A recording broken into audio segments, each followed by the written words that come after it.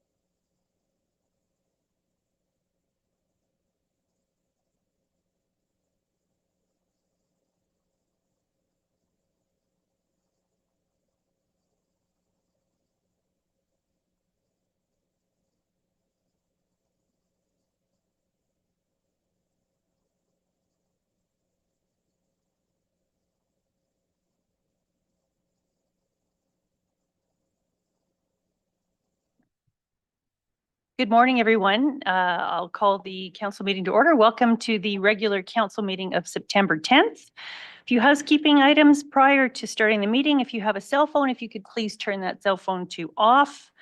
And if you are speaking at a public hearing, you'll have 5 minutes to address council. Come forward, please. The mic will be live. You can state and spell your name for the record, please. We just like to do that so we make sure that we have all of the summary notes correct. So with that, I will turn it over to introductions first, and I'll start with Ryan. Good morning, Ryan Morrison, Director, Operational Services. Good morning, I'm Chris Strachan. I'm Director of Legislative, Community and Agricultural Services. Good morning, Margareta Bloom, Director for Planning and Development Services. Jeff Holmes, Chief Administrative Officer. Morning, Greg Harris, Division 2. Good morning, Jennifer Letts, Division 7. Good morning, Alan Miller, Division 3. Good morning, Angela Albers, Division 5 in Reeve. Good morning, Peggy Johnson, Division 6. Good morning, Tiffany Nixon, Division 4. Good morning, Dwayne Fulton, Division 1 Counselor. Good morning, Laura Catmans, Executive Assistant. Good morning, Jessica Ross, Assistant Director of Planning and Development Services. Good morning, Shelley French, Communications.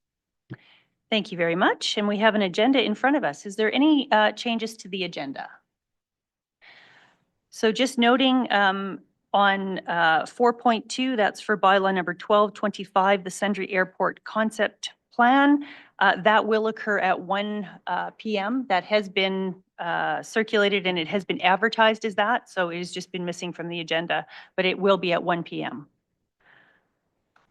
Is there any other additions to the agenda? If not, I'll look for a motion to adopt the agenda. Moved by Councillor Nixon. I will call to question. All in favor? And that motion's carried. And then just to note on the agenda, we do have a delegation from Olds College that will start at 11:30. So wherever we are in the agenda, we will try and wrap that up and stay as close to 11:30 to be respectful of that agenda item. So moving on, we have regular council minutes of August 27th. Is there any errors or omissions in those minutes? No? Seeing none, I'll ask for motion to adopt those. Moved by Councillor Lutz. I'll call to question. All in favor? And that motion's carried. Okay, and we will move right into our first public hearing, and that is agenda item 4.1.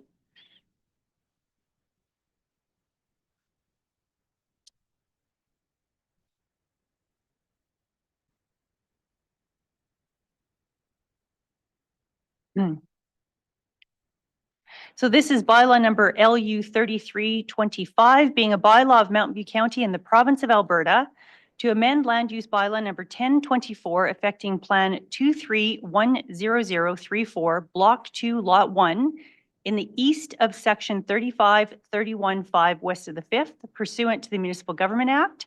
This received first reading on August 13th, 2025. And with that, I will open the public hearing and turn it over to planning, please. Good morning. I will present this on behalf of Dolu Gonzalez.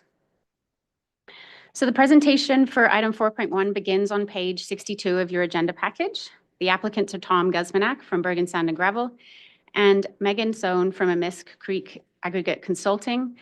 And the application is in with Division 4. So the application proposes the redesignation of 79.95 acres to aggregate extraction processing district in order to expand an existing gravel pit to use a large aggregate source. As a result of this application, the remaining area of 36.22 acres is recommended to be redesignated to Agricultural 2 District to comply with the regulations of the land use bylaw. The proposal is in the rural community of Bergen, southeast from the town of Sundre, at the intersection between Bergen Road, Township 320, and Range Road 51.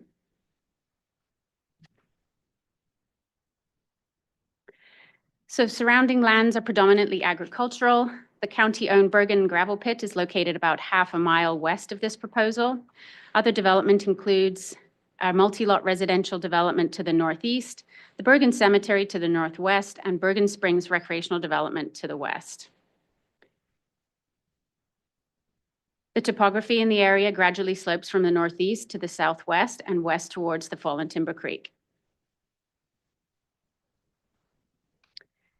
According to the Alberta Sand and Gravel Deposits with aggregate potential, the property is in an area with clean sandy gravel deposits.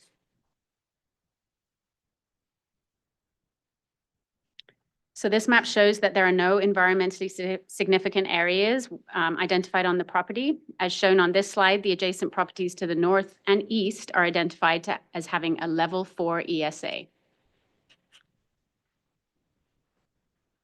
So for the well and pipeline facility map, an operating HVP butane line runs along the west side of the property, and an abandoned natural gas line and related oil well, which have been partially reclaimed, are to the east. So the original application submitted on April 11th of 2025 was for a proposed 57.38 acres. After the file was circulated and prior to first reading, the applicant requested that the proposed area be expanded to 79.95 acres, an increase of approximately 22.57 acres. The notice of public hearing sent to adjacent landowners included information on the amended application. So this map here just shows you the difference between the two.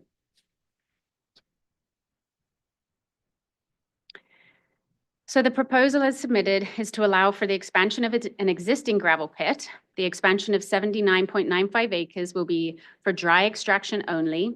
The developed area will consist of stockpiles kept 3 meters apart. The stockpile material will be placed at a minimum of 1 meter above the high water table to prevent excess saturation. The operation will run 7 months of the year. Operating hours will be from 7 a.m. to 7 p.m., Monday to Saturday, and crushing will take place Monday to Friday between 7 and 7.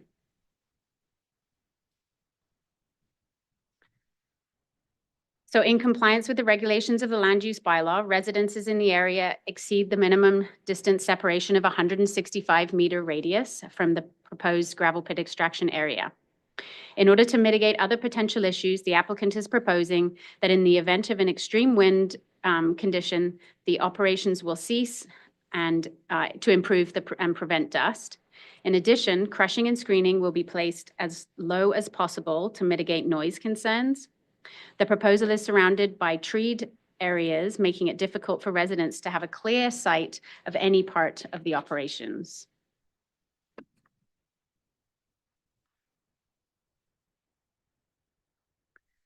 So the current approved 16-hectare area will be sufficient for the next 5 years of operation. It is anticipated that the operation could last up to 50 years, depending on market demand. The proposed expansion area will be divided into phases, as shown on the map to the left. The applicant anticipates that once the source has been exhausted, the areas will be returned to pasture land, as shown in the map on the right.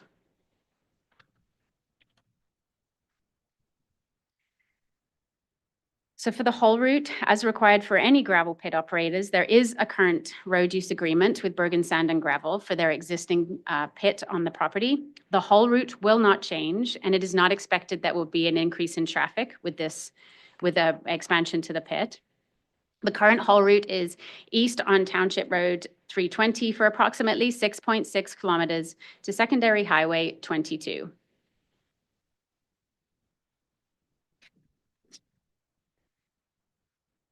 So the application was circulated from April 28th to May 28th to referral agencies and a total of 258 adjacent landowners. During this process, administration received 2 letters of objection and 1 letter of support. The letters of objection raised concerns with regards to the proposal's hydrology, air quality, noise, environmental impacts, traffic, cumulative impacts, and reclamation plans. So the stars on the map here just show you where the letters of objection, the landowners are located, and then the letter of support. So this table summarizes the applicant's response to the concerns raised by the neighbors. So with regards to hydrology, there is no intention interacting with the water table during operations. The current registration with AEP requires that operations remain a minimum of 1 meter above the high water table.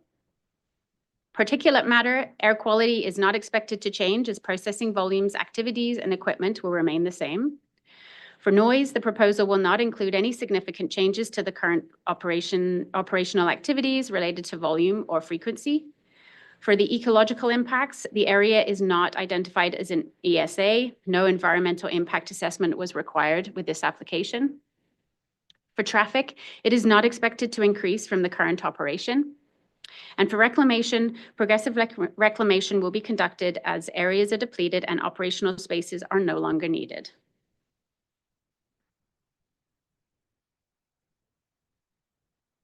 So in accordance with Section 8 of the Municipal Development Plan, aggregate extraction is encouraged prior to subdivision and development.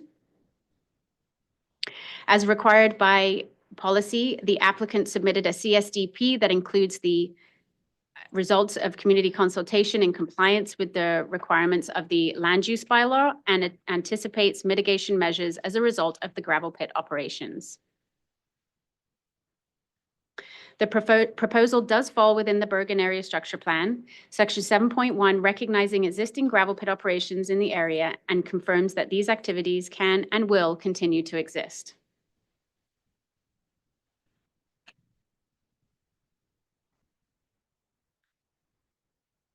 So these are images showing roads and accesses just off of the Bergen Road there, which is Township Road 320.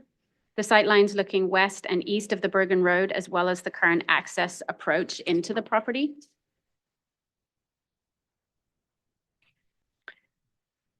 So picture 1 to the left is the driveway to the operating gravel pit area. And the picture to the right shows, or south of the Bergen Road, in the proposed area for agricultural 2 district purposes. So that's the image just showing where the Ag 2 area will be. Looking southwest across the proposal from the south central area of the current gravel pit, this area just shows the expansion area and existing area.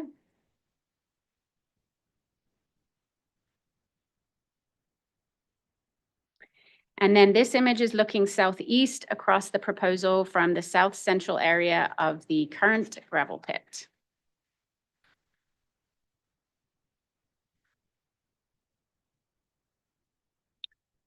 So this is a view of the existing gravel pit area. This excavation area is located towards the west central area of the pit.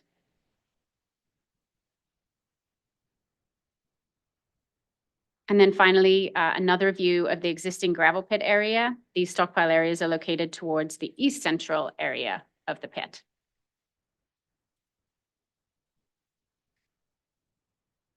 So planning and development is in support of this proposal, as the proposed expansion of the existing gravel pit is supported by the policies of both the Municipal Development Plan, the Bergen Area Structure Plan. And subject to council's approval, the operator of the pit will proceed to obtain any necessary development permits for gravel pit expansion, including ongoing compliance with all provincial and municipal regulations.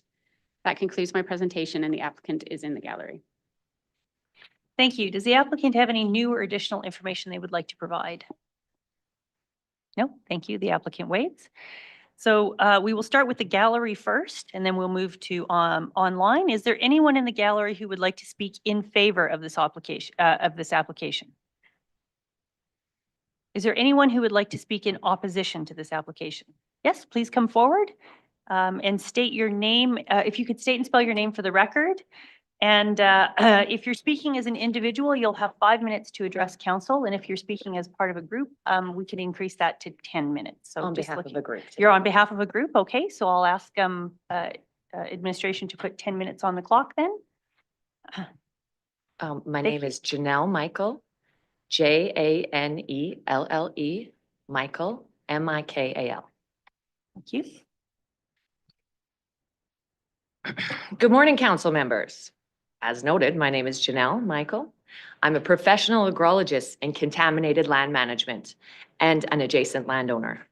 I have submitted objections to the redesignation application, which are part of the record, and I trust you have had the opportunity to review them before being here today. I'm speaking on behalf of a group of 7 neighboring landowners whose names and addresses are included in my submission. The applicant's site development plan makes several claims, but none are supported by scientific or technical data. For that reason, we respectfully ask that council deny approval of this redesignation application at this time. Consultation was inadequate. While the applicant met with some neighbors early on, the scope of the application was unclear and no follow-up was provided. After formal circulation of the project expanded from 57 to 80 acres, and landowners were only notified of this change when the public hearing notice was issued. My objections received no direct response from the applicant, and the first time I saw any responses was in the agenda package prepared for today. The replies are inadequate. Being mindful of time, I will focus on the most pressing issues: hydrogeology, traffic, air quality, noise, and wildlife. Hydrogeology. The application states that the excavation will not intersect with the water table, that the code of practice for pits requires that all operations remain at a minimum of 1 meter above the high water table, and it is anticipated the water table is well below the maximum depth of the excavation and will not be impacted. Yet no baseline hydrogeological data has been provided. Available water well records, including those belonging to the applicant from the subject quarter section, show static water levels of 16.7 and 18.2 meters below ground, while the proposed excavation depth is 19 meters. This evidence shows the proposed excavation would intersect the water table. Furthermore, the water well record for the existing gravel pit to the west, the Mountain View County Bergen pit, drilled in 2021, indicates a static water level of 28.75 feet, or 8.8 meters below ground. This evidence strongly suggests an excavation to 19 meters below ground would intersect the water table. Copies of the drilling reports for all wells referenced have been included in my submission. Best practice in Alberta is clear. Baseline hydrogeological assessments for gravel pits should include multiple groundwater monitoring wells installed both up and down gradient of the pit. These should be monitored for at least 4 seasons to capture natural fluctuations with data on static water levels, flow direction, and water quality parameters collected. Without this, neither the county nor residents can be confident that the project will comply with the code of practice for pits or that our water supplies will be protected. Traffic. The applicant claims traffic will not increase, but no baseline traffic data has been provided. By the applicant's own figures, operations would generate 120 to 240 truck trips per day. A substantial burden on a rural road also used by school buses, pedestrians, cyclists, and families. Residents have already experienced unsafe conditions, including rocks striking vehicle windshields from pit trucks. Best practice for gravel pits requires a traffic impact assessment prior to approval. This should document existing traffic volumes, cumulative effects of nearby pits, safety conflicts with school bus routes and local road users, and recommend mitigation measures such as truck routing, speed controls, and load covering. Until such a study is complete, it is unsubstantiated to claim traffic impacts will not increase. We ask the application is denied until a traffic impact study has been completed for the area and the mitigation measures to protect all users of the road have been put in place. Air quality. The applicant states air quality will not change, but again, no baseline data exists. Without baseline monitoring, there is no way to verify compliance or investigate complaints. Best practices is to collect at least 12 months of baseline air quality data through a fixed monitor, establishing current particulate levels before expansion. Only then can the applicant demonstrate that operations will not degrade air quality. Noise. The plan proposes 12-hour daily operations 6 days per week, with crushing for 7 months each year. This generates constant low-frequency noise and vibration, which can cause stress, sleep disturbance, and a reduced quality of life. The applicant's claim that noise will not change is unsupported, as no baseline noise studies have been measured. As such, we request this application is denied until a baseline noise study has been completed at the nearest residential receptors. As there is no noise regulation in place for gravel pits, we ask the applicant is committed to completing a comprehensive sound level survey, as well as resolving noise complaints as per the Alberta Energy Regulator Directive 38 on noise control. Wildlife and environment. While the project site is not designated environmentally significant, it is directly adjacent to sensitive lands connected to the McDougall Coulee. Grizzly bears, listed as threatened under the Alberta's Wildlife Act since 2010, are known to travel through this area. Gravel pit developments, increased traffic, and habitat disturbance heightening mortality risks. Best practice for gravel pits in Alberta, including Mountain View County, require that environmentally sensitive areas be fully assessed prior to approval. This includes completion of a detailed environmental site assessment, preparation of a wildlife mitigation and monitoring plan with specific measures to protect threatened species, such as grizzly bears, seasonal timing restrictions to reduce disturbance during sensitive wildlife periods, setback distances between the pit and the adjacent environmentally significant lands, and ongoing monitoring to evaluate and mitigate cumulative effects on wildlife. Given the adjacency of this project to sensitive lands and the documented presence of a threatened species, approval of this redesignation would be premature without first completing an environmental assessment and mitigation strategy. We request this application is denied until these best practice requirements are met and reviewed. In closing, council members, we are not opposed to responsible development. We recognize the need for aggregate resources, and the current site still has 5 years of approved supply. This provides time to ensure that any expansion is guided by transparent consultation and supported by science-based evidence. At present, the application lacks critical baseline studies, hydrogeology, traffic, air quality, noise, and environmental assessment. Without these, it is impossible to properly evaluate the risks or establish effective mitigation measures. This is a 50-year project whose consequences will extend to future generations. Approving it now without the necessary evidence would be premature and irresponsible. For these reasons, we respectfully ask that council deny this redesignation application, as the risks and uncertainties are too great to responsibly approve.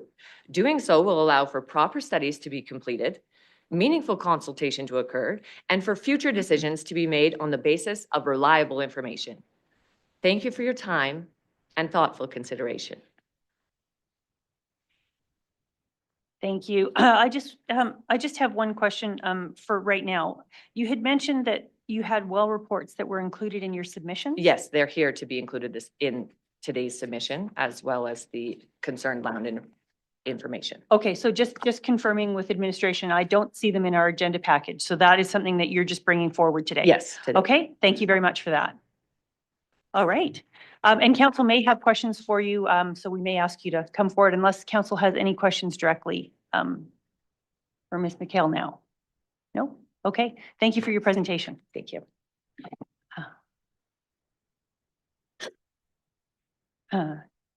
And so just looking at the CAO right now, so we do have additional information that has just been forwarded or presented. Is it appropriate the council would take a 5-minute break now, or should we go through the public hearing prior to closing the public hearing, take the break so we can look at the information that's been brought forward?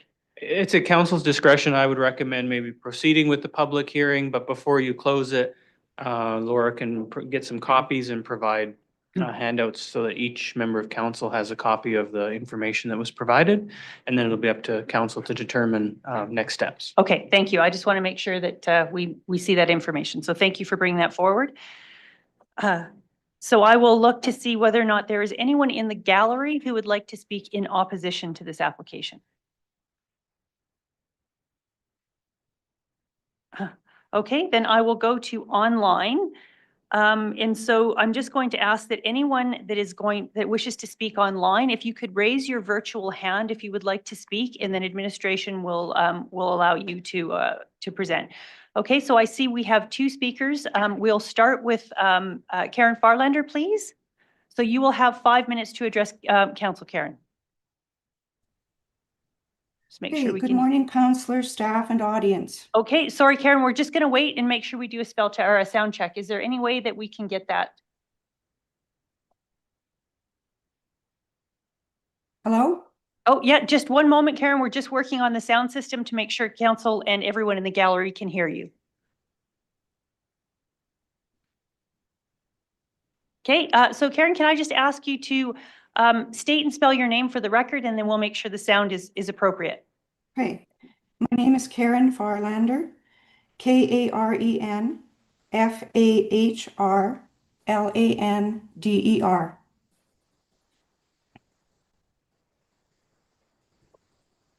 Are we good? Okay. Yes, you are good. Thank you. You can proceed. Okay. Good morning, councillors, staff, and audience. I've lived in Mountain View County my entire life, and during the last 20 years have become a citizen scientist monitoring natural environments. Over the last few years, I've also joined many watershed groups, and I would like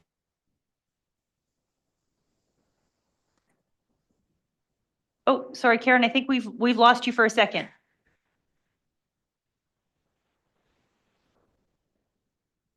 Sorry, Karen, if you can hear us, it appears that you're, oh, there we go. Okay, you're back. I would like to have Mountain View County consider what is in the best interest of the environment, wildlife, aquifer, and Mountain View County residents. I'm going to start with what an aquifer is. An aquifer is an underground geological formation of porous or fractured rock or loose materials like sand and gravel that holds and transmits groundwater. It acts as a reservoir for water that seeps from the surface through infiltration. Water moves through the aquifer. Wells can be drilled into aquifers to extract water for drinking, agricultural, and industrial uses. The timing for when the water is recharged varies between areas in an aquifer. The aquifer is dependent on precipitation and snowpack. This winter was the fourth lowest snowpack in 130 years.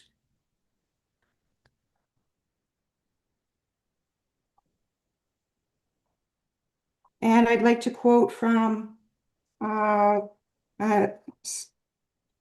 sec here, I got to get my notes going. Paul McLaughlin, who is president of Rural Municipalities Alberta and an environmental scientist, said his members are increasingly concerned about the impact dry year after dry year is having on their water. We're in a 50-year drought subsurface. Even if we get Snowmageddon, it is not recharging the deficit that we're going to see. And we know, and I'm sure that many people on this call can attest to streams, creeks, ponds, and wetlands that are drying up. Why am I talking about the aquifer at this time? Because it is the source of our well water. I've heard from many county residents who are very concerned about their well water. Dr. John Fennell, a hydrogeologist, suggested that decision makers need to take a precautionary approach to approving gravel operations near water bodies. John introduced a possible methodology for reviewing applications that would take a stepwise approach and would use aggregate setbacks to address ecosystem sensitivity and associated risks to society when impacted floodplains and natural infrastructure become unable to function properly. John explained that floodplains are dynamic systems. When working below the water table, there are a number of risks to society associated with extracting gravel from these erosion hazard areas. Gravel extraction may flatten the water table in the vicinity of operations, which could impact water quantity. Operations may also introduce metals and trace elements into water bodies. These contaminants can become mobilized because turbidity can travel. There are also thermal effects and significant water quality changes associated with gravel extraction below the water table. I'm wondering if you've heard of the precautionary principle. The precautionary principle in environmental law states that if an action or policy has a suspected risk of causing harm to the environment or human health, protective measures should be taken even if scientific evidence of the harm is not yet conclusive. The key idea is that lack of full scientific certainty shall not be used as a reason for postponing cost-effective measures to prevent environmental degradation. This principle emphasizes preventive action, shifts the burden of proof to those proposing the potentially harmful activity, and requires that measures taken be proportionate to the potential threat. I hope this principle will be applied to all decisions affecting the environment. I'm wondering if you've heard of cumulative effects. So Karen, I'm just gonna, you only have about 30 seconds left. If I could maybe ask you to hit your highlights to ensure you get what you need to get in. Okay, highlights are, I'm concerned about the cumulative effects of what gravel mining is doing in Mountain View County. And I would like to draw people's attention to the Sand and Gravel Program Review that was published by the Red Deer River Watershed in 2017. They have recommendations for gravel mining. And I would also like to hope that protecting the environment and aquifer for the future will become a priority. Thank you for your time. Thank you, Ms. Farlander. Thank you very much for your presentation. And so we have, and I apologize if I get your last name incorrectly, we have Sherry Heshak.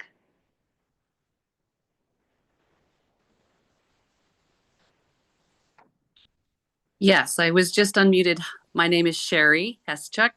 Do you need me to spell it? Yes, please, Sherry. Okay, thank you. SHERRYHESCHUK.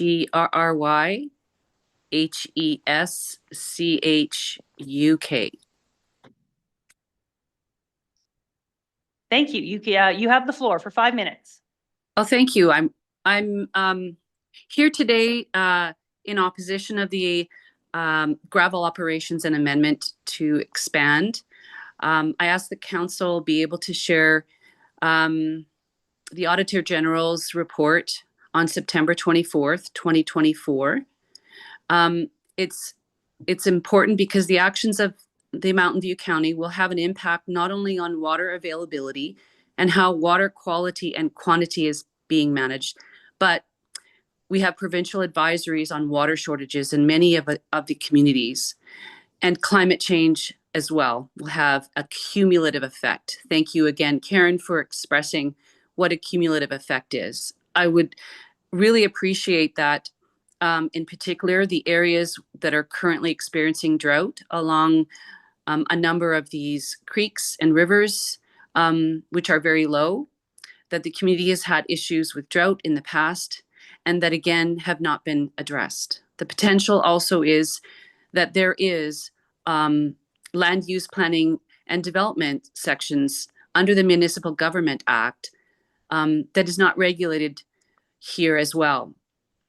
I know you can also understand that we need to confirm how these advisories are taking place. We have since asked municipal advisors about the legal advice related to Section 60 of the MGA. It's the only one that recognizes that municipalities have the authority and jurisdiction when it comes to water bodies within their boundaries. My ask is, and I quote, that these are highlights that are being addressed in many different ways. Of the 39 municipalities, few have carried no debt, as Mountain View County has not invested in what are the signs of water drought and other critical issues they could be prepared for.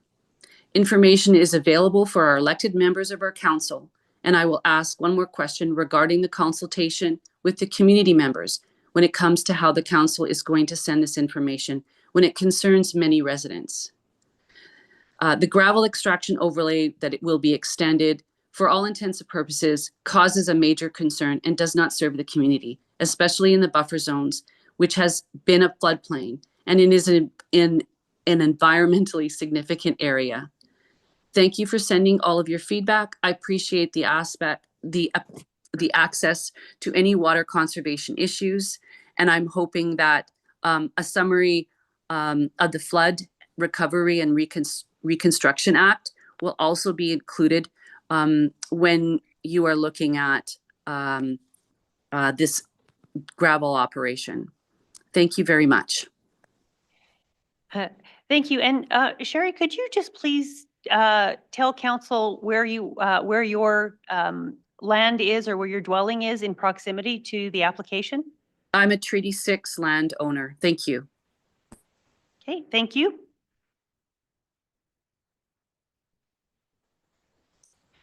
Okay, do we have anyone online who would like to either speak in favor or in opposition to this application? If you could please raise your hand.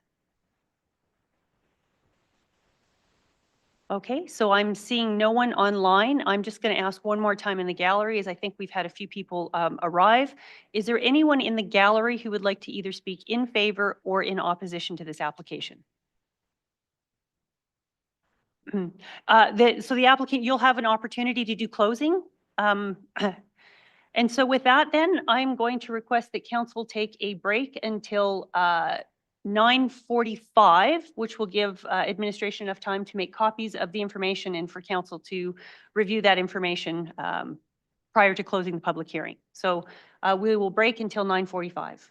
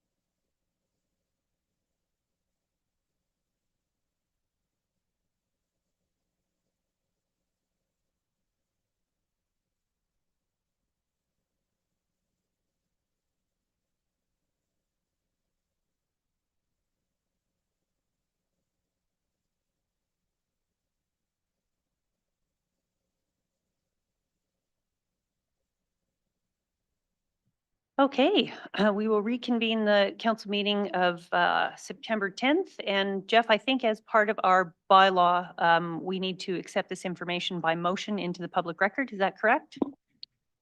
Yeah, council can pass a motion accepting it. I mean, the presenter did deliver it as part of their presentation, so that in effect accepts it into the public record as well as part of the public hearing. But it's always a good idea for council to accept it, and then it's recorded in the minutes. Okay, so let's do that. The motion is made by Councillor Harris to accept the paper handouts from Ms. Michaela as information that will be into the public records. Any further discussion on that? Okay, I will call to question. All in favor? And that motion is carried.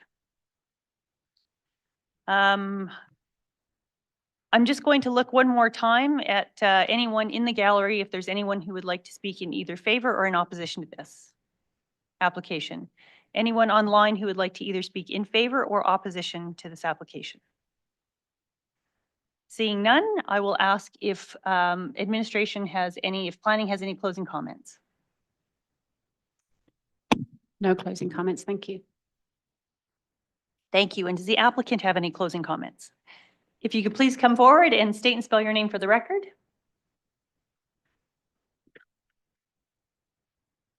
Good morning. My name is Megan Sohn, Meghan. I'm sorry. That's okay. Could I stop you for a moment, please? Absolutely. I forgot to open the floor for questions from council prior to asking for closing comments. I am very sorry. Could I ask, yes, could I ask you to, wow, I'm very, very sorry, and I apologize greatly to the public that I have made that misstep. I'm going to go back. The public hearing is still open. It has not been closed. So with that, prior to asking for closing comments, I'm going to ask my elected officials if they have any questions, which I'm sure they do. So, whoa, very, very sorry. Council, questions? Councillor Johnson. Can we please go to page 11 of the agenda?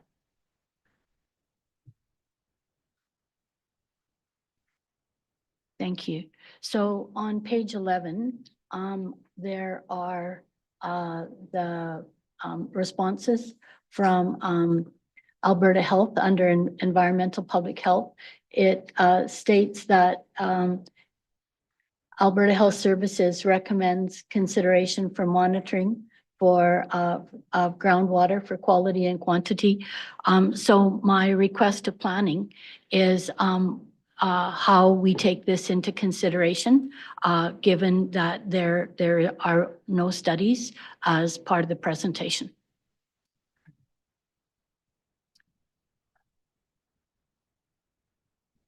Margaretta, please.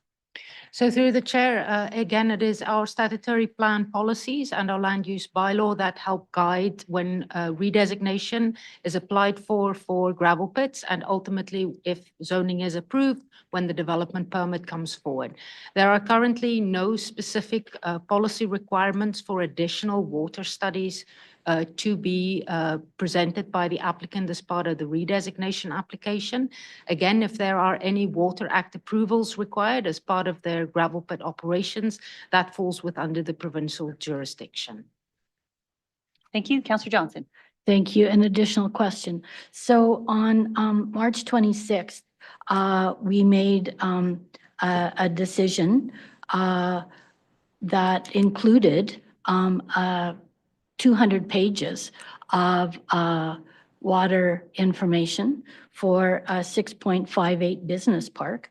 My question is, what are the criteria for determining what studies are required prior to redesignation coming to council? Because this seems inconsistent, that in that case, we required for a much smaller development, we required an enormous amount of studies. And in this case, no studies are required at all. So can you speak to what criteria are that decision is based on? Margaretta, please. So again, it is based on the statutory plan policies that, will guide development, again, depending on what is being proposed. I don't recall the March 26 decision. Was it for business industrial zoning, councillor? That's correct. So in that case, it was for parking RVs on a piece of land, and it required a huge piezometer placement where they were monitored for over a year, when in fact all they were going to do was move a bit of topsoil and park RVs on that land. And here we have an 80-acre parcel that might go down 19 meters, and there's no studies. I'm trying to understand that inconsistency. Okay, so I think I do recall the application that you are referring to. So again, that application was proposing business industrial use, which is a different zoning than the aggregate extraction.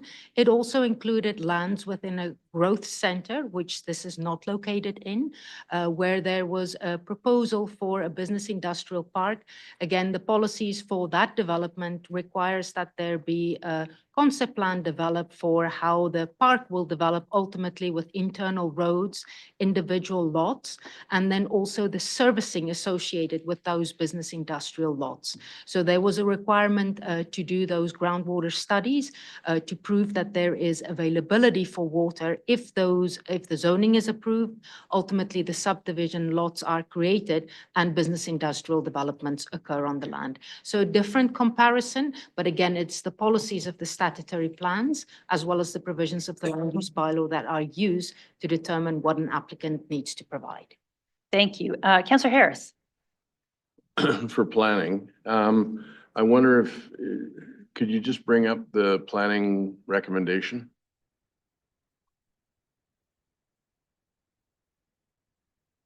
At the end of the presentation?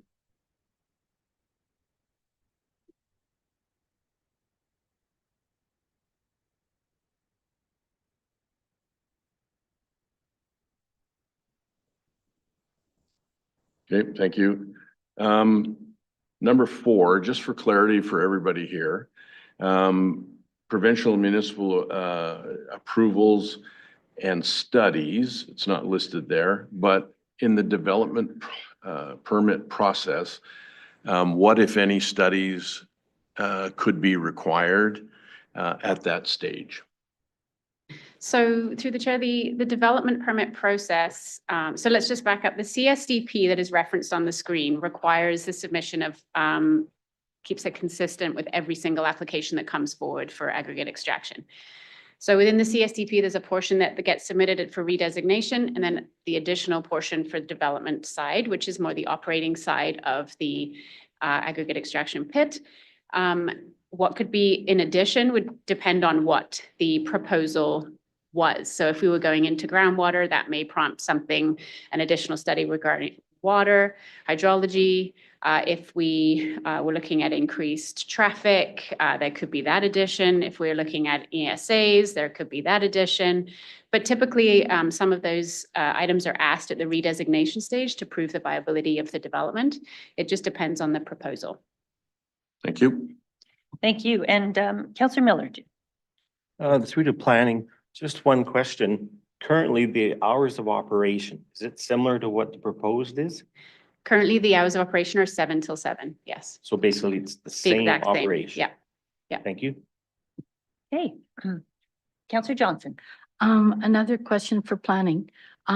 If the best practices in Alberta, if they include that we do the studies prior to redesignation, I'm trying to understand why we didn't ask for those. So through the chair, I think, when Margareta sort of referenced the policies that we have in our MDP, our ASP, and then the land use bylaw regulations, if they are prompting us to request those studies, depending on the application, we would have asked for them. But this pit is a dry pit extraction. It is existing pit with the request to expand the zoned area. And when we talk about traffic, there's no increase in traffic proposed with this expanded area. So and no ESA on the lands. So the request for additional studies was not necessary at this time. Okay. Councillor Johnson. So does the redesignation stay with the land regardless of the owner? Through the chair, that is correct. Okay. So the present circumstances are based on the present owner, but that could change at any time. Ownership can change, yes. Okay, but the development permit conditions, their zoning and the development permit conditions move along with the property. Is that correct? That is correct. Okay. Is there any other questions from council? No? Oh, yeah, Councillor Nixon. Under hydrological concerns, it was noted that the applicant was going to install 3 piezometers. Were those installed? So would you like, so could we please ask the applicant to come forward?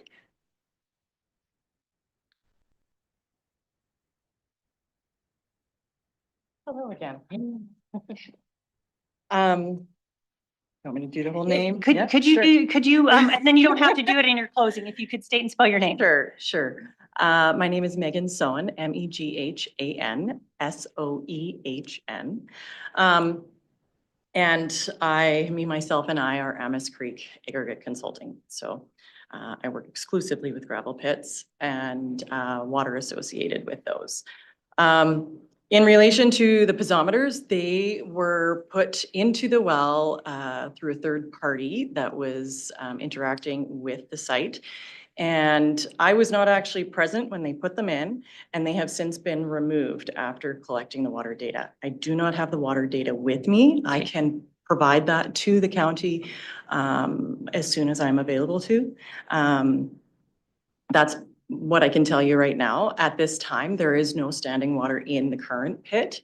That is what I can tell you right off the hop, is that they are currently estimated at a 13.3 meter depth in the current operational site with no standing water.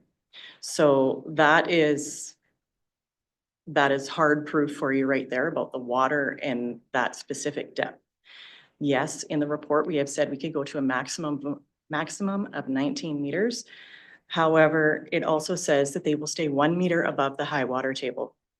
So water will fluctuate within the ground based on water availability and seasonality and that kind of thing.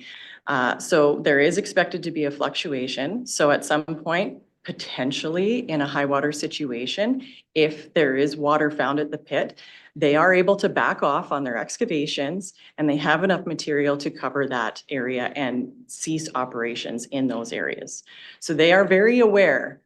I have very much encouraged them to stay away from the water table. There is no use for washing, gravel washing, or any consumptive uses from the site through operations. And without exposure or intersection of the groundwater, we are not expecting to have water issues or cause any impacts to surrounding neighbors. So in worst case scenario, if there is a hydraulic leak or something like that from a machine, each vehicle is equipped with spill kits. All the staff are trained on how to use those spill kits in an emergency situation, and those areas would immediately be excavated to remove the contaminated area and clean the site. So I hope that gives you a little bit more comfort on the groundwater and depth issue. I don't know how far you want me to go up to my. I'll just, while you're sitting there, I will just ask if anyone has any additional questions. For the, sorry, your first name again, sorry? Megan. Megan. Does anyone have any questions for Megan? No? Maybe just one question. This is going back to Megan on page 37, I believe. Of the report or the agenda? Of the report, of the agenda? So if we can pull up page 37.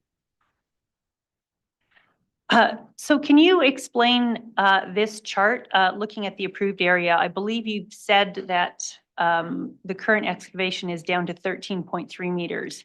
Does it not show here that the excavation has actually reached the bottom level?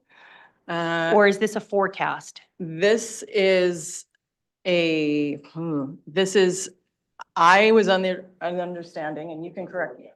It's okay. This is within that 5-year term, and that's usually, so I present applications to Alberta Environment as well, and we're always talking about the current 5-year term because every 5 years we update the applications as required based on demand of gravel and how far things move along.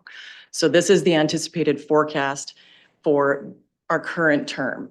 So they should be reaching the bottom and depleting that current area that they're in within this 5-year term. Okay. So the intent is that they would get to above that. The scale of these is very difficult because we're talking about very deep and very long. So these cross sections are very, they look a little wonky because it's just straight down. And yeah, so the intent though, these are conceptual as well. These are based on demand and removal of gravel as required. We do not know exactly how much gravel will be required in a term. Again, it's all demand driven. So we do the best that we can to anticipate, and this is worst case scenario. If we're at the bottom, that's as far as it goes. Okay. Thank you. Is there any other questions for Megan while we have her up here? Councillor Johnson. So a lot of the presentation is based on how things are currently, but there's no data on how things are currently. So can you describe for us how many loads are coming out of the pit per day? How many tons were excavated over the summer? What can we anticipate from that? That is maybe not a question best suited for myself. The more current information would be better coming from the applicant and the operator. I may have to turn that one over to them if that would be all right with you. So could I ask the applicant to come forward? And if I could ask you to state and spell your name as well, and then we'll make sure we have it correct in the record. I'm Dan Guzmanek, Guzmanuk. Thank you. On an average, we probably right now 25 to 50 loads max right now. There's only been maybe 3 occasions over 14 years that we've ever exceeded 200 loads in a day. And that would be project work, but we have since scaled that back and we've pretty much only supply local for the most part.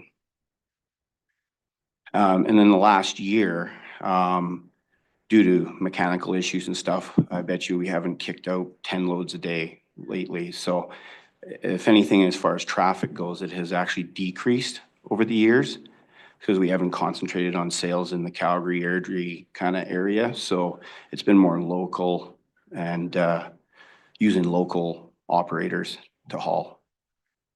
Okay, thank you. Is there any additional questions for the applicant? Councillor Lutz. Yeah, Dan, with opening up this pit, do you expect more business because you've got more gravel availability, or is this just part of the? This is more based on moving dirt around too, right? So we can't, the current area that's actually open right now, we're being choked off by our clay piles. So under the current regulations, we can't actually move dirt from the site that we're on and utilize it to its full potential. We have to be able to move dirt off site onto another site, and we can't do that under the current regulations. So we got no place to go. So we either leave the current piles where they are and move south, or we can move dirt and actually mine out that other site, right? And actually use it to its full potential and then put it back. But we can't do that, so. If I can just add to that to clarify a little bit, in these pits that are quite deep like this, in a shallower site, it's easier to deplete and reclaim and kind of move in a more linear fashion. Whereas when these sites are quite deep like this and they have to extract that huge volume of gravel in a small footprint, that huge volume has to get stockpiled along with all the material for reclamation as well. So your operational areas for like roads and traffic and equipment storage really get backed into corners. And so in order for them to continue extracting the volume that is there, they have to expand the footprint, which gets very difficult in this scenario. So they're reaching this point in this 5-year term where they're starting to get really backed up into the corners of the site. So in order to continue operating and fully deplete the first area, they really do have to open up into a new area in order to allow that efficiency in the reclamation. Otherwise, they have to leave those areas open and kind of work around piles, and it really makes it difficult to operate effectively. Okay, thank you. Councillor Harris. Yeah, I'm just curious why after the application was amended to increase the area, that there was not a reconsultation with the community. We did discuss this with planning. It was communication error between us that the west corner there was supposed to have been added. So we did communicate with the planning department to determine what would be required and how we would best go ahead with that. And they recommended that we would just amend it and then take it to first reading. And my understanding, and you can double check with Jessica, my understanding was that there was only 2 letters of objection out of the 200 and some that we sent out. So they felt that it was probably a minor change and not required to repost. We were willing to do whatever the county required. We went off the recommendations. Okay, thank you. Thank you. Councillor Johnson. Can I ask to you as well, given that you sort of are wedged into where you are now, can you tell us about how much crushing you've been doing? Because again, all the referrals and suggestions are that things will not change, but there is no data to compare to. So can you tell us about how much crushing you've been doing during the summer? And in fact, what 7 months are we talking about for running this pit? Well, pretty much winter months, like depending on, the amount of snow you get and the conditions of dealing with the material, you're probably talking December, January, February. A lot of the building and construction actually starts in around the March timeframe and then throughout the summer into the fall. As far as crushing, I bet you we didn't crush 10,000 tons this year. Like the crushers barely run.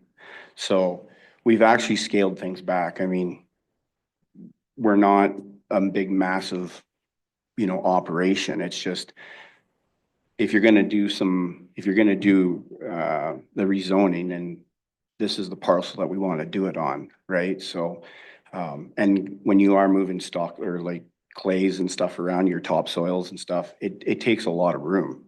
I mean, it takes a lot of room.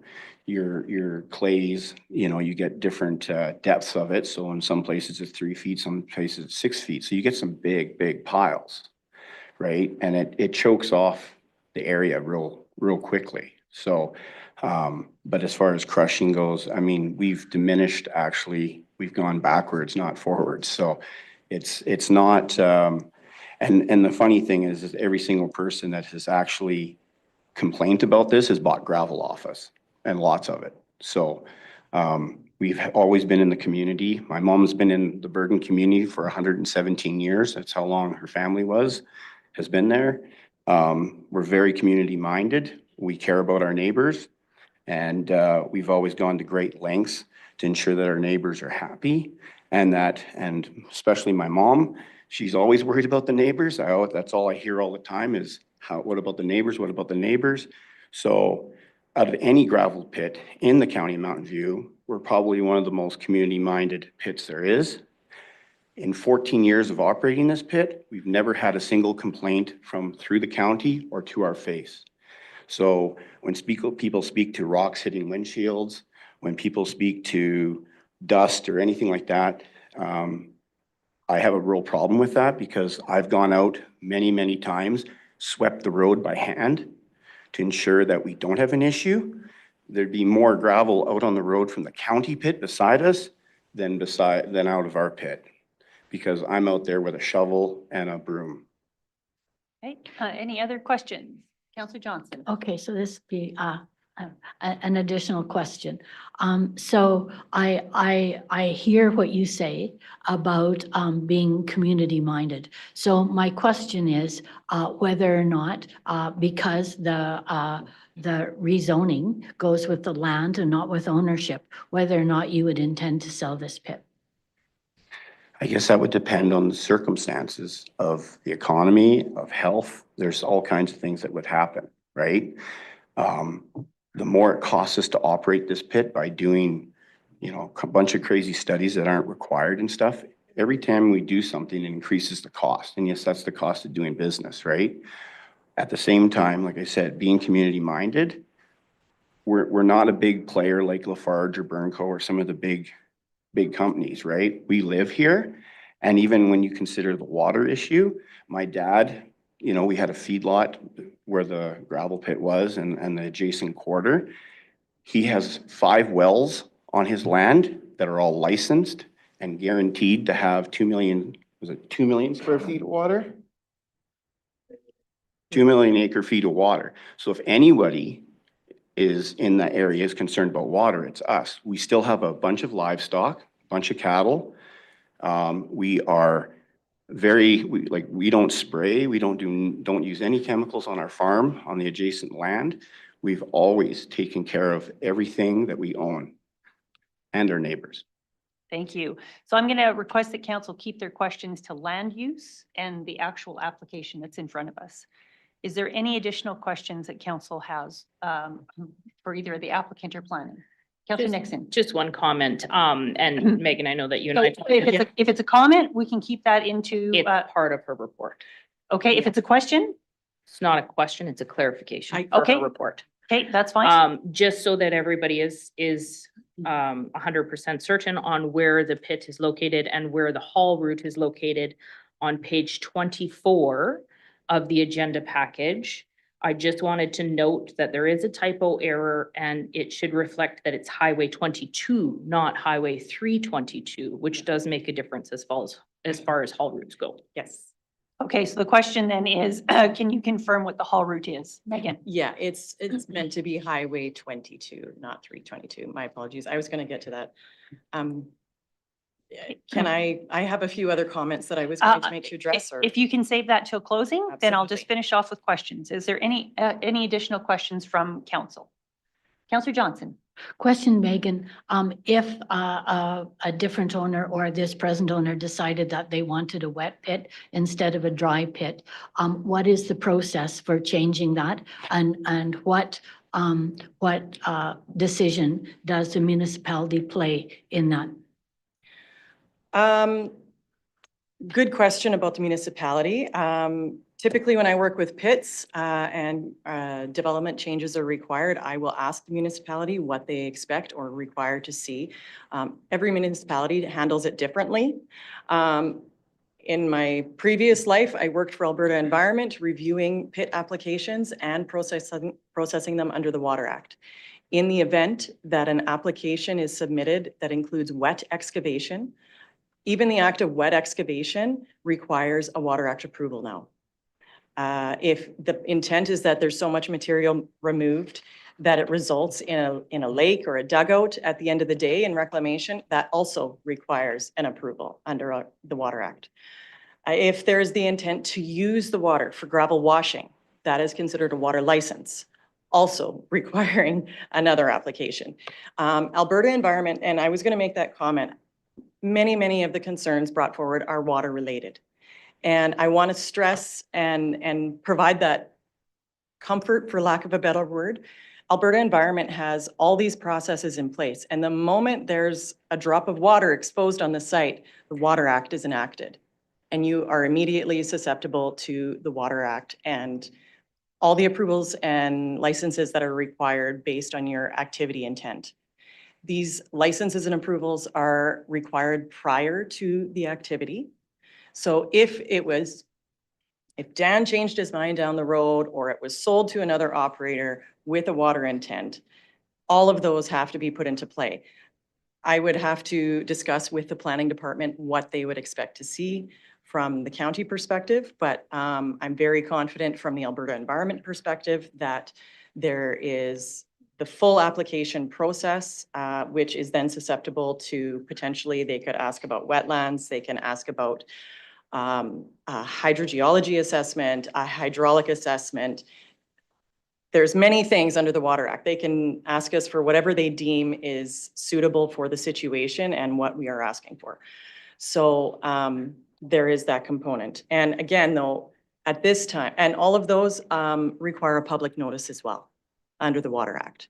So any concerned people can bring these same issues forward and they provide their location so that the idea would be is that we can take their specific household use and requirements and location and water flow directions into consideration, and then therefore provide them assurance or add in mitigative measures to prevent negative impacts from happening to them. Okay, thank you. So a follow-up question to Margareta. My understanding is if redesignation is granted, then at that point, council is done. All those other decisions go to the provincial government for decisions. So this is our one and only chance. Is that correct?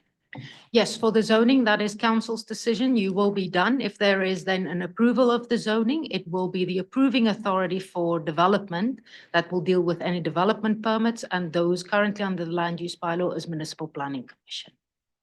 Thank you. Okay, is there any other questions from council? Councillor Lutz.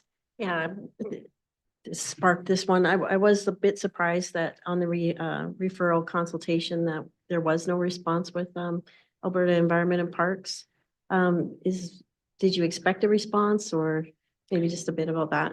So through the chair, how that would often work is that we would do a referral to Alberta Environment and Parks, because you keep that working relationship so that they know that there is the potential for a development permit to come through the process. If we were to get a development permit, if they're successful with rezoning, at that time it is also referred to Alberta Environment and Parks. But the reality is that this is the sort of prequel to the requirements of the provincial government, and so we wouldn't expect a response at this time. Thank you. I'll ask one more time if there's any questions from council. Okay, so seeing none, Megan, if you just want to stay there for a second, then I'll get to you for closing comments. Does planning have any closing comments? No closing comments, thank you. Okay, and does the applicant have any closing comments? Yes, I think I've talked about a number of them already that I was going to make. But just to add to your last question there, Alberta Environment, typically if it's a rezoning application, Alberta Environment doesn't want to make too much comment, because if it's not even being considered by the county as a potential site, they don't want to get into it too much. If it was a development permit application and they knew that the zoning was already permitted, they would likely respond with something along the lines of, you know, a class 1 pit, any pit over 5 hectares is required to have a registration. So in the event that the rezoning is granted and we're moving ahead with the development permit application, the idea and the efficiency then would be to submit an application to both Alberta Environment at the same time as the development permit application. And they would kind of run in parallel, in tandem. So that's typically how I run the applications that I'm involved with. I talked a little bit about water already. The traffic, and Dan mentioned this too, the volume of traffic that was mentioned sounds like a lot. 10 hours a day, a maximum of 20 trucks per hour. That sounds like a lot of trucks. But like he said, that's maybe happened, what you said, once in 14 years. Yeah. Those are in the event of maximum peak big jobs. So, and we have to put numbers like that in our applications to account for the potential for that to happen. It's not the intent to happen at all times. So more than likely, 99 times out of 100, it is going to be far less than that. The expansion of the site does not mean the expansion of the volume being processed at all times. The same equipment will be used. There will be no additional pressures or anything like that. Just because the overall footprint is bigger does not mean the disturbance is bigger. And under the registration or the code of practice for pits, Bergen is expected to post what's called a financial security. And that is their primary method to ensure reclamation is done as efficiently as possible. And what that is the calculation. If these folks disappear and abandon the site, that is money held by the government in order to allow the government to hire a third party to go in and reclaim the site. So that way, if they want to get their money back from the government, they have to start reclaiming. And so that's the big stick that they have to force them to reclaim as efficiently as they can. And so although the footprint overall over the life of the pit is, you know, more than double what it originally was, it doesn't mean that the active footprint will increase that much over it has to from a little bit from where we are now but it's not going to be like they open up the entire site at one time. That would be an extremely costly security to post with the government. And so there is that assurance put in place that they will be forced to continue reclamation as best they can. And a traffic impact assessment was completed at the beginning when they first made the application for the first part of the pit. Being as our traffic is not anticipated to increase from that, a second one was not required. That's why there has not been another one put in since then. So I just wanted to comment on that. And again, the water issues and concerns and that kind of thing. I don't know how involved the county typically gets with that stuff, but again, the assurance is that Alberta Environment has the Water Act to govern and dictate how any provincially owned water bodies are used and or interacted with. So that includes the wet excavation and usage of that water. And again, there is no intent to intersect the water table or use as a consumptive purpose for the pit. Being as they have water wells within their farming site, they can also be utilized for monitoring if we require. They are probably the closest well to the active areas, and therefore if there is a request or a need for it, we can absolutely drop some equipment down there to take some tests from it to see if there are impacts being caused by the pit. At this time though, again, with no standing water and no interaction, I don't expect to see many impacts from the operational side. We are water short across the province right now, not just in Mountain View County. I'm from a farming background myself. I understand the concerns that are out there. What I would say though is that Alberta Environment also they count the numbers. They know who has licenses, they know who has uses, and residential areas always have priority over commercial or industrial uses. So these are things that water shortages, they take this into account and can cut off licensed use as needed based on water short areas. Again, I don't see how this operation is going to impact that. But just to be said, because there were so many concerns around water and the operation, I just wanted to put it out there that in water short areas, Alberta Environment is kind of on top of that as best they can. They can't pull water out of nowhere, but to govern licensed uses, they have that ability. And then I can't speak to the public consultation component. I was not involved with the public consultation component, but they tried to visit as many of the neighbors as they could that they knew of, and they posted in the Bergen Springs community boards. the community boards and that kind of thing. So with that number of requested consultation sites, 268 or something like that, it is difficult if the intent was to talk to each one of them face to face. So anyway, you can speak to that if you like. And a majority of them are Bergen Springs. And lots of those sites are vacant. You have no idea how to get a hold of people. Like it's kind of a mess in there, so. And then in relation to noise, the request for assessments under the AER regulations.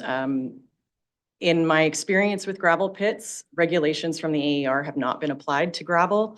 So that would be at the discretion of the county if that was something that they decided to use. I have not experienced that request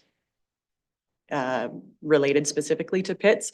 There are some sites where if there is no trees or buffers in any way, noise has been an issue, absolutely, and I'm not discrediting that at all. The lovely part about this site, if you've ever been able to go visit the pit, it is more or less surrounded by trees, with the exception of the farm where the applicant lives. You cannot see the open pit from the road. There are trees completely surrounding it. There are no other residences, to my knowledge, that can see into the pit at all.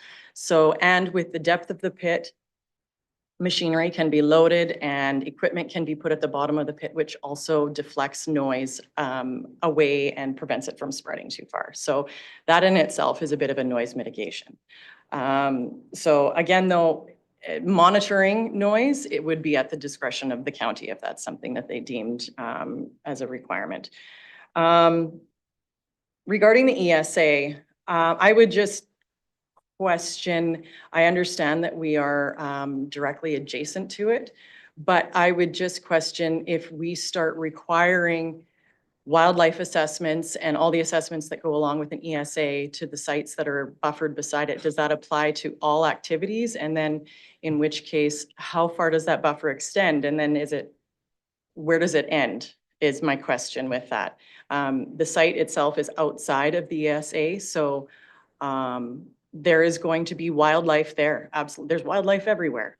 But do we start asking residences and every other development in the area then that's adjacent to it to also prepare wildlife reports or not? I don't know. That is up to you, but it was just a thought that came through my mind. Where does it end if we start requesting things outside of the ESA as well? So Megan, I'm just going to ask you to kind of wrap her up if you can. Oh yeah, sorry, I No. could talk all day. No. And actually that was, I think most of my other things have been addressed previously. So if you have questions for me, please. Yeah. Okay, question period is over. So Over. this is your All right. closing comments.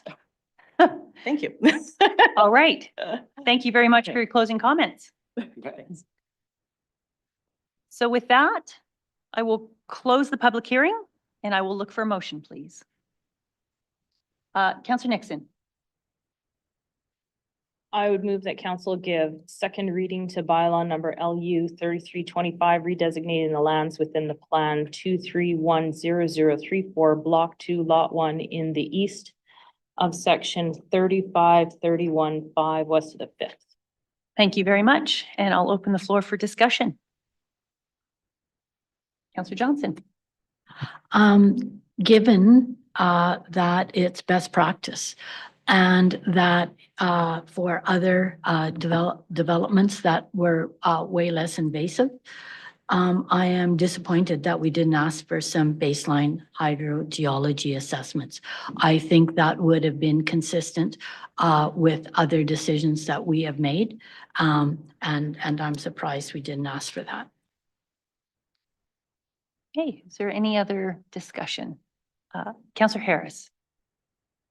I'm always concerned at these types of hearings when the predisposition to not have a particular development, or in this case, an expansion of a development, creates the throw everything against the wall and see what sticks scenario. I would specifically point to the issue with the grizzly bears. Yes, they're threatened. There is far greater threat to the grizzly bears from residential and acreage development than there is to an industrial development. We haven't had a grizzly bear attack on a machine for a long time, if ever.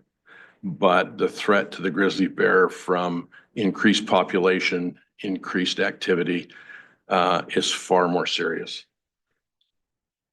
I just don't see anything in the objections, including the ones from people who don't live around here, that causes me any concern. I did have a concern about the lack of consultation after they changed the thing, but that was answered adequately to me. Yeah, this is not an increased intensification at all. This is just making more room, like so many of our pits have over the years, making more room to move along and reclaim as they can. Yeah, I just don't see anything in the objections. I'm going to support this. Thank you. Is there any further discussion?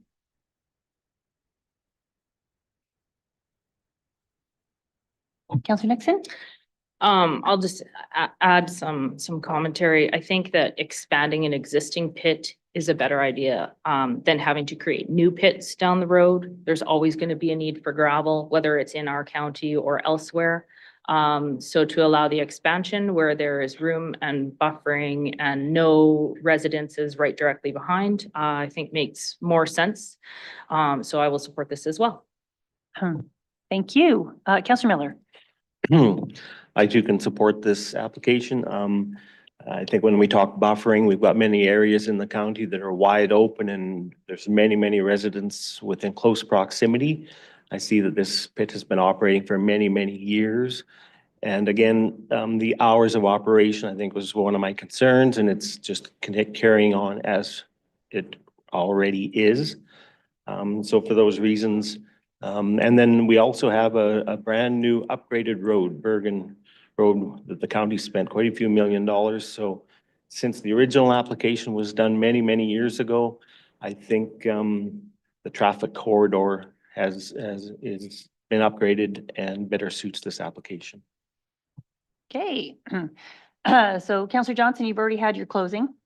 So I don't want to turn closings into into a debate. Unless there's something pertinent that you would like council to consider after what you've heard. Okay. Is there anything else, any other discussion? If not, then I am going to call to question. All in favor of the motion? And opposed? And that motion's carried. And Councillor Nixon? I would further move that council give third reading to bylaw number LU 3325, redesignating the lands within the plan 2310034, block 2, lot 1, in the east of section 35315, west of the 5th. Thank you very much. Any further discussion? I will call to question. All in favor? And opposed?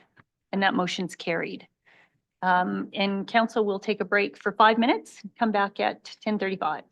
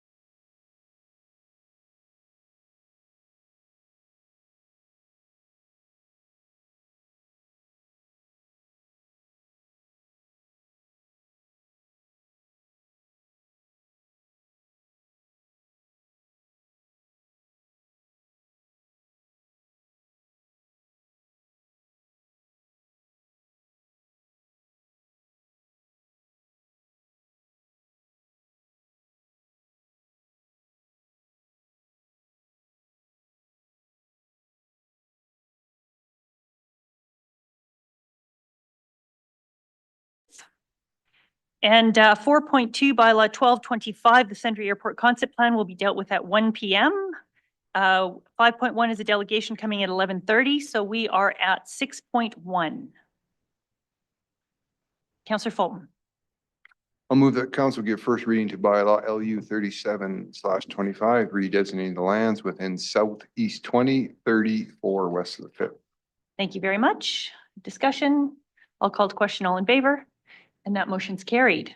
I'll further move that council set a public hearing for bylaw LU 37/25, redesignating the lands within southeast 20, 34 west of the 5th for October 8th, 2025 at or after 9 a.m. Any discussion? I will call to question. All in favor? And that motion is carried. And we are on to 6.2, bylaw number 1425, short-term borrowing line of credit. I will ask Jeff to introduce, please. Thank you, Reeve. As part of our annual budget process for the last 5 years, the county has been asking council to approve a short-term borrowing bylaw, a line of credit, to ensure sufficient cash flow to make sure that we can operate efficiently during the year while we're waiting for tax revenue to come in. Historically, we have managed our cash investments and managed our cash flows and have not been required to use this short-term borrowing bylaw. However, it is a risk mitigation measure that we do recommend council put in place to ensure smooth operations of the county. And before you is the bylaw that has been drafted for this year, and we are asking council to consider first and/or first and second reading. Thank you. So I will ask someone to put first reading on the table, on the floor. Councillor Miller, please. I'd move the council grant first reading to bylaw 14/25, short-term borrowing line of credit. Thank you. Council, any questions or amendments? No? Then I will, sorry, Councillor Fulton. Just one question. I should know the answer, but why do we do this based on the full budgeted amount, even though our municipal portion is significantly less than what our total taxes would be? You know, it's just a benchmark rate that we had set at one point, and it has, you know, not really been revised over time. So we've based it on our annual taxation just as a place to set that rate. And $5 million has been a nice round number that we've been able to kind of utilize for the last few years and has served us well. So we've not revised it, but certainly if there was a request from council to review lowering or increasing that, we could entertain that. Through the chair, I maybe just add to that through the requisition process, we're required to pay those whether we collect them or not through taxes. And so we are required to pay seniors housing on a quarterly basis. And I think the ASFF is a quarterly payment as well. So a lot of those payments go out before we're receiving any tax revenue, which is why we base the line of credit amount on the full tax collection amount. Perfect. Thank you. Thank you for that. That's a great explanation. It makes a lot of sense. Is there any other questions or is there any other amendments? Okay, seeing none, I will call to question on first reading. All in favor? And that motion is carried. And would someone like to put second reading on the floor? Councillor Miller. I'd move the council grant second reading to bylaw 14/25, short-term borrowing line of credit. Thank you. Any further discussion? I will call to question. All in favor? And that motion's carried. And then we, assuming that third reading will come back on the 24th. Yes, we will bring it back unless council was interested in dealing with it today. Okay. Is there any urgency to having this? No, Nope. there's no urgency. Okay. No. Thank you. So we will bring that back for September 24th. 6.3, bylaw number 1325, public events bylaw. Christopher, please. Thank you, Your Worship. I'll give a quick little introduction and then we can answer any questions that you may have. 6.3 begins on page 362 of your agenda package. This bylaw was reviewed on August 13th and council did grant first reading to the bylaw. At that time, council requested a few amendments be made to the bylaw and returned for council's consideration of second and third reading. Those amendments have been made, and I can walk you through what those three amendment requests were, Your Worship, or anything in the bylaw if you like. The first one was a request to remove the words organized from all sections of the bylaw, and so that has been made in a couple of different sections of the bylaw. The second amendment was to section 5.04, relative to dust control that may be required on affected roads.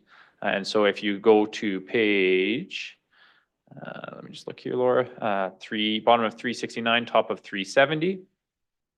You'll see the proposed wording that has been included into that section to meet the discussion that council had. And then the other amendment, your worship, was to section 6 to add some provisions for canceling an event permit and the authority for administration to do so. And so that has been made to page 371. 6.01C has been added to the bylaw for council's consideration. Other than that, there's no changes being proposed at this time from administration, but we can certainly answer any questions on those amendments or any components of the bylaw if council wishes. Okay, so let's deal with the amendments first because we do have a motion to amend as presented. So is there any questions or concerns on the amendments that are proposed in the agenda package? Councillor Lutz. So on 6.01, the failure to comply, I asked at our last meeting if there was any like legal repercussions, just because if we canceled an event, let's just say 12 hours before the event, there'd obviously be financial impact. So did you guys consider a timeline? The way I left it, it was you could cancel it at any time, but just wondered about notice and just want to confirm that we would not be liable if somebody was out of pocket for ticket sales and stuff like that.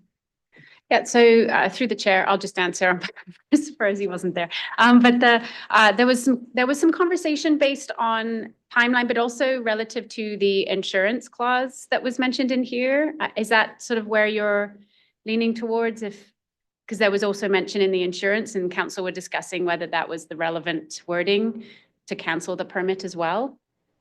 I just don't remember you talking about a specific time I frame. just worry that we're putting the county at risk. If we were to decide for whatever reason that it wasn't compliant, that we would be sued if there was financial loss to the organizers. I can't really comment on that part, but. Yeah, I would say by adding this provision into the bylaw, you're providing notice that if you're not complying with the conditions of the permit, Yeah. That it would be revoked. And I would, not speaking for planning, but I would suggest that that would likely be included within the permit when it's provided to the organizer that they are required to comply with the permit. So it's proceed at your own risk in compliance with the bylaw. So I wouldn't think there'd be any risk opened up to the county. So I guess just a consideration, I think when an organizer is working with the county, they assume that there's permission. So I just don't want it to look like we're all getting along and we're all planning this event and then, something maybe political happens or whatever. And it's like, no, we're not doing this. Because working with them kind of hand in hand assumes that everything's going well. So I'm just a bit worried about that. Yeah, I would relate it very similar to the development process, is that we may work with an applicant going through the development process, maybe changes coming up until the issuance of that permit. Then once that permit is issued, that is your approval to proceed with those conditions. So in the event that you're not choosing to proceed with those conditions, we would want the ability to be able to revoke that permit, obviously. So I think it's very similar to how Jess and her team would handle the development process, and that all of those preliminary dealings would be done prior to the issuance of the permit. Thank you. Is there any other questions?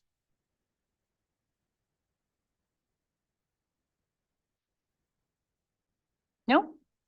Seeing none? Then we'll first deal with the amendments in there. So Jeff, I'm going to ask again, so we have second reading open. We'll pass, we can make another motion to amend the public bylaw as presented prior to closing second reading. Yes, correct. I don't think we have moved second reading yet. No, today. second reading's open. It's on the floor. Yeah, so we need to make that motion and then defer the reading on, or the vote on second reading. Correct. Make all the amendments required, including what's recommended in your agenda package, and then come back to the vote on second reading. Okay, so Laura, just going back, we do have second reading open. We've made a motion for second reading, have we not? No. Okay, could I have a motion for second reading then, please? Counselor Harris? I'll move the council grant second reading to bylaw numbers 13/25, public events. Okay. And then we have gone through the amendments. So we have another amendment, we have another motion to amend the events bylaw as amended in the agenda package, and that would only be the 3 changes that we have gone through, as Christopher has said. So if council is okay with those, I'll look for another motion to amend the events bylaw. So would someone like to put that? Councillor Miller? I'd move that council amend the bylaw 13/25 public events as presented. Thank you. And so voting on this motion means that we will accept all of the amendments that are in the agenda package as presented by Christopher. Is there any discussion, any further discussion on any of those amendments?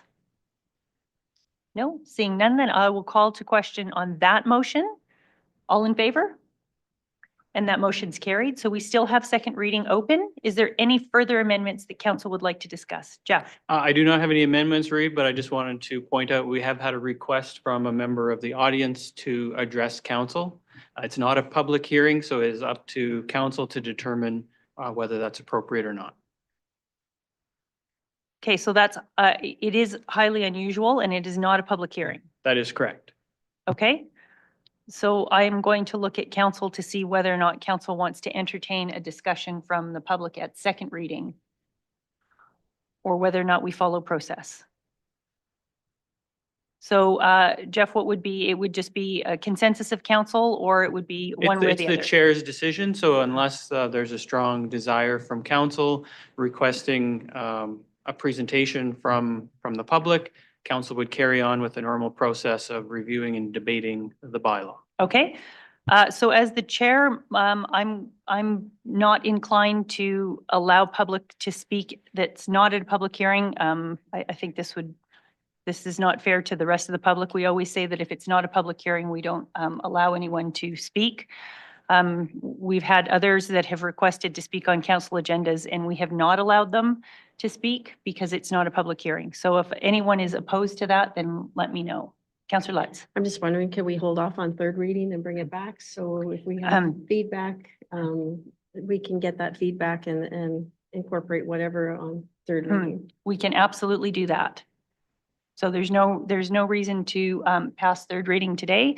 I don't think there's any, is there any urgency to passing third reading? Not that I'm aware of. Okay. Nope. Okay. All right. So that's what we will do. Well, sorry, that's the direction of council. So let's deal with second reading first and make sure that, does council have any further amendments or any further discussion on the bylaw as amended? No? So with that, then I will call to question on second reading. All those in favor? And that motion's carried. And so looking at council, is there anyone who would like to put a motion on for third reading? No? Okay, seeing none. So that will come back then. Councillor Harris. Just a question. I'm not sure what we accomplished by delaying third reading. There's still no opportunity for public input. I think what it does is it allows any of the constituents that still have issues with the bylaw to come to their elected official to raise any questions or concerns they may have. And then that elected official could bring those potential changes to the floor at third reading. Jeff? Yeah, so I just need clear clarification from council. So as I understand it, we are not advertising it. We are not asking for comments or feedback from the public. And any feedback would be directed to local councillors to bring forward at their discretion. And I think that has always been the purpose of not passing third reading. When we have the opportunity to go to unanimous consent on a bylaw, when it comes forward, it has been council's direction that we don't pass 3 readings in one session in order to allow the public to still review the summary notes and still review the previous council agendas to see if there is anything they would like to address with their elected official. Again, it's not a public hearing, but it does still give the members of the public an opportunity to deal directly with their division councillor to bring forward any concerns or any ideas. although it's not a public hearing, it is council's purview and always the elected officials' purview to bring those back for consideration at the table. Is that, just looking forward, everyone is good with that? Okay, thank you. And thank you for coming today, and we encourage you to speak with your division councillor.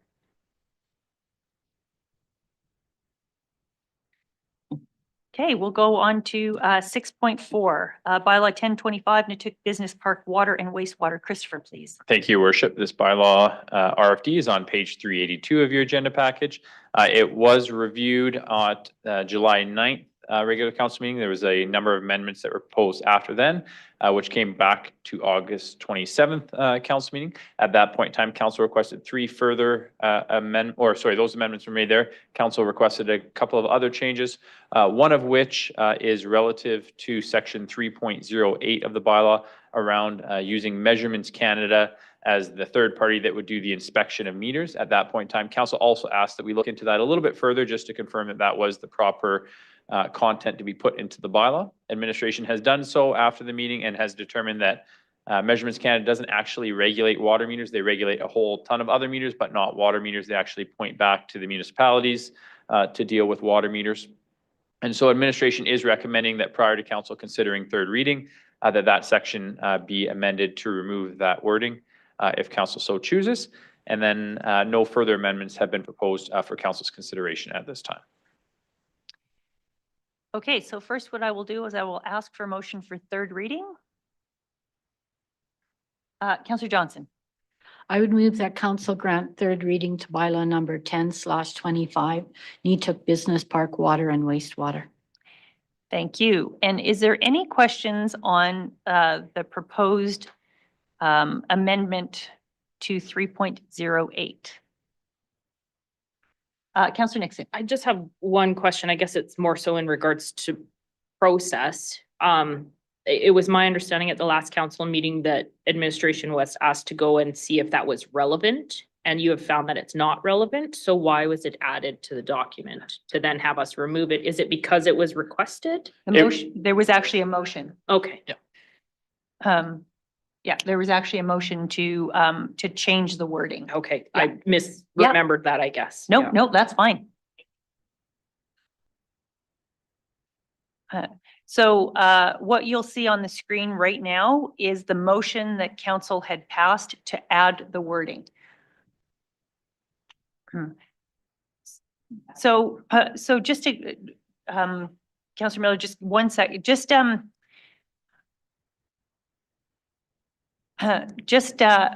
for process wise. So what we do is we normally accept the, if we don't pass the council amend section to remove the wording, in the last one, we just asked to accept the changes that administration has made. If we don't make that motion, then does that mean we don't accept this change? So now I'm a bit confused as to. So, sorry, Reeve. So for clarification, my understanding, this was a motion made by council, so the change has already been approved and accepted into the bylaw. Right. What you saw in the previous bylaws were administration took the liberty to change some words and Right. make some amendments. Because we that made were- broad brushed. Yes, Yeah, because okay. we had broad general direction Okay. from council. And so in those situations, we want to make sure council adopts our amendments and our wording to ensure we have captured the direction of council. This one was specific wording and specific direction from council, which is why once that motion passed, it was deemed to be incorporated into the bylaw. Right. And now if council wants to change that, you have to formally remove it from the bylaw. We can't just not accept the amendment. Okay, no, I thank you for that clarity. Councillor Miller. So just a question of clarity on that. So it was, I asked that the wording be put in so that repairs are to be done by a Measurement Canada approved company. I know Measurement Canada themselves does not do any type of testing, but they are the ones that approve any measurement in Canada. So that's all I was asking was that it be sent to someone who is actually approved, not just a guy down the block. And they are responsible for all weights and measures. So there, when we did the research on there, it's very explicit that water is not something that Measurements Canada works with at all. So you actually probably won't find a shop that works on water meters that is approved by Measurements Canada. Because they don't have to, they're not, it's not something that is measured by Measurements Canada. So the like MCO and these companies that the number one guys that sell water meters, they're not approved by Measurement Canada to fix water meters because they don't have to be. So in essence, we really have no one in Canada legally allowed. Because it's not one of the commodities that Measurements Canada measures. So it's self-regulated by industry. Self-regulated by municipalities is how Measurements Canada lists it. Okay, thank you. And maybe Laura, can you just pull up page 5 just to confirm? I just want to make sure that this is, so on motion RC 25458. Just want to confirm that administration has actually followed the adopted minutes to add that in there.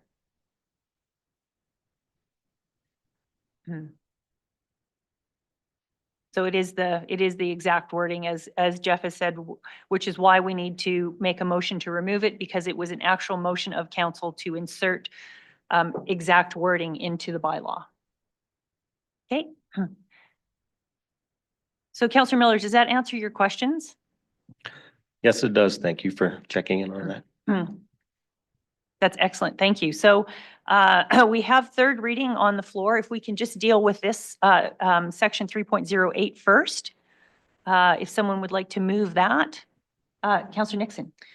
I would move that council amend section 3.08 to remove the wording that is approved by Measurement Canada. Thank you. Any further discussion on that motion? No, I'll call to question. All in favor? And that's carried. And thank you, Councillor Miller, for bringing your expertise to the table. We always appreciate that too. So I think it's a great discussion, and it's always good to ask our administration to go back and look at these things too. So we have third reading on the floor still. We have an opportunity if there's any additional changes that council would like to make, or any clarification that council would like on this bylaw. No? Seeing none, then I will call to question on third reading. All those in favor? And that motion's carried. Okay, we'll move on to 7.1, directives. So we'll start on page 408. Council, is there any questions that you have on page 408? Jeff, is there anything that you would like to highlight on page 408? No, we have nothing to highlight. The first item there, the oldest item on our action list, just a note that we are working on that reassessment, and we'll intend to deliver that at the later part of this year. Okay, thank you.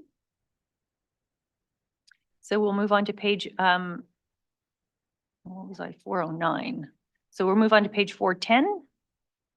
Is there any questions from council on page 410? Jeff, is there anything you would like to highlight on page 410? No, Reeve, I believe staff have done a good job of updating the status of these items, so I don't have anything further to add. Thank you.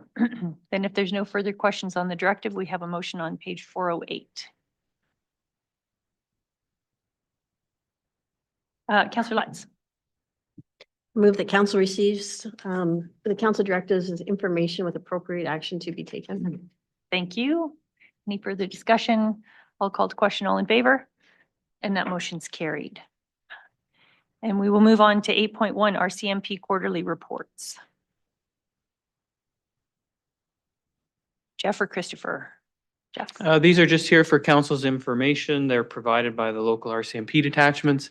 And administratively, we can capture any questions council has, but the reports were not written by administration, so we likely don't have any answers to questions immediately, but would be happy to engage with the RCMP and gather more information as required. Is there any questions from council? Councillor Harris. So I'm a little disappointed that this is since the members appeared before us about a month ago or 2 or 3 meetings ago, I raised the question about our priorities. Only one of our 3 detachments actually lists in their report and does the reporting by our priorities. The other 2 do not. When questioned about it, it was some kind of reason given why they don't. I suspect what it is cut and paste and maybe inexperience, but I think it should be addressed.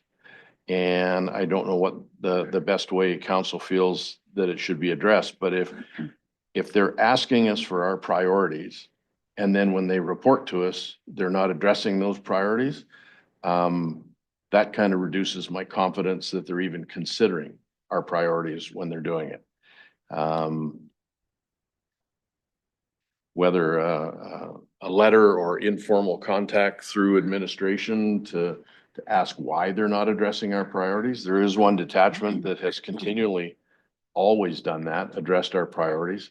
So it makes me feel like they're taking into account what we've said.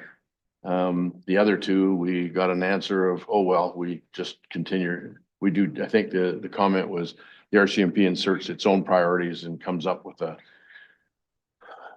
mix, but I don't think that's appropriate. I don't think it's adequate. Why ask us if you're not going to address them? Okay, so is it I'm just looking probably more appropriate for just an offline discussion between administration and the RCMP detachments, or are you looking for a formal letter? No, I'm looking for, I think offline would work if that's something administration feels they can do. I mean, it's in the scheme of things and what they do, it's probably not a huge thing, but I think it's kind of schooling here to get newer people or acting people to understand that those priorities are there for a reason. That's what the municipality wants them to consider, those 4, and we're not seeing it, so.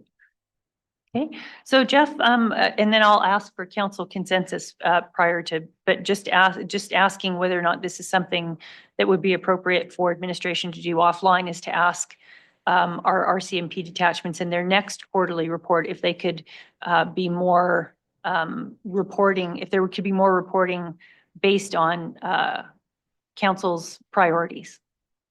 Yes, we can certainly carry forward that request for reports that are more reflective of council's priorities, and we can include those priorities in our correspondence with them.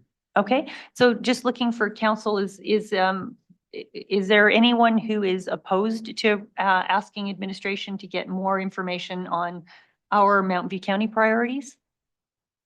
Councillor Lutz? I'm just wondering if it's helpful at all, and maybe it's not, but I know the urban priorities can be quite different. But it's kind of nice to know what their priorities are too, because if they're putting a lot of focus on, let's just say, monitoring Uptown Olds, because that's a Town of Olds priority, it's good to understand everything they have to deal with. So I don't know if anybody else cares about that, but it is helpful information to know when you're hearing complaints and stuff that it is a different priority. So based on the previous discussions that councils had on the RCMP, we did send all of our urban partners a letter with the Mountain View County priorities, and we requested if they would share theirs. And I believe we did get a response from the Town of Olds on their priorities. I don't think we got a response from anyone else, but we did get a response from the Town of Olds on what their priorities were. So we can go back and have a look at that and make sure that, and maybe this is something the ICC would like to just do on our ICC committees, where we can just put that as an agenda item, just a one-off. We always say that part of the ICC is to do communication and sharing. So maybe that's a good opportunity, Councillor Lutz. Especially if they change. Yeah. Yeah. Okay. So just looking again, is there anyone opposed to requesting that administration speak with the RCMP on Mountain View County priorities and reporting specifically? Okay. So Jeff, there's no opposition to that. So if you could add that to your list, please. Is there any further discussion on the RCMP quarterly reports? No, then I'll look for a motion, please. Councillor Harris, your light's on, so you can make the motion. Be there in 2 seconds. Maybe 3. Let's do it. Sure, Council Lutz. The council receives the RCMP quarterly reports as information with no further action to be taken. Thank you very much. So it would be maybe with appropriate action to be taken, if that's. Good catch. Yes. Okay, so did you get that motion, Laura? Okay, thank you. There is no further discussion. I will call the question. All in favor? And that motion's carried. Okay, so we'll move on to 8.2, the Beaver Dam at Fallen Timber Trail. Ryan? Sure.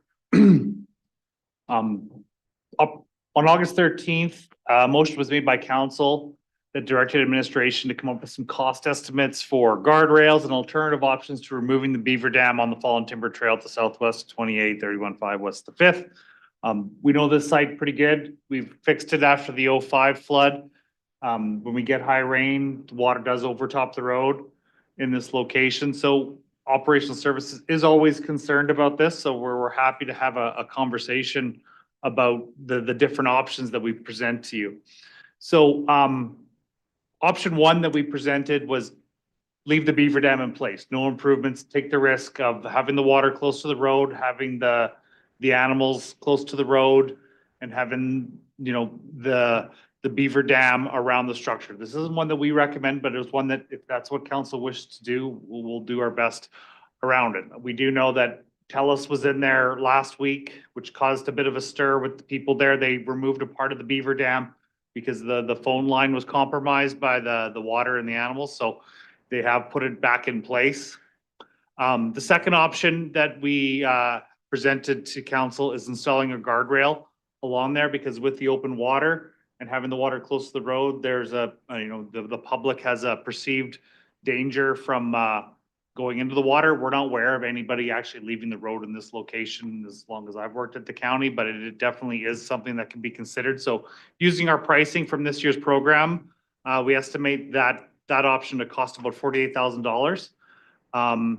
And that's just putting the WB in. You'd still leave the Beaver Dam in place. We wouldn't go out into the water to do any work, and we would just install the guardrail.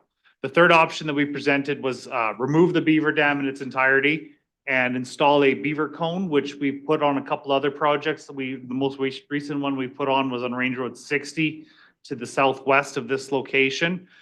We can get a beaver cone constructed and we can install it for about $12,000. So with the information that's in there, we'll go to page 461. And we just kind of provided sort of some of the photographs that we have from the past and the present at this location to aid council in their decision. So we included photographs that we have from the 05 flood when the road was washed out from the water going over top of the road. The pipe was completely overwhelmed, water going over the road. And you can see on 463, very typical Mountain View County road construction. We have a lot of black dirt in the core of the road. And then they've, over the years, the ops staff have just pounded in dirt, gravel, everything to build this road up. So we fixed this culvert after the 05 flood, and then we finished fixing it in about 07, and then we rocked it to try and re-armor it to make it prepared for the next flood. On 468, these are the current pictures of today. So you can see the east side of the road, there's no water being pooled. The west side of the road, there's a large quantity of water pooling there. And then lower down, we have a picture of the actual Beaver Dam. The beavers have constructed a conical structure just right around the invert of the culvert, stopping the water from going through. You can see the farmer's fence post there. They're submerged by water. And then we have some downstream pics as well. And then just kind of looking up, you can see water's on one side of the road, not on the other. We also included pictures from the 2008 flood that I had in my files when the water came across the road at that time. It varied just right up to the shoulder of the road. You can see no Beaver Dam in there. You can see the fence post for reference. So this area, this piece of road does get a lot of water, high water events during big rain events. And then the final photograph that we put in there was from the aerials. So you can see what the waterway usually looks like from the aerials. That's on 471. And then we have from our county 2025 aerials that were flown this year, what the water looks like now there. So you can see that the water is definitely damming up, but you can also see downstream, the beavers have another dam someplace along that waterway damming the water up as well. So they're all throughout this waterway. When looking at it, when we do bridge culverts aren't designed to have restrictions on them. Neither is the roadway, neither is the freeboard on it. So for ops perspective on it, if you ask us, and I think most councils know what my recommendation would always be, would be to remove a beaver dam because it's obstructing the flow of water going through the culvert and it's an unnatural backing of water. We did contact the landowner there. The landowner said to us, they said that they like the beaver dam. They like the water there. They like the water for their cattle, but they would not oppose the county removing the beaver dam if it meant that the road was going to be washed out. Roads in this location, whenever we have road closure in this location, detour lengths are quite significant because there just isn't a lot of east-west roads there due to the fallen Timber Creek, due to all the waterways in there. So a detour in here would run you over to Range Road 60 to the west or Range Road 45 to the east. And then you have to go all the way around to Township 310. With this location being just south of Township 320, you're looking at, excess of 10, 15 miles of detour route to get around it. That's all the information that we have. If there's any questions or anything that more you'd like to know, I'm more than willing to answer what I can. Okay, council questions. Councillor Nixon. I have a couple comments as well as questions, if I may. Water is, and will be a concern for Bergen. I know that lots of council has received emails from Bergen residents about the concerns with water and natural habitat, ecosystem, biodiversity. So I won't spend too much time on that. I do know that several residents have reported that their wells are low, their springs are low, their dugouts are low. So we're still in a low water table or a low water year or years, I guess it would be. In regards to the options provided, I'd like to ask administration why they didn't price out the option of the pond leveler that was suggested at the last council meeting. And then also if there was a concern from ops as to the potential of burrowing into the roadside as was included in the agenda, why were wire mesh or additional riprap not looked at as options and priced out as well? Sorry. So start with the and- pond leveler. Okay. And then we'll Yeah, go through one the at a next time. one. So we did go up to a couple workshops with, I can't remember the group, us and Ag, on looking at pond levelers and things. And the reason we don't recommend a pond leveler here is because bridge culvert has a designed hydrology. That designed hydrology is for it at full capacity.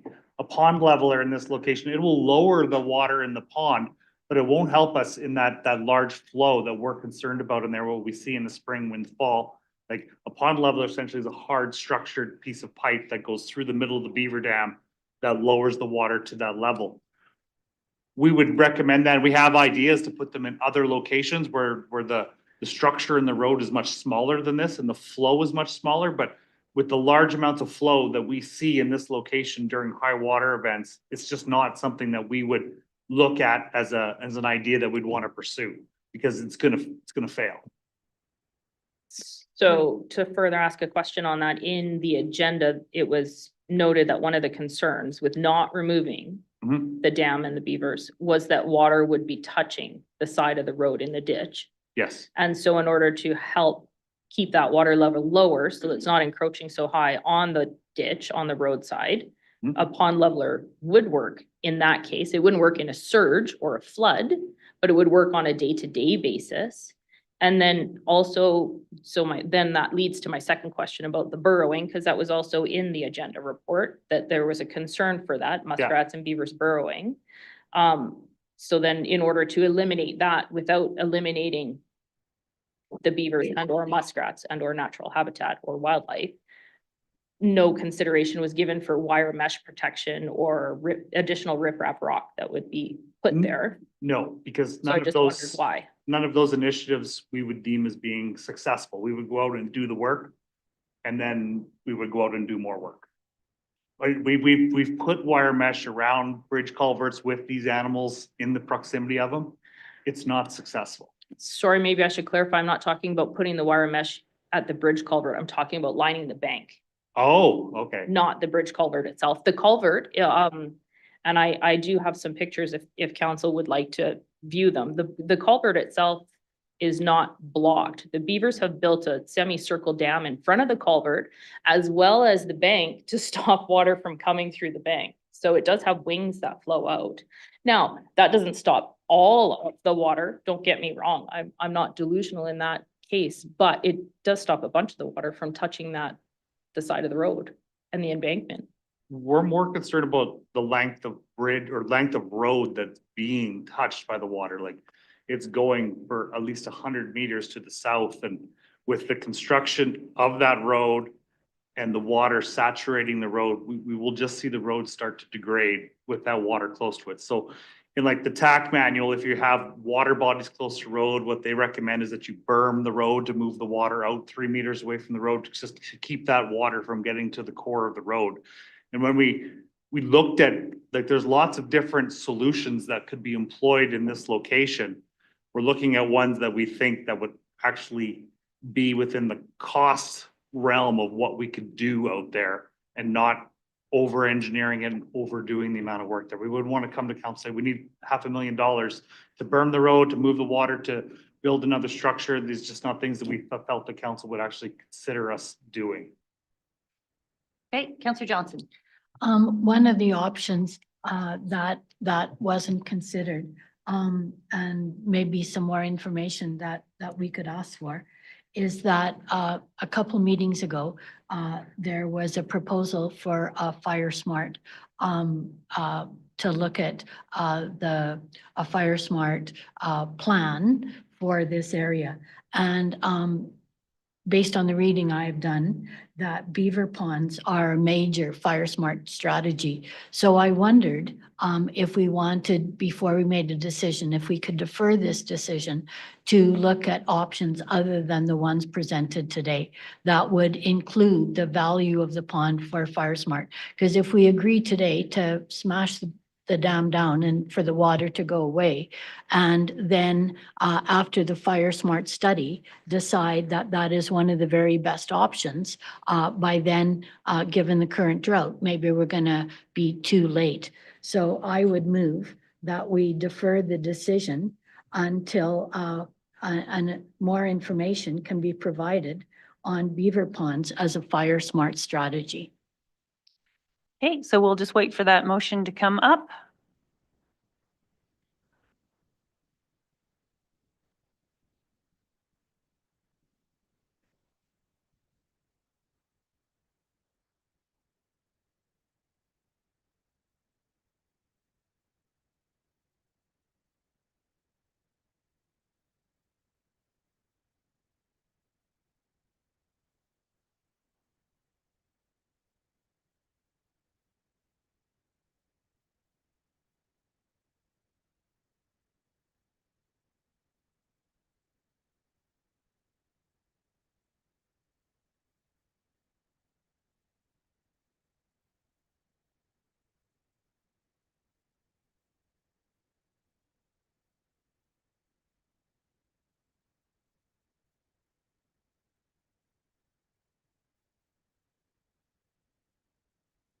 Councillor Johnson, does that reflect your motion? Yes, thank you. Okay, so the motion reads that council defer the Beaver Dam at Fallen Timber Trail, Southwest 28315 West the 5th item until more information can be provided on beaver ponds as a Fire Smart strategy. Discussion.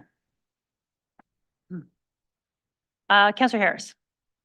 Or would you like to, I think you already spoke to your motion before you made it, Councillor Johnson, so. Yeah, certainly there's, if, when you read about Fire Smart and the work that they have done recently, their number one recommendation is that as much as possible beaver ponds be left. They are one of the most desirable Fire Smart strategies.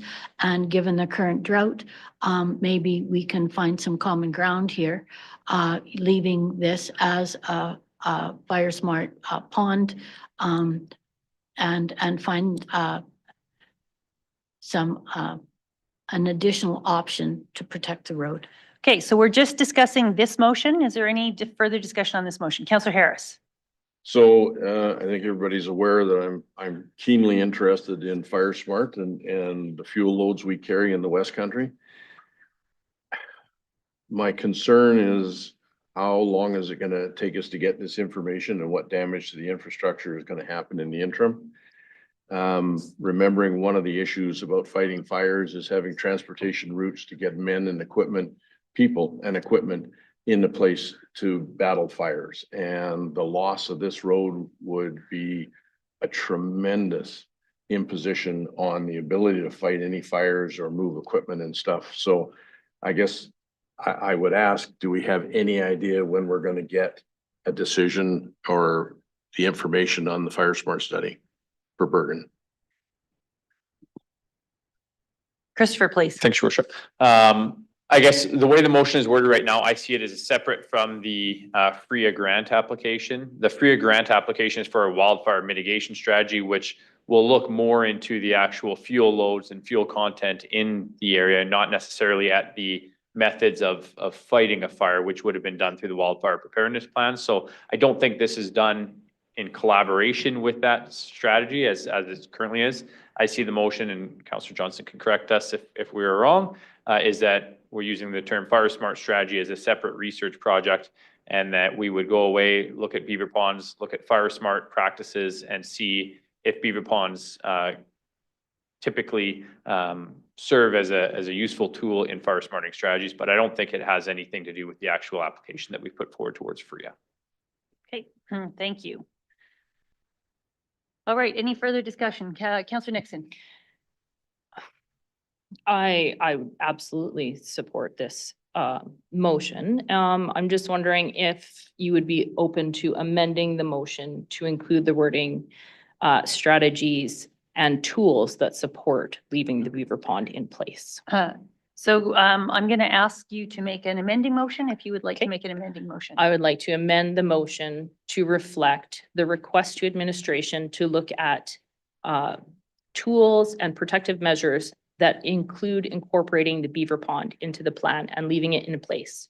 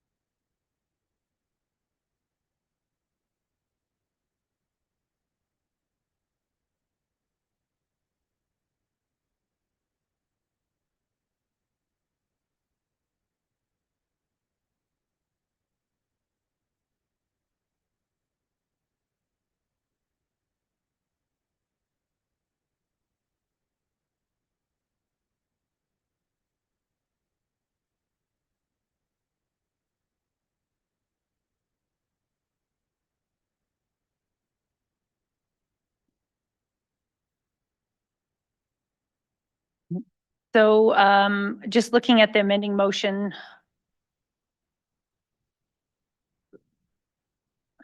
So Councillor Nixon, is your amending motion to add at the end of Fire Smart strategy and request administration? Yes. Okay, so that is the, so to add at the end of strategy would be to add and request administration to look at tools. So maybe you can put that in red after the motion.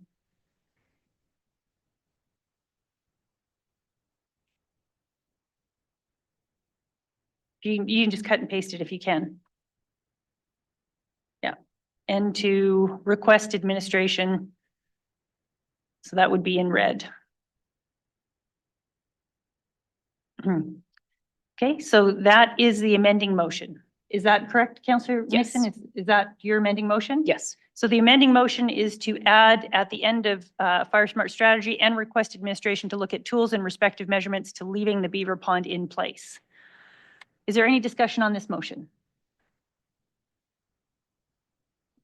Okay, I'm not going to support this motion. I think we need to, as far as infrastructure, deal with this issue today. I think we have enough information, so I won't support the motion. So with that, Counselor Johnson? Well, just to comment that the information on beaver ponds as a fire smart strategy, I expect that we could probably have that at the next meeting. And that this is fall in Alberta and it's extremely dry. And so I think the likelihood that that road is going to wash out between now and us getting the additional information is slim to none. So I don't see that as a threat at all. And I do think that once the pond is gone, then we might wish we had the water back. Okay. And sorry, I thought at the last meeting, when the notice of motion was brought forward, Jeff, that we actually removed this dam last year. Yeah, I would defer that to Ryan, but I think we've historically had issues of this location over the years. Okay, thank you. All right, is there any further discussion on the amending motion? We are only voting on the amending motion. No, I will call to question. All in favor? And opposed? And that amending motion is lost. So we're back to the original motion, which reads that council defer the Beaver Dam at Fallen Timber Trail, Southwest 28315, west of the 5th item, until more information can be provided on beaver ponds as a fire smart strategy. Is there any further discussion on that motion? Okay, then I will call to question on that motion. All in favor? And opposed? And that motion's lost. And so I will look for another motion. We have a recommended motion or an alternative motion. I'll ask for a motion to be put on the floor so we can debate it.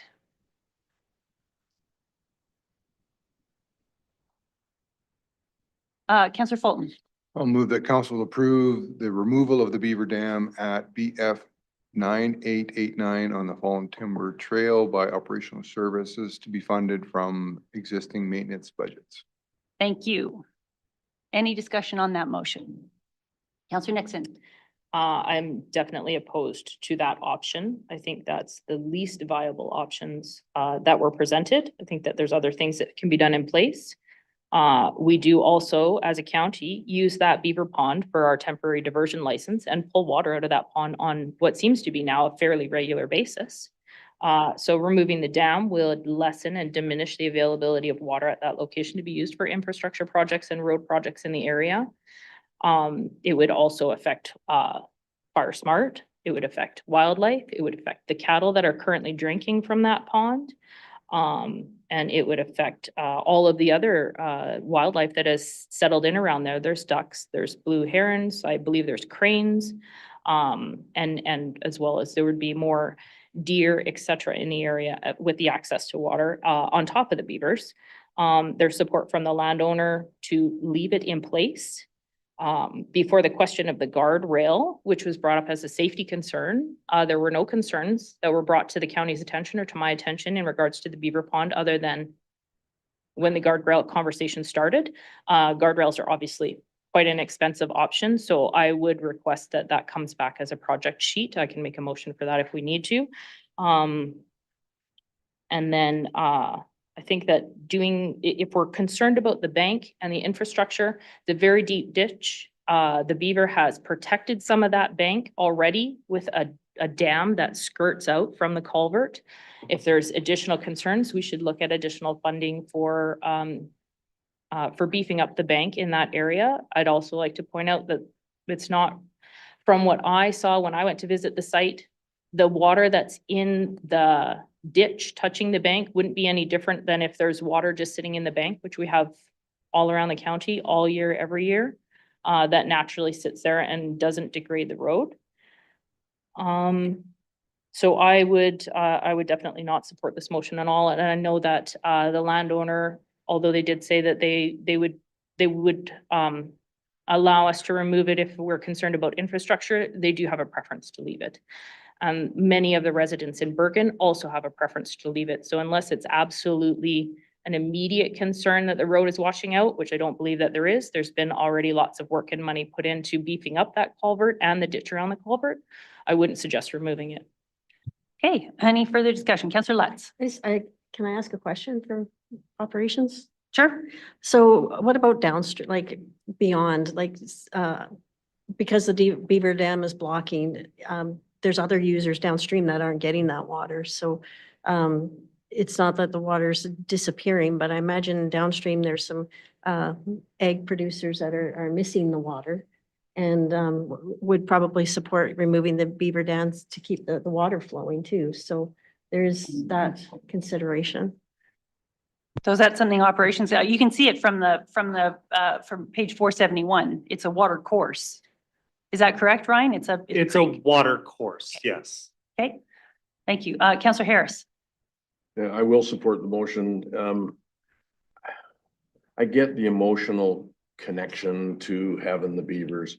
We're certainly in not short supply of beavers. I get more complaints all the time about the amount of grazing land that their dams will cover with water. The truth is, if this dam is taken out, all the water is not going to disappear. As you pointed out, it is a water course, but any of the land that's covered by water that's beneath the level of the culvert is still going to be there. And we can see that in the pictures that were supplied from previous years. So beaver are interesting animals. They do a couple of things. They'll keep rebuilding dams, or they'll often move. As this colony of beavers produces more kits and they grow, those will leave and they will go on and they'll make dams in other places. So I think we have to look at protecting our infrastructure as our number one concern. Okay, and so I'm just going to ask in the interest of time, I just want new information. So if we have new information instead of having a debate. So Councillor Johnson. So this last week in my neighborhood, we were up against the opposite where the Mountain View County has a temporary diversion license to take water, and there isn't enough water to go around. And so I think there's about 7 livestock producers that want us not to have that temporary diversion license anymore. Okay, we're going to stick to this, Right. this file right now, Councillor Johnson. So it's very interesting to me that here we have the excellent resource of a pond of water, and I certainly would support leaving it there. Okay, Councillor Nixon. I would like to point out that there is water flowing. It actually flows under the Beaver Dam through the culvert, and neighbors down the road who I have spoken to did confirm that they have water and it flows, and they use it to water their cattle downstream as well as upstream. Okay, is there any further discussion? No? Seeing no further discussion then, we have a motion on the floor, and so I will call to question. All in favor? And opposed? And that motion's carried. Okay, and I am now going to go back to 5.1. We have our Olds College delegation. Absolutely thrilled to invite the Olds College.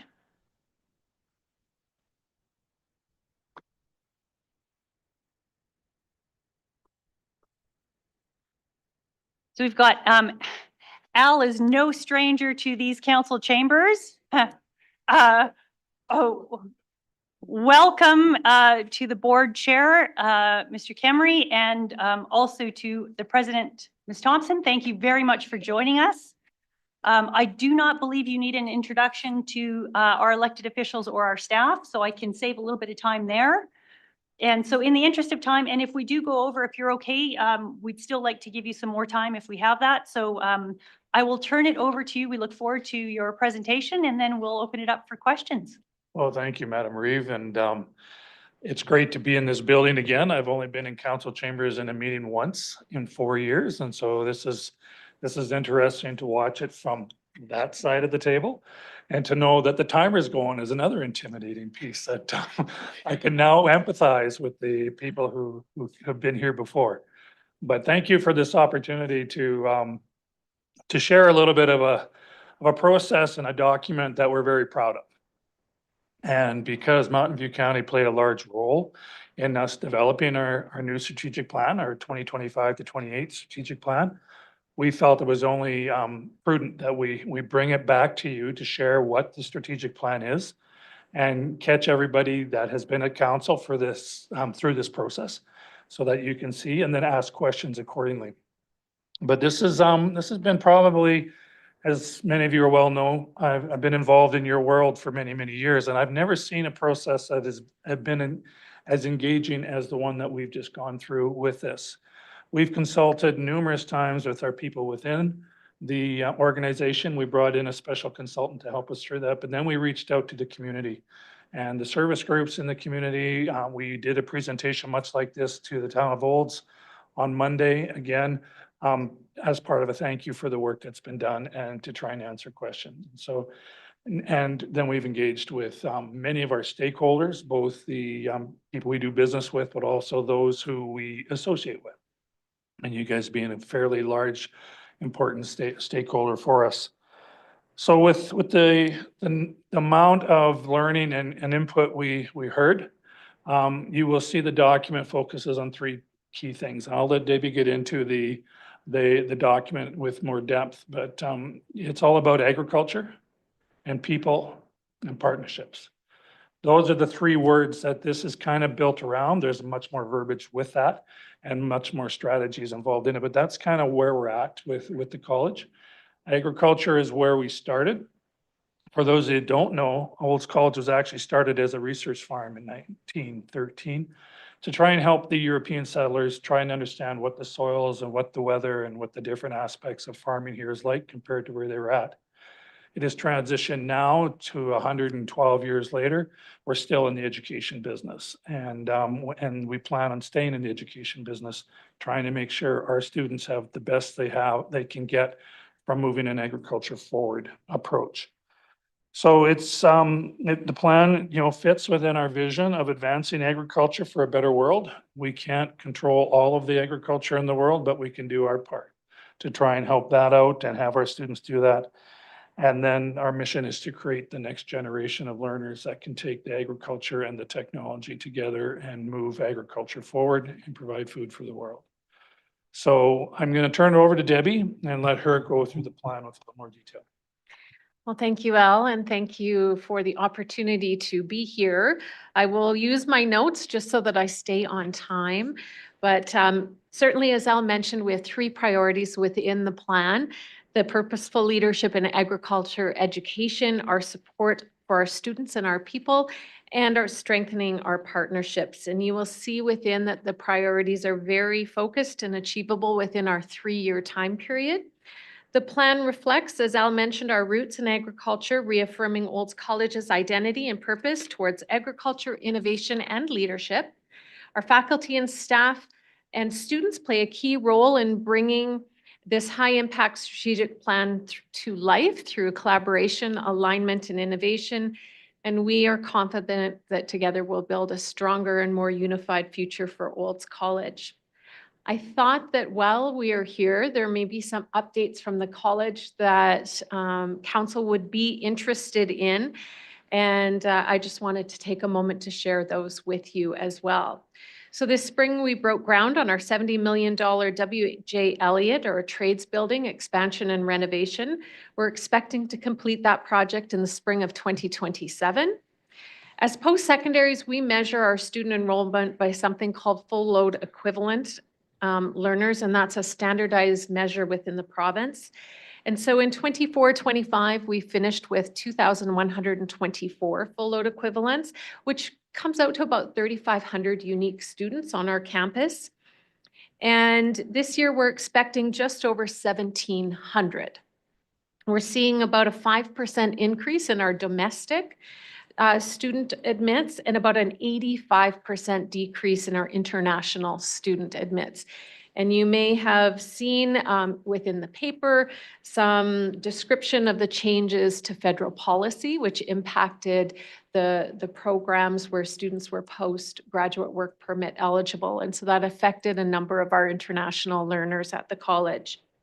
We are seeing growth in our animal health programs.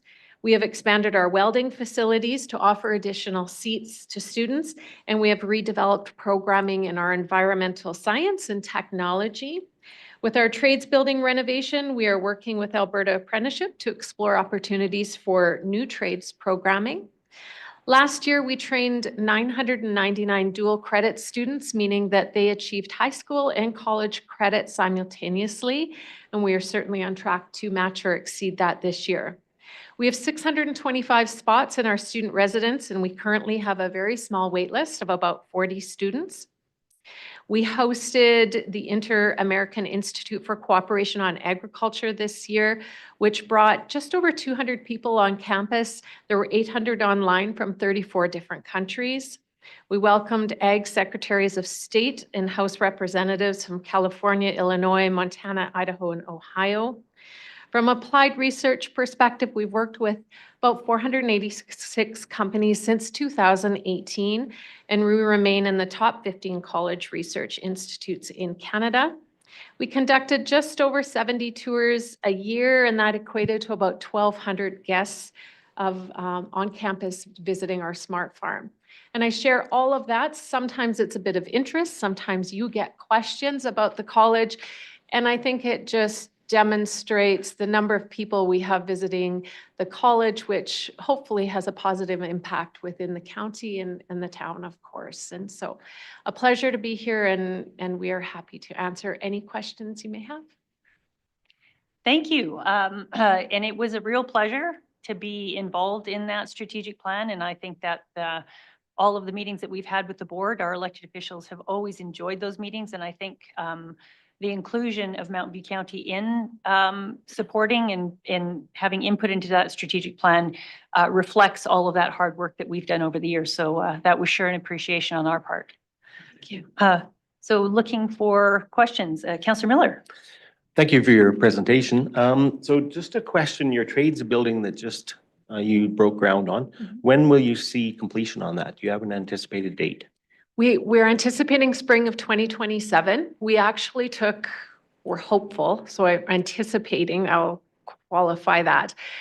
We took just over a year off that project timeline by moving out of the house as we renovated, if you will. So we just have a few of our big shop areas that we're rotating through for students, but most of our learners, we've rented our lease space out at Netook and moved most of our learning environments there for the duration of the project. So we're excited to be able to welcome learners earlier than what we would have.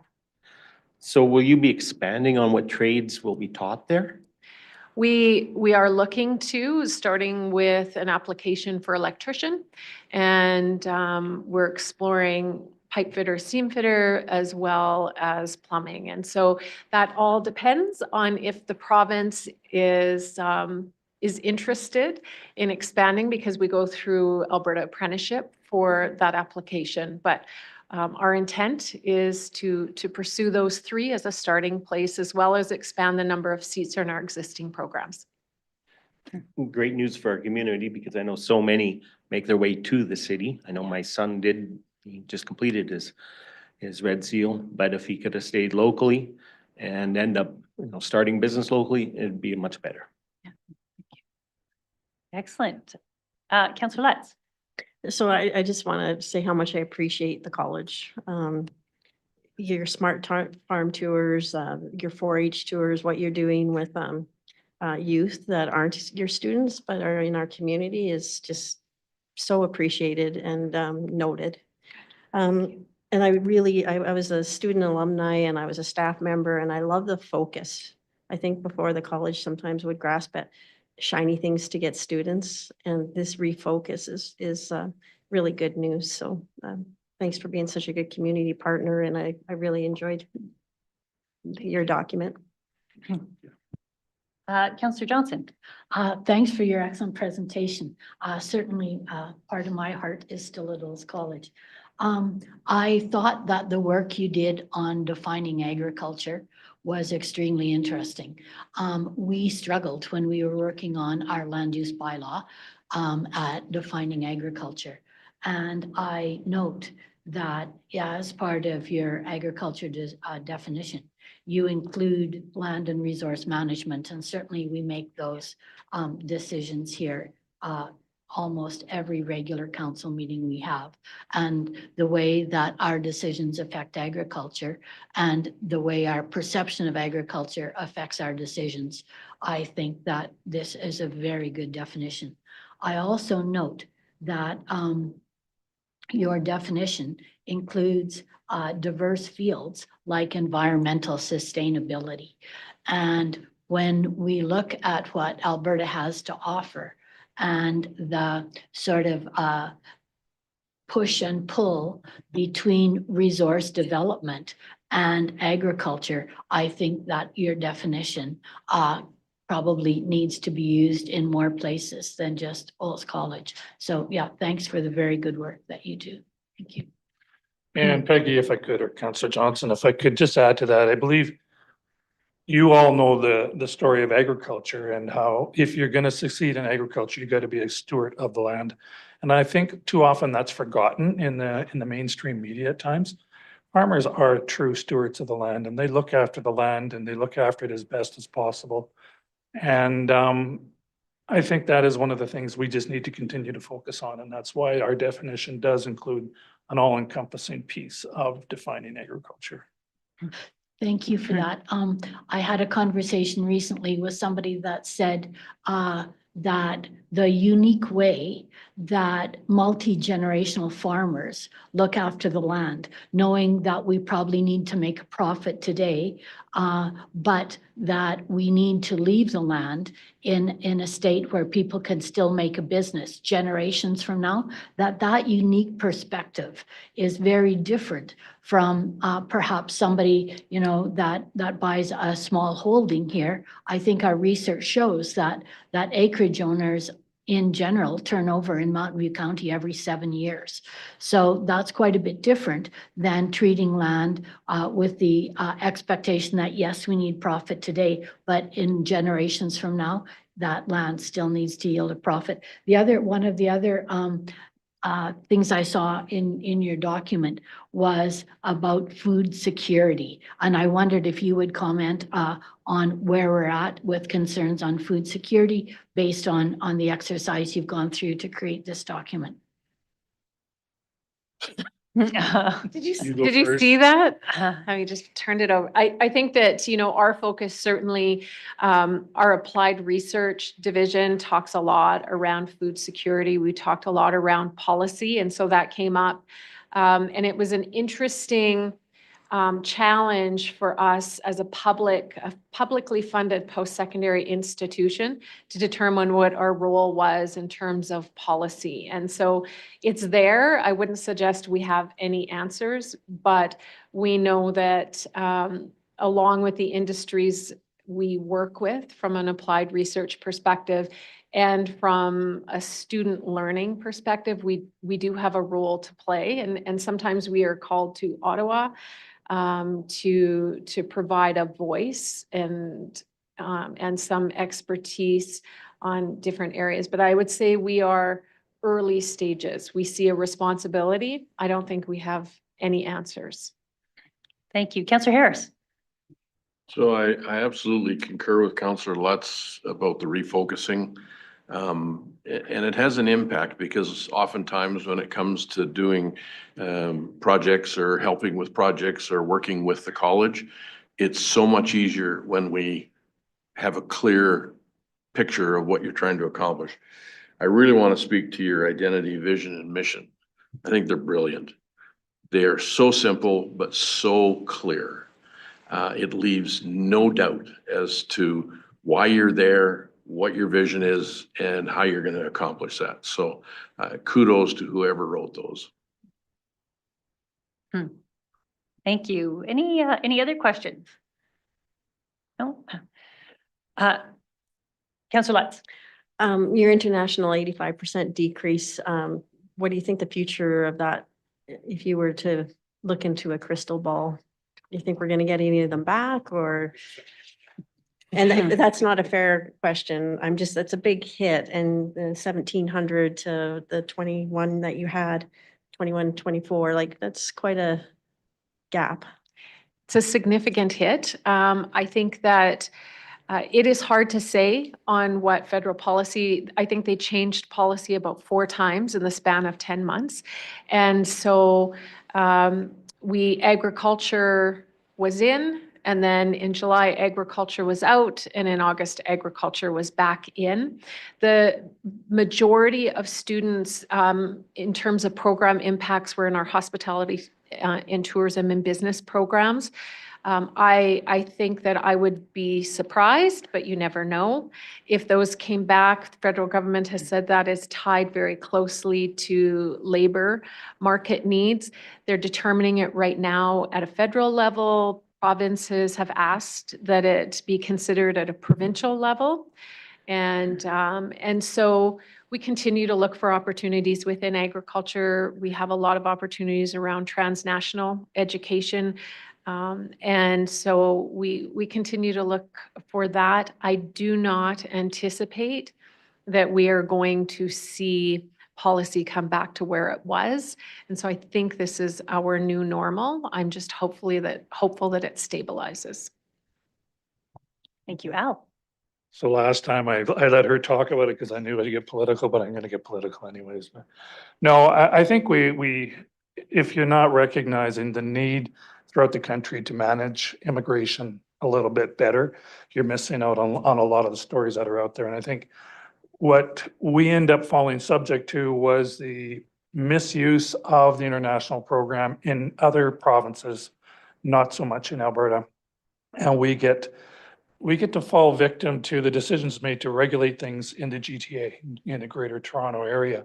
And so that we get caught underneath that umbrella. But you're right, it is a significant impact, and it's in the millions of dollars, and, approximately $6 million of adjustment net, not total, but net, that we had to adjust. And so that means you have to do a deep dive into the programs you're providing and make sure that you're providing the programs to where the most important needs are based on your identity, vision, and mission, and focus on them, and then identify where that international student program is going to have its largest impact.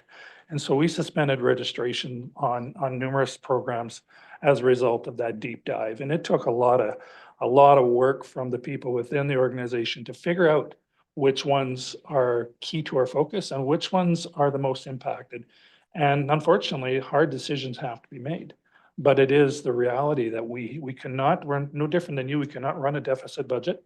So we have to try and balance the books from a budgetary point of view, and then hope that in the end of the year, your projections work the way you hope they did. And so that's part of that process. So, but it is a substantial hit, and even the community already recognizes that there isn't as many visible people looking for places to stay and stuff like that. So, it's a hard hit for agriculture in some aspects, but it's a harder hit for us as a school. And I'd love to be more of an advocate because, as you guys know, my role before here was to be an advocate, but I have to remember my role as a board is to be strategic and govern and make sure that we're looking after the best of our students, not to be the advocate for agriculture in a lot of these, because there's a lot of items in agriculture I'd love to become more of an advocate on, but it's not my role and not our role as a board. So I just thought I'd clarify that because those comments or questions come up every once in a while.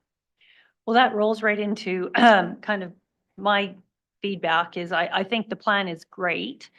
And it may be embedded in the plan, but it doesn't pop out at me is when you talk about your goal number one, which is strengthening the relationship between industry and government and education.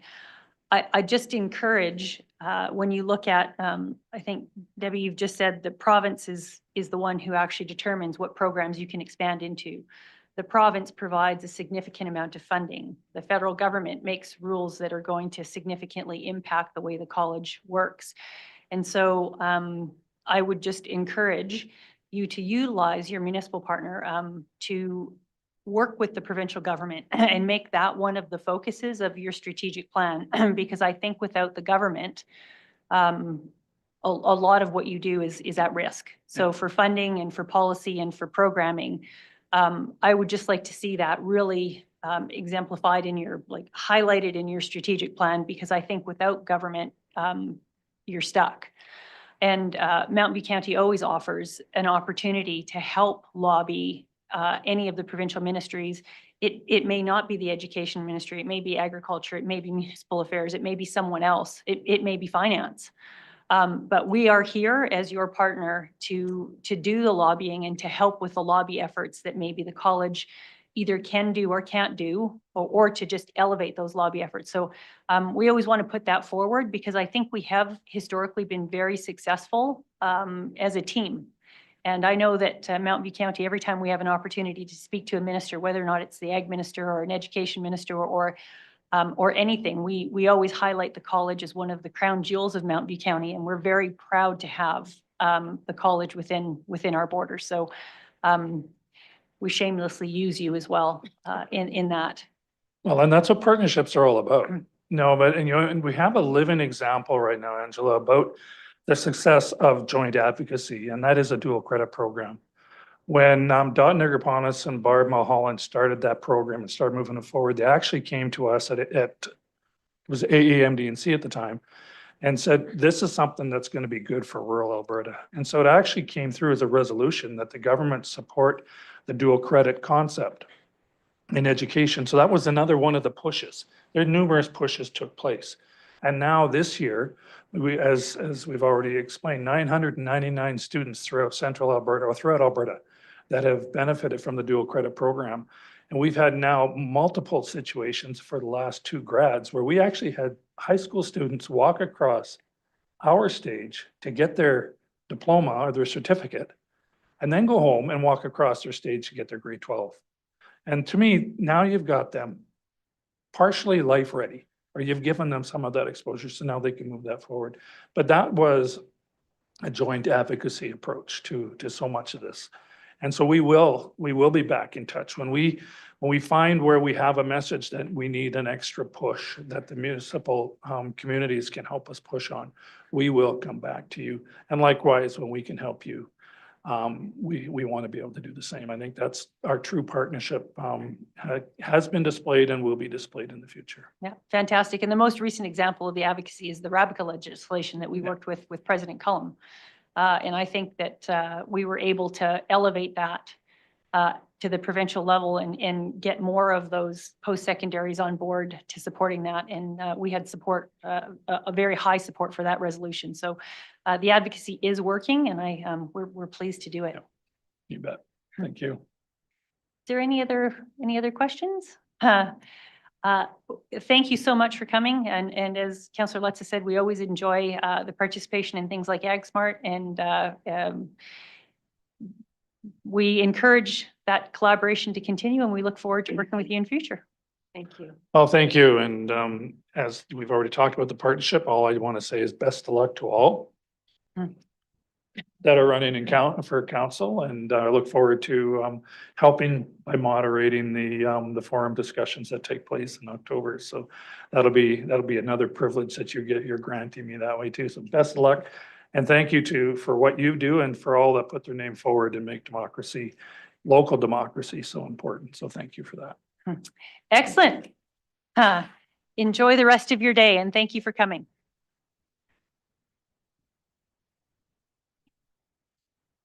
Oh, look at that. And so we have a motion. I can't remember what page it's on. Laura will put it on the screen. It's on the screen. Councillor Johnson. I would move that council receive the Olds College delegation as information with no further action at this time. Thank you. Is there any further discussion on the motion? I will call to question. All in favor? And that motion is carried, and we will adjourn for lunch, and we'll come back. We'll try and come back at 12:30 if possible, and then we can do the environmental scan before our 1 o'clock. Yeah, it's 12:30 on that, so it's already 12:04. So 12:35 on your watches. Thank you, everyone.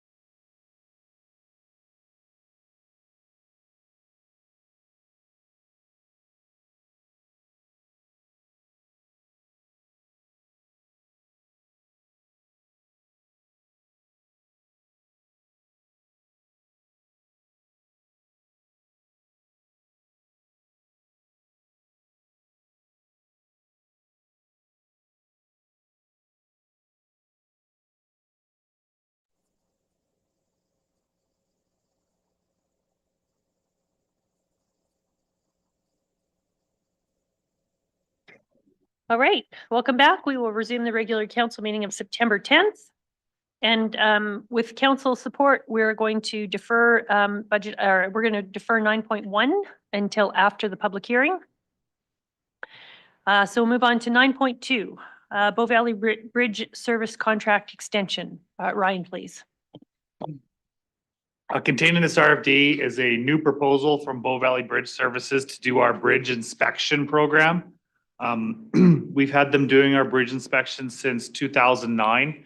Bow Valley Bridge Services, they provide inspection services to Alberta Transportation, Rocky View County, Foothills. They do pretty much all the municipalities in this area. So they've submitted a new price to us. The way the contract would work and the way it always has worked is all of our bridges are broken up into different cycles. So it's a 4-year cycle. And through this cycle of inspections with Bow Valley Bridge Services, they will have inspected every bridge in the county at least once, and then we reassess it. With doing the inspections, they also assist us with the CLIP program. They run our multi-year bridge program, and yeah, they've been an excellent consultant that we've had with us for a long time, and we like to continue working with them. Excellent. Is there any questions for Ryan? Councillor Nixon. As far as the percentage of change, do we have an idea of what that might work out to in dollars? Not off the top of my head, but I could definitely calculate that for you and provide Would it to you at a appreciate that. later date. Yeah. Yeah, thank you. Okay. Any other questions? If not, we have a motion. Councillor Fulton. I'll move that council accept as information the Bow Valley Bridge Services contract renewal for 2026 to 2029 to continue the bridge inspection program. Thank you. Any further discussion? I'll call the question. All in favor? And that motion's carried. 9.3, permanent closure of road plan 6716 BM. Ryan, please. Thank you. Presented in this RFD is a road closure of a diversion road in the southwest at 2132 west of the 5th. This road is not used by the county any longer. And the new road has been built straight up through the right of way. We are looking for approval to send this to the Minister of Transportation to permanently close the road allowance. And then after it's done, we'll go through as per policy and consolidate the properties into the adjacent properties with by selling it back to the landowner. Thank you. Any further discussion? Councillor Nixon. Sorry, I guess it's me again. The AltaLink page wasn't signed. They have an objection, or did we just miss the signed Didn't copy? submit it or, They didn't sign it? yeah. Thank you. Any further questions? Councillor Harris. No, I'll give you a motion. Thank you. I'd like that. I'll move the council direct the chief administrative officer to seek approval from the Minister of Transportation to permanently close road plan 671 6B as in Bravo, M as in Mike, in accordance with section 22 road closure resolution of the Municipal Government Act, and to consolidate portions within northwest and southwest of 2132 2 west of the 5th into the adjacent lands. Thank you. Any further discussion? Seeing none, I'll call the question. All in favor? And that motion's carried. 9.4, Range Road 54 culvert tender results. Ryan, please. So as per the capital budget, 2025 capital budget, council approved us replacing the culvert on Range Road 54. We proceeded with this one. We had some damage to this location a couple years ago. We did some repairs and we wanted to go through the engineering, see if there should be a larger structure put at this location, more of a bridge-sized culvert. After doing the engineering, it looks like we do need a bigger structure there, but it won't be a bridge-sized culvert.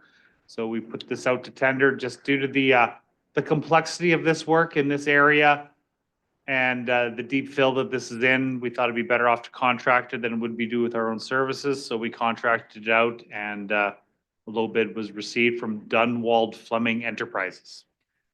This right now is scheduled to be done still this year, and we're looking at being under budget. Thank you. Any further questions for Ryan? If not, I'll entertain a motion. Councillor Johnson. I would move that council accept the tender results for Range Road 54 culvert replacement as information. Thank you. Any further discussion? Seeing none, I'll call to question. All in favor? And that motion is carried. Okay, 9.5, procedure 630201, agriculture lease of MBC properties. Thank you, Reeve. I'll start Okay. while Christopher's finding his page. This item went to the Agricultural Service Board, and the Agricultural Service Board has had a discussion on information that should be contained within a tender application, as well as made a recommendation regarding off-site watering systems that you will see in the track change document that starts on page 505. Unless Christopher wants to add something, I would turn over to the Ag Service Board members to address their recommended changes. Thank you. Christopher, do you have anything you want to add, or I'll turn it over to the Ag Service Board members? Councillor Lutz. Yeah, we were getting a lot of applications that was a price and a phone number and a name. So it wasn't really clear, we think, to some of our applicants that this was actually required information. So just to be more clear on that, even though it did state it, but people weren't doing it. It kind of evens the playing field on the information that is gathered, so we can make the better decision on who to lease properties to. Okay. Do any of the other Ag Service Board members want to add anything in addition? Councillor Johnson. I totally concur with what Councillor Lutz said.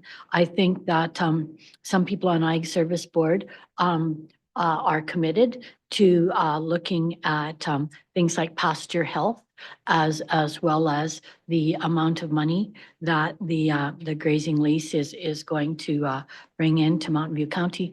And so we're hoping that this will get us that information. Okay, is there any questions from council? Councillor Nixon. I do have one question.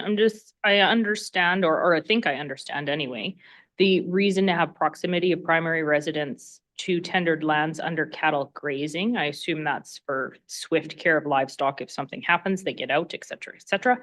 I wasn't quite as sure on the purpose of it for haylands or croplands. It was a reasoning or just to keep it consistent?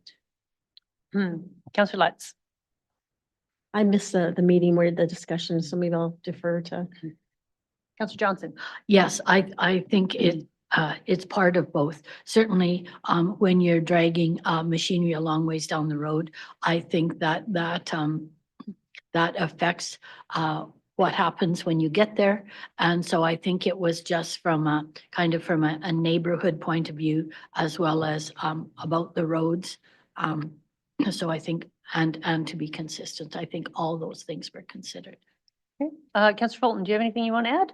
No, I think that covers it. It's just information that some people would include in a complete application, and the next person was basically on the back of a napkin. So this way now there's going to be consistency through all of them, and they'll be asked all the questions. So I think it's really going to provide clarity to the Ag Service Board, because there are challenges in that and trying to differentiate one application from another, based on just on what we were receiving. So I think this will be a benefit to the Ag Service Board. Okay. And I think in the policy we've had that the preference will be given to ratepayers in Mountain View County. Is that correct? Yeah. And so is the idea here that the Ag Service Board would put more weight on someone's home residence that was closer to the property versus the policy which states you just have to be a ratepayer in the county? Councillor Lutz? I think it's just case by case, depending on water and everything else too. So it's evaluated individually every time. Okay. Great. Is there any other questions? Councillor Harris. In the same vein, I mean, when the public's looking at putting in an application, I'm wondering what the criteria is going to be, how it's going to be calculated for experience and qualifications. So is this going to be saying guys my age get preference, or we're not gonna look at young farmers, or is it the other way around? When we just provide a general statement like that, it leaves the public sitting there wondering, well, what's experience got to do with it? And qualifications, been farming all my life or only been farming 5 years. It leaves very open questions. So when we're asking something of somebody, I think it's relevant to provide them a reason why we're asking it. Same as your thing for how far from the lands. So do the Ag Service Board members have any feedback as to what experience and qualifications means? Councillor Johnson. I'm thinking about a situation of a question I was asked this summer when a leaseholder was a successful applicant to lease a piece of land. But in fact, then they didn't actually harvest the hay themselves. They hired somebody else to do it. And then we're trying to sell it to one of the other people who had applied. And so you can see that that creates some discontent. And so I think that the Ag Service Board works really hard to make decisions that everybody can support, and they can only make those decisions if they have all the information. And so that's the reason for asking the question. Okay, but respectfully, if I could. Yes. I don't see I know the example you're talking about, I get that, but I don't see the relationship between that and asking about experience and qualifications. Unless you're making the leap that somebody with little experience is gonna do stuff like that, or maybe somebody with lots of experience. It's just not transparent to me. Councillor Lutz. So I think it's just a general question to make sure that they have the education or the capacity to manage the lands. It's not a determining factor, but I guess if they had no experience or qualifications, that might weight against them versus somebody who does. But we tried to do like a Rubicon thing where it's like a matrix and scoring, and we're not there yet, but this is one step into improving it, and maybe we'll get to that Rubicon so it's more transparent. But this policy and procedure has just been evolving. So this is kind of the next step to where we got. So yeah, no experience versus education. I just don't have a weight in that. Yeah, I guess it just raises questions. I think there's an awful lot of very experienced farmers that, well, I know some didn't even finish high school, but they're very experienced farmers. So anyway, it just leaves the question to me is, how are we rating that and what does that mean? So. Councillor Fulton. The challenge exists that across the Ag Service Board, there'll be some people that we are familiar with and others that we are not. So this information is going to try to get everybody on the same page as to what the operation is, answer all the questions of proximity so that we all get a sense of what each operation is and what their goal is in leasing the land. Because otherwise, if we just had a name and a price per acre or price per animal unit, it's very difficult because there isn't a lot of granular or yes, no answers questions that we can really help to determine when the bid price and all that is so close together and trying to establish who we should award the lease to. Okay. Is there any further discussion on this? So we have a recommended motion, we have an alternative motion, and we have whatever motion council would like to put forward. Councillor Lutz. I move that council accept procedure 6302-01 agriculture lease of MVC property as information only and refer any amendments to the CAO. We don't have amendments, so I guess that council accept the procedure as information. Or are we accepting? We're accepting the amendments that are in the agenda, package. Yeah, as they the are. amendments were made by the Agricultural Service Board, so the second part of the motion is important. Okay, I'll try that again. I move it as recommended. Thank you. Is there any further discussion? Councillor Harris.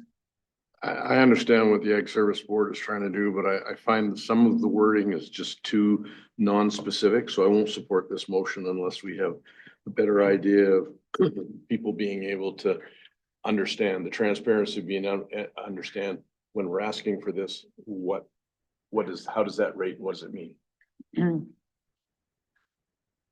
Yeah, and I do share the concern that some of this is getting very administrative heavy, and the applications are becoming very, very large. And I have a concern that I don't quite understand some of the criteria that the Ag Services Board is looking for, but I'm also, on the other hand, going to respect that the Ag Service Board has put a lot of thought into this.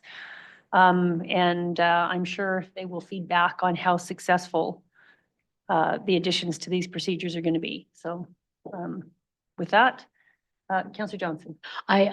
I certainly hear the concern. This is a work in progress. So certainly as we work through the changes, if it can be refined to be more acceptable, I think that everybody here would agree that we would bring those refinements back. Hey, thank you. So with that, if there's no further discussion, I will call to question on the motion. All in favor? And opposed? And that motion's carried. Okay, and so Margaret, I'm just going to look, do you want a couple of minutes in order to prepare for the public hearing, or would you like us to just keep going until Mr. Bell has arrived? Yes, we're just waiting for the chair, Don Bell, to show because he's part of the presentation. So if you can, I think if we can perhaps just take a break, that would be good. Okay, so we will take a 5-minute break, and then we will come back and start the public hearing for the Sundre Airport concept plan.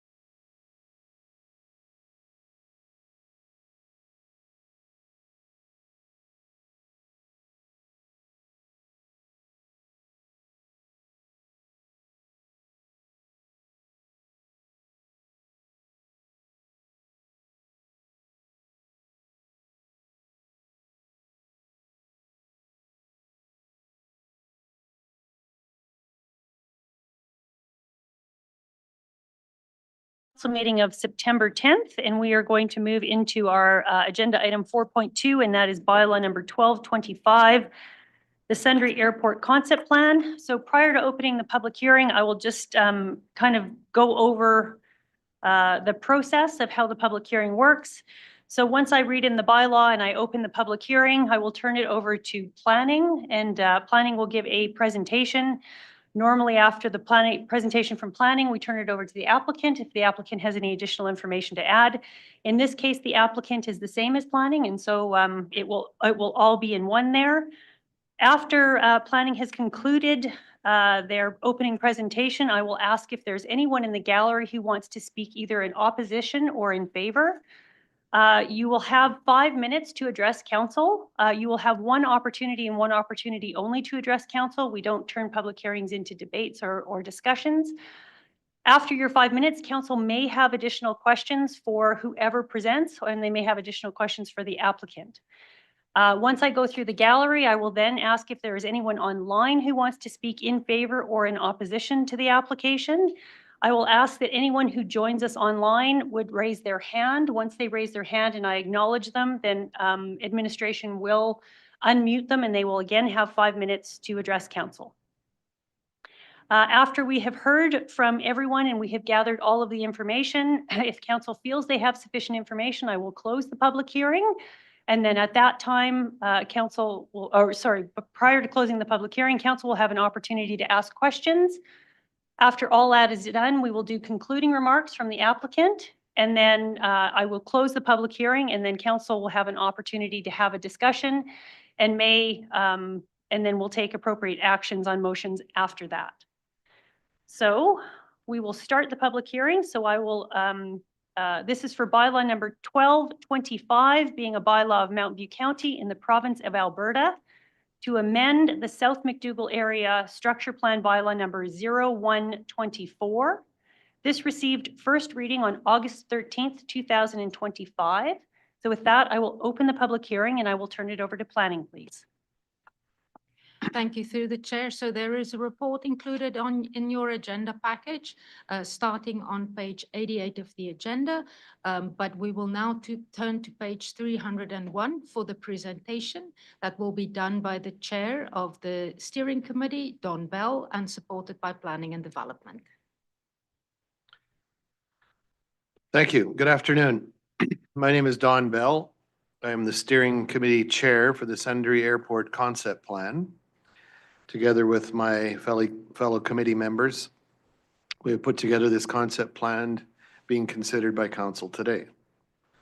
The proposed concept plan has been developed to outline a strategy that supports the Sundre Airport's future expansion while balancing aviation safety with potential future development, land use, and subdivision on neighboring lands.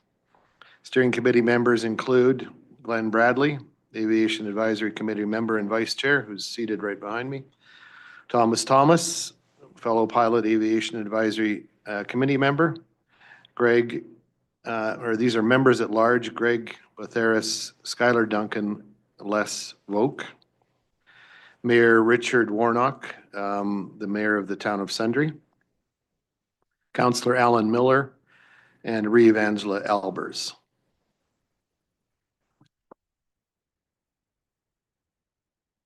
Looking on the next slide on page 302 of the agenda, the South McDougall Flats Area Structure Plan was adopted in March of last year. The map on this slide comes from the ASP and shows the land use concept map, which provides guidance on the different types of land uses that can be considered.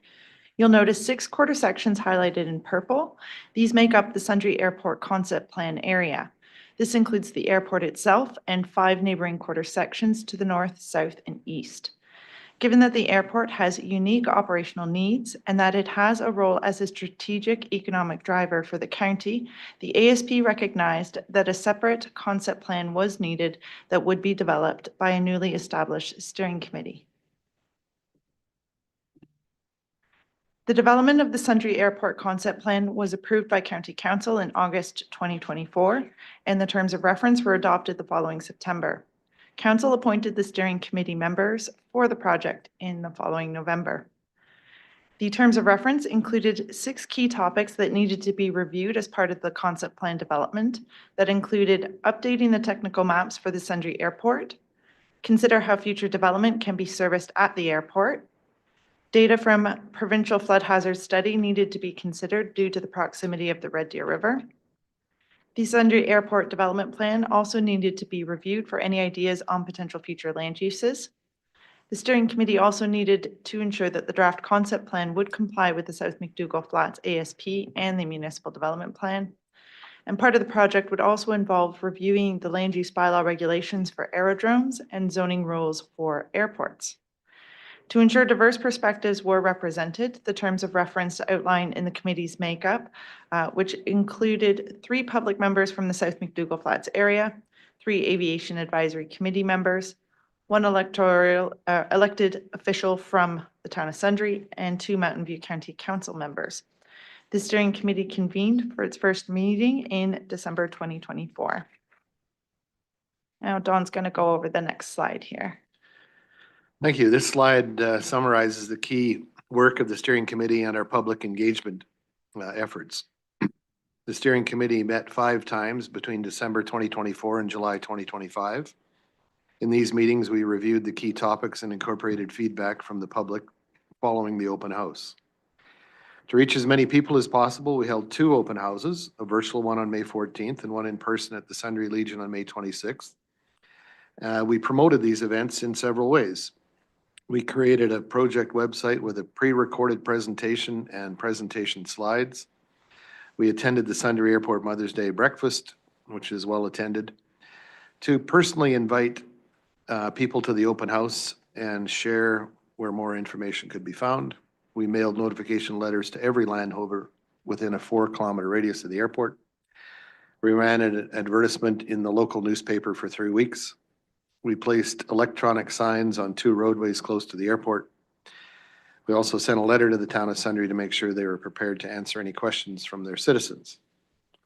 I'll hand it over to planning to go over how the lands within the concept planned area are being used, the technical information used to develop the policies, as well as the proposed policies for each of the quarters within the plan.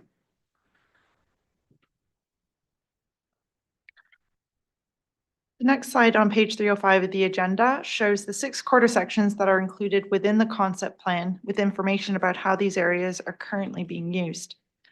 The quarter marked as number 1 in the northwest corner contains an active gravel pit. This operation has been ongoing and is projected to continue for roughly the next 10 to 15 years. Moving to the second quarter in the northeast corner, you'll see it's bare land and has recently received approval for a county-owned gravel pit. This will be a longer-term project developed in stages and progressive reclamation as it proceeds through future phases. It is anticipated that this operation could be active for around the next 50 years. The third quarter is where the Sundre Airport is located. The hangars are clustered in the northwest part of this quarter. There's also a main runway that extends to the south and a second runway that is a turf strip and runs roughly in an east-west direction. The land surrounding the runways are currently undeveloped and has been used as grazing leases by local livestock owners. Finally, the quarters marked 4, 5, and 6 are undeveloped with the exception of the lands used for the runway. These areas have also been used as grazing leases. This next slide briefly highlights the key considerations that help shape the policies for the proposed concept plan. Land uses within and surrounding the concept plan were evaluated. It was important that any future land uses considered within the concept plan would work well with aviation activities at the airport, but also fit in with what's happening in the surrounding areas. The areas identified as environmentally significant lands from the summit report were also used to determine the important environmental features within the plan area. Areas that could be affected by flooding based on provincial mapping were also considered. The final map on the bottom right comes from provincial data and shows that there is a high likelihood of clean gravel deposits across the entire concept plan area. Through the development of the policies for the concept plan, an understanding of these natural features and existing land uses needed to be balanced with the needs for aviation safety, while also considering future opportunities for the airport to grow. Now we'll have a look at a summary of the policies within the proposed Sundre Airport concept plan for each of the 6 quarter sections within the plan area. This slide summarizes the policies for the quarter that contains the Sundre Airport.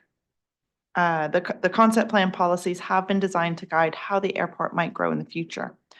Rules for developing any airport lots are detailed within the land use bylaw, and any uses must remain compatible with aviation safety and Transport Canada rules.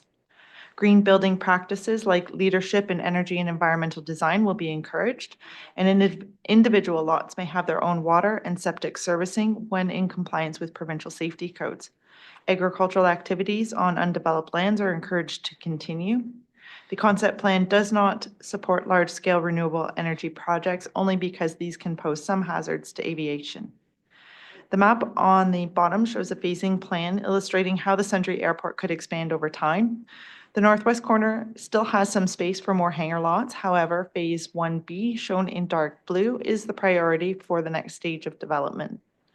Phases 2 and 3 east of the main runway could happen in the future once there is an established access to these areas through the neighboring quarters. Any future phases would require their own detailed concept plans and subdivision applications, which would need to be reviewed and approved by the county subdivision authority. Next, we'll have a look at the quarter section directly south of the airport. The maps on this slide highlight that it is considered environmentally significant and shows the flood hazard areas that had to be considered when creating these policies. Because the land is so sensitive, the focus is on preservation. The goal is to keep it in a natural state. While there might be consideration for some low impact, non-motorized recreational activities or passive recreation, the land is intended to remain in an agricultural land use for now. Any future uses would have to be minimal to protect the valuable natural space. Now looking at the next quarter in the southeast area of the concept plan area. This area presents both resource opportunities and flood risk. Provincial data indicates a high potential for clean gravel deposits, but the southern part of this land is located within the floodway of the river. The steering committee has developed policies to balance these factors. The policies protect the lands outside of the floodway to preserve the option for future gravel extraction. The land within the floodway, similar to the quarter to the west, may be considered for low-impact recreational use. For the time being, the land will continue to be used for agriculture. If gravel extraction is pursued in the future, it would require approvals from both the province and the county. Margaretta will now go over the proposed policies for the 3 remaining quarters. Thank you. So on page 311 of the agenda, we'll be looking at the quarter east of the airport. This land has also some high potential for gravel resources. While there's a risk for minor flooding, it is lower than in the areas closer to the river. The policies for this quarter section aims to be flexible. While the land will remain in agricultural use for now, the plan also allows for temporary, low-impact recreational use and acknowledging the long-term potential for gravel extraction. Any future changes to this land will need approvals from the county and the province. The concept plan will require any future development applications to address 2 key needs for the airport: securing a future access road, as well as preserving the opportunity for a runway expansion eastwards. On the next page, we'll now be looking at the policies for the quarter north of the airport. This quarter section contains an active gravel pit with an estimated time of 10 to 15 years of operations remaining. The concept plan provides a framework for its future use once the gravel is gone and the land is reclaimed. The plan explores future options for this area, including commercial and industrial growth that would align with the existing industrial areas to the north. It also considers creating some public spaces for recreational facilities that would be compatible with both the surrounding businesses as well as the airport. To make any of these changes a reality, a comprehensive concept plan for the entire quarter section would be needed, along with the necessary approvals from the county's approving authorities. This plan would also have to address how secure future access to the airport lands east of the runway. The image at the bottom of this slide also shows examples from Ontario where public sports facilities were designed adjacent to industrial sites. Now we will focus on the quarter section northeast of the airport. This is the airport pit, a county-owned gravel pit that started operations earlier this year. This will be a long-term operation with gravel extraction lasting at least the next 50 years. The work will be done in small 60-acre phases, with land reclamation taking place as each phase is completed. Once the gravel operation is complete and the land is reclaimed, the area could be used for industrial development that is compatible with the airport. There is also an opportunity to consider recreational uses that works well with the airport activities. Any future changes on how this land would be used would also require a comprehensive concept plan for the entire area and will require all the municipal approvals. This plan would also need to address how to provide access to the airport lands east of the runway in the future. The image on this slide shows another example of recreational use from Ontario, in this case, a driving range that is adjacent to a business site. Part of the development of the Sundre Airport concept plan required that technical maps be developed to inform impacts from aviation activities be updated. This map uses the latest data to illustrate 3 key features. You'll notice the outer surface mapping, which is the outermost black circle. According to Transport Canada, this area is established to protect aircraft during circling procedures or maneuvering around the airport. It extends 4,000 meters horizontally from the Sundre Airport's central point and up to 45 meters vertically. This outer surface itself isn't a new feature in Sundre Airport's mapping. Next, the updated height limitations map, which shows exactly how high buildings or structures can be near the runways to ensure aircraft safety.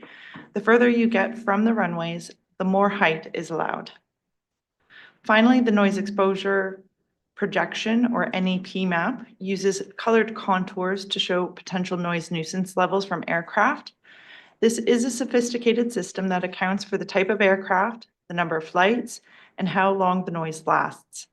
The noise exposure level below 30 is typically manageable, while anything between 30 and 40 has a higher potential to cause disturbance. The concept plan was sent to several external agencies as well as internal county departments for feedback, and no concerns were raised. Alberta Transportation did ask to be informed of any future development or land use changes near the highway to ensure traffic impacts are managed. Internal county departments had no concerns, as they had already been involved through the development of this plan. We received one response from a landowner following the open house. Their comments expressed support for the passive recreational uses in the southern portion of the plan area, some concerns about aggregate extraction, and that the opportunity for commercial solar energy development within the concept plan was not being supported. There were also concerns about aircraft flying overhead, which is beyond the scope of this concept plan. The comments received from the circulation of the open house has been included in the report to council. On the next page, you will see the minor updates that are required to the South McDougall Flats Area Structure Plan to insert the concept plan within the area structure plan. There is a minor amendment required to section 7.4 of the ASP that contains 3 policies related to the airport, one of which goes over the requirements for the development of the airport concept plan. It is recommended that the policy 7.4.3b be updated to reflect the development is complete and that the concept plan is listed as Schedule B within the area structure plan. The exact updates to this policy are reflected on the slide, as well as the attached track change versions within the main agenda. It is also noted that there's a minor amendment proposed to the concept plan within policy 5.2.1c, which included the incorrect range road. The policy provides guidance on the logical next phase of development within the airport due to the proximity of a county roadway and the ability to gain direct access from this road. Included in the request for this decision is a proposed motion to amend the listed range road from Range Road 51 to the correct Range Road 55. This is included on page 115 of the council agenda. Moving to the next slide, the steering committee were not only responsible for the development of the Sundre Airport concept plan, but also had a second task of reviewing the aerodrome regulations for the land use bylaw and to make recommendations. These regulations specifically relates to lands within and surrounding the county airports. It is really about ensuring the safety and good land use planning around these important facilities, following the rules set out by Transport Canada. After Council's consideration of the concept plan today and amending the area structure plan, the proposed land use bylaw amendments will be brought forward and subject to its own independent public hearing process before considering for adoption. Don will now provide us with some closing comments. Thank you. Based on the thorough process we've undertaken, I ask council to consider approving the airport concept plan. We believe this plan provides a clear, balanced, and strategic vision for the area's future. We want to extend our sincere thanks to all the residents and stakeholders who participated in the process, providing valuable feedback that helped shape this final document. I would also like to thank our steering committee members and staff for all their hard work and commitments for this project. Thank you. Thank you. Okay. So at this time, Mr. Bell, I'll ask you if you would mind moving to the gallery in case we have anyone who wants to speak. Thank you. And so prior to asking if there's anyone who wants to speak in favor or in opposition to this application, just remember that you have 5 minutes to address council. If you have any handouts that you would like council to have, if you could please hand those to our administrative assistant, Laura. Laura, can you give a wave to everyone? Thank you. And then Laura will ensure that any of the information that's provided will be photocopied and handed to council, or if you have any presentations that you have electronically that you would like support with, Laura can help you with that as well. When you come to the mic, if you could please just state and spell your name for the record, just to make sure that we have it captured correctly in the minutes. And with that, I will ask if there was anyone in the gallery who would like to speak in favor or in opposition to this application. Yes, please come forward. Hi everyone, my name is Jason. Oh, just wait, Mr. Sloboda, when you get to the, so we can get you on the recording, if that's okay.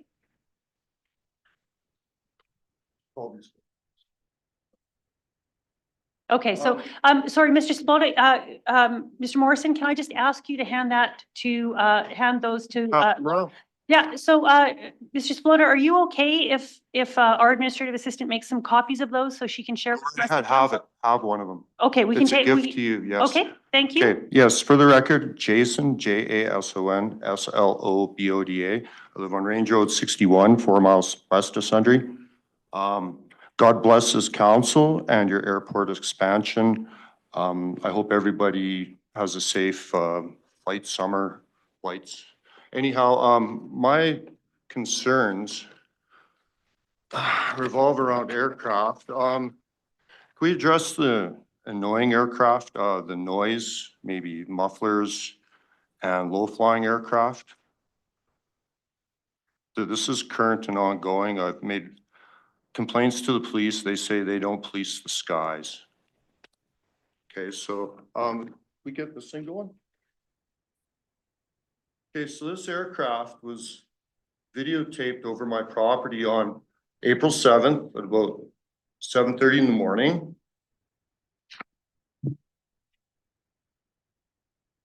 According to the RCMP, it doesn't exist. I took this photo. We're not sure what it is. No one really wants to come out and take samples, but there's no mosquitoes in my place. Anyone got any bugs on their window driving here in the morning? Do you remember bugs used to get on the window? The bugs are all leaving. And I'm concerned because there's no mosquitoes in my place.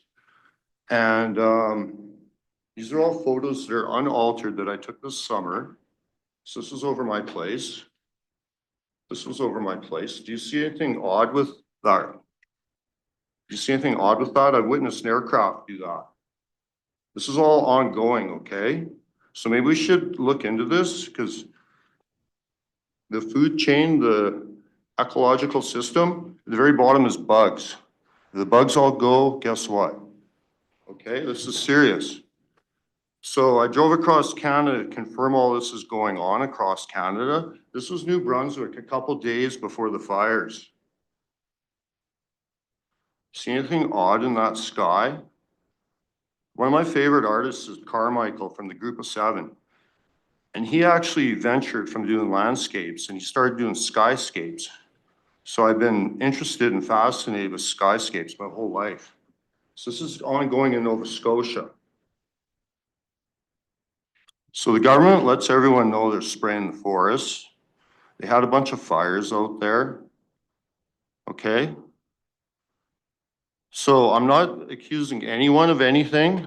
We don't know what's going on. No one wants to come out and take samples. Glyphosates can be traced. Trees are all dying at my place. There's no mosquitoes. I live on the Bearberry Creek. There's a 30-acre swamp. Do you guys not see any bugs on your windows? Like, come on. Okay, it's over my place too.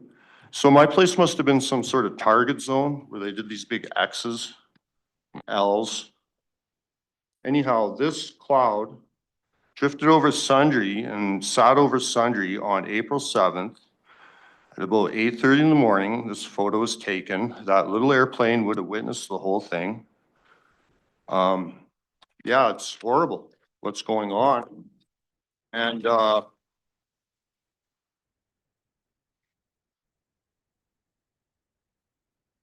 furthermore, the government of Ontario announces to the First Nations they're spraying glyphosates on their properties. Here's a little tidbit. Now this climate hoax, hype, rule of fear. Okay, what's this? 26 degrees. This is 26 degrees. Does that look like Earth or Mars? Why are they scaring people with this stuff? Okay, this is crazy. I don't like it one bit. So anyhow, if someone can come out to my place, tell me while the trees are dying and there's no mosquitoes, okay? You realize what happens when the bugs are gone, people? You know what happens? So we should look into this before we start expanding airports and getting all these little airplanes buzzing around. Have a good look at this guy. This is a covert, design specific glyphosate sprayer. They use them in Nova Scotia because the people didn't like the helicopters. So they'd zip over with this, and this thing goes 600 kilometers an hour. It's got about a 600-kilometer range. It's twin turboprop. It's based on an ME-262 design from World War II. And it's got a swallowtail. There's no identifying markings. Did you guys see this at your airport at all? Anyone? All the pictures and images of this aircraft are scrubbed off the internet. They've been getting scrubbed off my phone, but this is actually from a video. This is a still image from a video. So anyhow, people, I don't know if y'all got a plan on living in a cave with a bunch of food, but if the bugs go, this is serious. We really should, like this right here is zoomed in on the cloud that sat over Sundre that morning from this little guy here. This is from the Serpent River First Nation in Northern Ontario. I took that photo of the sign they had on the road. They blocked Highway 17 a day or so after I traveled through to raise awareness on this. And then there's that picture from New Brunswick. All the rest of these are from my place I took this summer. There's so many more, but you know, you just can't stop and take pictures of it all. I could have took so many pictures traveling across Canada in August, but you can't stop and take pictures or you just don't get anywhere. So anyhow, my investigation is done. I'm not saying anything's going on nefariously. No one knows nothing, I get it. But people, there's no bugs on your windshield, you're not getting bit by mosquitoes in Canada, you don't think something's wrong? Do you want your children to grow up here? In what? Okay, thank you, Mr. What are Sloboda. you guys planning on? Like, Yeah. your children gotta live here, do they not? Or are you gonna take them to the moon? Thank you very much for all the God information. bless brought. and thank you for your time, okay? Thank you for coming, Mr. Sloboda. Thank you very much. Thank you for Oh, your I know. information. I know. You're welcome. Uh, Thank you. Is there anyone else in the gallery who would like to speak either in favor or in opposition to this application? Is there anyone online who would like to speak either in favor or in opposition to this application? Administration is telling me there is no one online, and so I will open the floor for council to ask questions.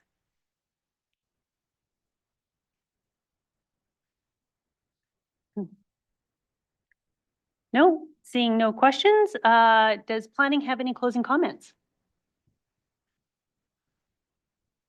No, we do not. Thank you. Thank you. And so with that, I will close the public hearing and I will look for a motion, please.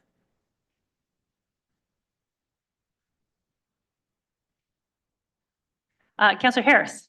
I'll move the council give second reading to bylaw number 12/25 for the Sundre Airport Concept Plan. Thank you. And Margareta, I am looking at doing the second motion prior to approving second reading. Is that correct? Yes, please. Okay, thank you. And could I have a motion then for the next one? Councillor Nixon. I'd move that council approve the amendment to subsection 521C by changing Range Road 51 to Range Road 55. Thank you. Is there any further discussion on that? So we will vote on that motion. I'll call to question. All in favor? And that motion is carried and we are back to second reading. Is there any further discussion on second reading? No? Then I will call to question on second reading. All those in favor? And that motion is carried. And Councillor Miller, would you like, sorry, Councillor Harris. Sorry, Councillor Miller, that was very unfair.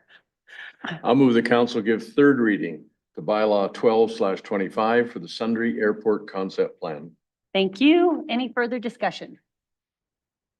Councillor Lutz. Just wanted to thank the steering committee and the work that you did and your presentation. Thank you very much. Thank you. Is there any further discussion? No. With that, I will call to question on third reading. All in favor? And that motion is carried. And for the steering committee members that are here joining us today, thank you very much for your hard work.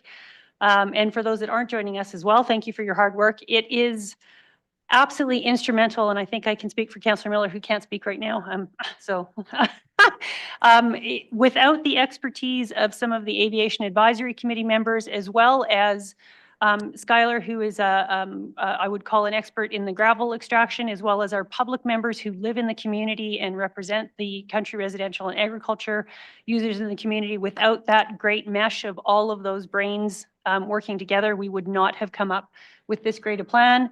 Specifically, thank you to Mayor Warnock as well for representing the town of Sundre very well, and we appreciate all the input from the town. We know that if the county and the town work as well as they have over the last 4 years, if we can continue that, it's absolutely for the benefit of everyone in the area. So huge congratulations. This was a large task, and we're thrilled that it is approved today by this council. All right. And we are going to take a couple-minute break. Sorry, Alan.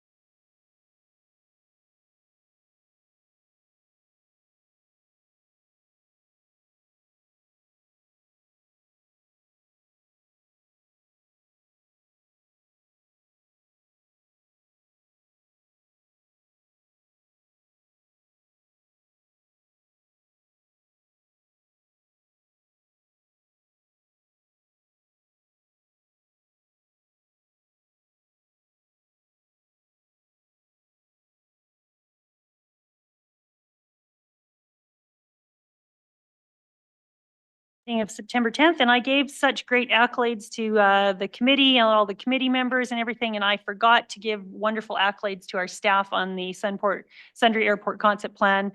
Again, our administration has just proved that they are responsive to all of the needs and the requests that the committee asked and never got frustrated with us, no matter what we asked for, and tried to accommodate it. And I think it just made for a more engaged committee, and it made for a better outcome. So Margareta, please thank your staff. Absolutely outstanding job. And we're lucky to have you guys. So thank you for that. So we will move back to 9.1, and that is the budget 2026 economic and financial scan. And so Jeff, I will let you introduce that, please. Thank you, Reeve. I'll just say a couple of comments and then turn it over to Jen to run through the RFD. So this is the start of the annual budget process with council. Jen has some good background financial information to prepare council going into the 2026 budget deliberations. And the second part of what administration would like to accomplish out of this meeting is to get some direction from council on any service level changes, any additional project sheets required to set our work plan in preparation for the next budget meeting. So with those comments, I will turn it over to Jen to run through her RFD. Thank you, Jeff. Okay, starting on page 473, we have the 2026 budget economic and financial scan. I've provided some very high-level information here. If there's anything specific you guys want additional information on, I can certainly bring that back. I start out by looking at inflation and interest. So the CPI here in Alberta for July 2025 was 1.3%. Canada overall was at 1.7%. This is definitely below the target inflation rate of 2%. We have continued to use between 2 and 3% in our long-range plans and in our CPI adjustments, even though we are seeing a little bit lower, just because we've seen that that 2 to 3% has maintained more consistent over the long term. There was a couple rate cuts that we've seen in the last year, and the last one was in March of 2025. The Bank of Canada cut the key interest rates to 2.75 at that point in time. And we go on to discuss county mill rates and assessment. I provided a kind of snippet there of the 2025 tax rate bylaw information, but I also provided some 5-year trends on some of the following attachments just to give a little bit more depth into that information going into the budget year.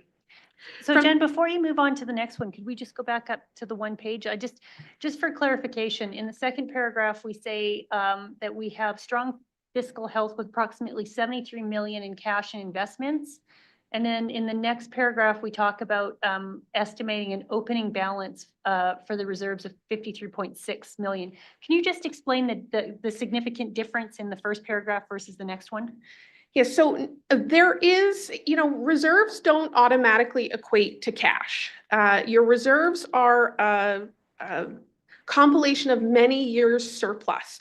We carry equity in more than just one place. So from a financial statement perspective, we look at the assets and the liabilities, we see how much cash is in there, but some of those dollars are restricted. So we have deferred revenue. Those dollars are in the bank, but not in the reserve. So there's things that create deviations all the way along. We've also got some unfunded equity items. So when you put them all together, you can balance them, and get the number that tells you how you've got one number on one statement to the equity line, but not all reserve dollars are sitting in a bank account, and not all dollars sitting in the bank account equate to our internally restricted reserves. Okay, does that answer your question? Yep, thank you. Perfect. Oh, Councillor Nixon. Should we be asking questions per page, or do you want to come back to that after you're done? Whatever you like. Okay, I'll ask my question then. In the third paragraph, I guess while we're on page 473, we'll stay there. I just wondered what facilities were the specific facilities that had work done that caused the deficits, or was this due to a lack of funding for that reserve to keep it topped up? So it is due to a lack of funding. If we go down to the bottom of the RFD, page 477, we do have the current reserve funding priorities. And so what you'll see is that the Facilities and Emergency Facility Reserve ranks number 4, which means that it is the lowest priority at this point. Bridge and Road falls just above that. So we go through and we fund all of the reserves that council has assessed as a full funding priority. We put whatever dollars into that reserve we need to in order to make it sustainable. And then we start looking at these 4 priorities, which are highlighted there in red. The first thing we do is put our money into the local road improvement reserve, and then we top up the tax rate stabilization. Anything that's left goes to bridge and roads. And because bridge and roads has a deficiency, facilities tends to not get the funding that it requires. Now, this reserve was set up, it was combined from a couple reserves a couple years back. So those balances went together as we worked on establishing long-range plans for facilities, which we do now have in place. And we'll have to continue to look at these shortfalls going forward. Thank you. From an assessment perspective, we actually just received the preliminary equalized assessment, and those are currently being reviewed. And we expect the full reports to be available around November 1st. And of course, Mike will bring back his assessment reports at a later time. I did want to just kind of touch on a couple items. There is some uncertainty here when we look at assessment. There is the multi-year assessment review that has been going on with the province, as well as the mature asset strategy. And there's a lot of uncertainty as to how this is ultimately going to impact us, but we just continue to monitor it and want to provide a little bit of information so that we're aware that there may be some changes coming in the future years. While we're on the topic of the province, we did see quite a significant increase this year to the school requisition. So that's the ASFF. It went up about $2 million. There's no indications at this point what we should expect for the coming year. And I have identified in here, because we don't really have any say in these dollars, we consider them a pass flow. They don't directly affect our ability to raise our funds, but they do affect our ability to collect those tax dollars. So they're part of the overall narrative, but they're not a direct tie into what we have the capacity to levy. Well, and I think it's important at this point to note that when at the rural municipalities of Alberta, when Minister McIver at that time, who was Municipal Affairs, was questioned about the significant increase in the school requisitions, his response was, yeah, and they're going to keep going up, so be prepared for it. So I don't anticipate that we're going to slow down in the increase in the ASFF. I think it's going to continue to increase as the need for more schools and growth and whatever occurs. And that was the message we got from Minister McIver. And it's going to have to be a decision of council in order to balance what the province takes versus what the county needs, because I know that's always a bone of contention, because our ratepayers only see the bottom line as to what they are paying in their taxes. And when the province takes up so much room with their tax increases, we always feel like it takes up our ability to increase our taxes, and that's going to be an ongoing struggle. So thanks for that, Jen. No problem. I have included a snippet there of what our 2025 education requisitions, they came out to the $16 million. From a funding perspective and the province's contributions, we have the LGFF. Again, there is not currently an allocation set out by the province for 2027. They had submitted a 3-year allocation for the 23, 24, 25 years. And we did expect this decrease of $131,000 in 2025. At this time, no indication what we're going to be seeing for next year. I will comment maybe at this time that the long-range plans have been built with comparable levels of funding. So if we see any significant decreases either to the LGFF or the CCBF, that would require us to go back and look at our plans again. We put these dollars to those annual road projects because we want to make sure we spend them every single year. Council can certainly direct where those dollars want, but we want to make sure that we're receiving them from the province and that we're able to recognize them every fiscal year and not putting them off for any big project. Because we have seen a little bit of a change from the province in that if you do not have approved projects in place, they'll hold on to that money for you. And we want to get it in our account so that we can start incurring those interest dollars on those funds and then apply it every year. From a CCBF perspective, the 2025 funding was actually just announced here in early August. It has gone up a little bit under the new agreement. So we've got about $30,000 more than we expected. And we've forecasted those dollars out in the long range plan. The funding is based on a per capita allocation model. So there's always the chance that that's going to change a little bit year to year. But anticipating a fairly comparable level of funding from them. And so again, just going down to the provincial thing on the police funding model. So a 60% increase, or sorry, a 30% increase to the police funding model, if that were to come to fruition, that's about a $600,000 roughly hit. Is that about right? I believe that's about right. Okay, so I think that's also something that council needs to start to think about as to how we're going to, again, it's either a draw in the tax rate stabilization, it's an increase in the mill rates, or it's a decrease in service. So I'm sure that when the budget comes forward, Jen is going to bring us all those wonderful options to consider. But that's a very real concern. Thanks.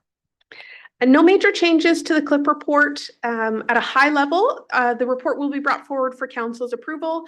We've maintained the same funding priorities and approaches under this 2026 budget as you have seen in the past. The one thing I will note is that starting in 2026, we will begin to use gravel that was crushed at a higher slightly rate. There were some amendments to contracts over the past couple years, and we've now eaten through all of the gravel that we had under the prior years. It's not a change to our cash flows because we've already been crushing, but we will start to fund those higher dollars. So we'll require a little bit more on the project reserve funding, grant funding side. Other than that, that concludes the background and over-level information. So just looking at the timelines, we will be bringing back an interim budget on October 8th for the council to review and provide a recommendation to the new incoming council. And then a full budget workshop is scheduled for November 4th following the election. The tax rate bylaw will be brought back in early 2026. And of course, all these dates are subject to change following the organizational meeting. Was there any questions or concerns about any of the content up to this point before we get into the council questions? Hey, is there any questions for Jen or any other information you would like at this point? Councillor Johnson. Not from this report specifically, but looking forward. Yeah, go ahead. Traditionally, when this sort of looking forward report was provided, one of the pieces of information that were provided was the number of oil and gas wells that were drilled in the past and how many are anticipated for this year, based on the fact that so much of our tax is based on oil and gas revenue. Do you have any idea how many wells we're looking at? I know there's a new lease being built in our neighborhood as we speak. I just don't know how many more might happen in the next year. Jeff? Maybe some clarification from council. I think Mike typically includes that in his assessment report. I think Councillor Johnson's correct. At times we have had it in this report, but I believe that was maybe related to us also tracking and recognizing that the province had the 3-year holiday. That has since concluded and we've moved forward. And so I did advise Jen just to leave it out of this report because those, the holiday, the 3-year holiday that the GOA had put in place has expired and we have moved on. So that's why it's not in this report, but certainly we can gather that information and bring it back. It will also be part of our assessment report anyway. But it is a good point. It is an indicator that does drive some revenue. Okay, so that'll come back in the when the assessment report is brought forward. If that's acceptable to council, I would just leave it out of this process and leave it on the assessment report that Mike brings forward. That likely wouldn't be seen by council until Q1 of 2026. Okay, and then that would be the complete report for the year. That would be. That's my understanding when we'd do the full detailed analysis on it. Okay. Because is gas and oil still about 55% of our total tax? I think in a general terms, that is correct. There's a lot of other things in there, but yes. Okay. So then we'll move on to council questions, Jen. Okay, so the first question that we have for council, are there any service levels or funding changes that you would like to direct administration to include in the 2026 operating or capital budget plans? Okay. So maybe one question, Ryan, just, we've talked about the moving from the 3-year to the 4-year gravel cycle. That is going to be, that's the standard, according to operations. We're still good with the 4-year That regravel is the program? standard going forward. Okay, thank you. Councillor Nixon. I guess one question that I would have, just because I haven't been here as long as some others, is I would assume that we've captured any potential savings that didn't impact service levels already. So are you looking for additional items that we would maybe like to cut, like service levels? So the budget is typically prepared based on what would be required to meet those service levels. If there are efficiencies that we can reduce funding in any aspect, we do try to do that. We try to start from a zero-based budget. So looking at what have we spent the last couple of years? How have those service levels been met or not met? Where do we need to put more money in order to meet them? And where are we able to cut back? And we always take that full approach to the budget cycle rather than just carrying it forward and applying inflation. Certainly there's some places where those type of approaches are appropriate, but we always try to start from what is the smallest number that we can put to being able to deliver these services. So for example, I think it was, Brian, 3 years or 4 years ago, we decided to do a trial to go from a 3-year regraveling program to a 4-year regraveling program. So that was a change in service level.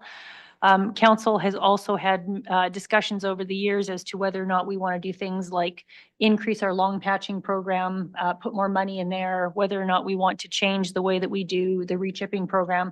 So those are kind of the high level service levels that we would be talking about if there's any significant changes that council wants to do to those, or if there's any other service level changes that council would like to consider, either increasing the budget or looking for efficiencies. So whatever council at this point would like, collectively would like administration to look at, that's the question that administration's asking today.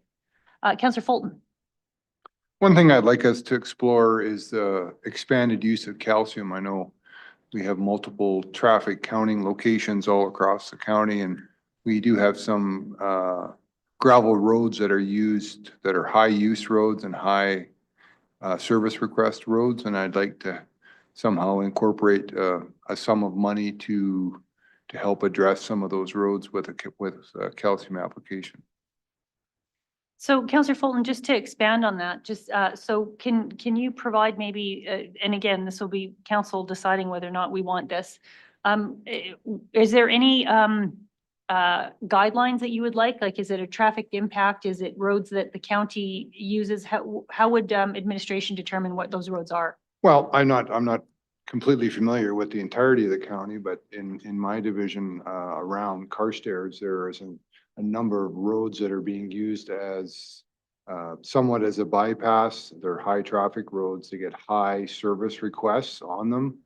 And just from the experience we've had with the road over at Irving Tack, that we calciumed that road, and that greatly reduced the number of grader trips on that road segment. So it's kind of a twofold thing to take care of dust, but also reduce our grader time, because I know the graders personally know that the graders have to spend extra time on some of these roads, and Ryan's guys will know exactly what roads they are in the county. And I just want to see if we can correlate with some targeted calcium applications on some roads to try to hold them together and then reduce complaints. Okay. So Ryan, is that enough direction that for you to consider? It looks like it would be the target of either reducing maintenance costs, or reducing maintenance costs due to not having any grading so often, or high traffic roads. Does that give you enough direction? So what I kind of have here is high traffic roads based on traffic counts, high service request roads, and roads recommended by the graderman. Is that enough? Does that capture your request, Councillor? Yeah, I know. I think they have enough data from all the service requests, the gradermen and complaints and, other stuff that they deal with regularly. They know what roads they have to spend extra time on, and I just want to correlate Like my personal experience is I put calcium in front of my place. I put 400 meters down. The road's perfect. Doesn't need graded, doesn't get washboarded, doesn't get nothing. So I just know from my experience on my own, in front of my own place, that calcium does work. And I want to see if we can expand that in areas, because our only other option is we're going to have to contemplate moving up to chip seal or asphalt roads. And I don't think we really want to consider expanding our chip seal network. But if calcium can help, I think that would be a great benefit to us. Okay, Jeff, the way I'd like to do this is just ask if anyone is opposed to this, or do you want an actual motion to direct? Is that it? You can do it by consensus, that's Yeah. fine. We just want to make sure there's clear direction that it's a Okay. council-supported initiative before we spend a lot of staff time researching and coming up with ideas. So now that you have the background, is a motion to look at increasing the service level of calcium on high TIA roads, or as discussed, is that enough then? Because it's probably good for motion, because then the next council coming forward would be able to see the direction that council had set forward? Yes, and with council support, we will also bring back the history on previous programs that were similar in nature, Okay. if that's of interest to council. Okay, so maybe Councillor Fulton, can I ask you to put a motion forward, and then we've captured it? Yep, do we want to go as a project sheet kind of thing, or what would be the best option? I think this, well, it would be a project sheet for service Yeah, level. so if you look at the RFD, I think it's the second motion, there's some suggested wording, and then you can just add your content afterwards. Okay, so let's go up here. So it would include a project for consideration, and then you would state whatever your intended outcome is. I'll move that council direct administration to include the following project, expanded calcium use on gravel roads that have high service requests, high traffic counts. And supported by greater operators. Yeah, Operational services. Okay, for consideration in the 2026 budget deliberations. perfect. So Laura, do you have enough of that? Okay, I think that one's fairly clear. Does anyone require to see that on the screen, or are we good with that motion? I think we had a lot of discussion on it, so I will, is there any discussion on that motion? Then I'll call the question. All in favor? And that motion's carried. Okay, is there any other considerations? Councillor Johnson.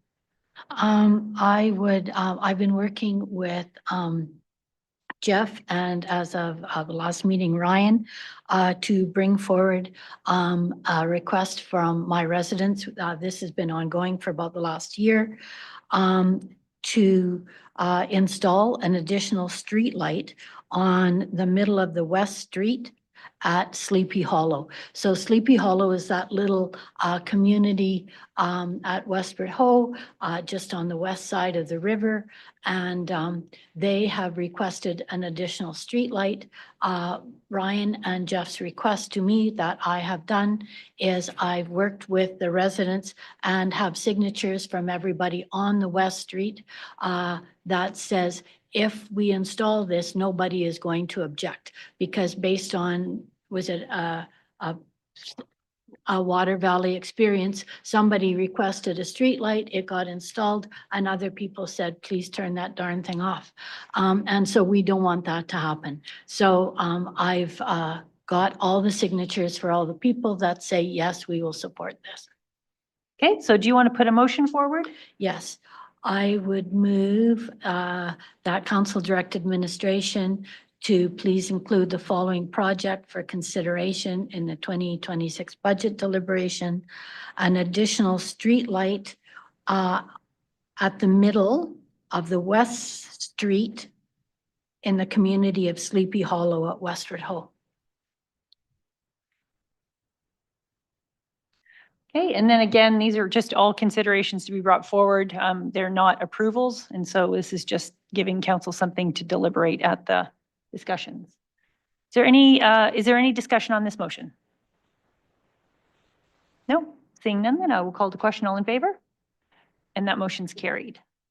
Is there anything further? Councillor Johnson. Thank you. I have an additional one, please, based on today's meeting. I would suggest that we do a project sheet for a pond leveler as a demonstration at, in Mountain View County at a location to be chosen by the ops department. They had indicated that what we had requested today at Fallen Timber was not appropriate, but that they knew of other appropriate locations. My homework suggests this wouldn't be a very expensive option. I know County of Clearwater has done this. Ryan indicated there's other places here we could put it. Perhaps this would be a good time. Okay, so, sorry, I missed that. Did you make a motion? I would move that council direct administration to include the following project for consideration in the 2026 budget deliberation. A project sheet for a pond leveler as a demonstration at a location to be chosen by the ops department. Okay, any further discussion on this one? No, Councillor Miller. So I would just ask the ops department, is there a need for this? Do you have a specific area where we would need this?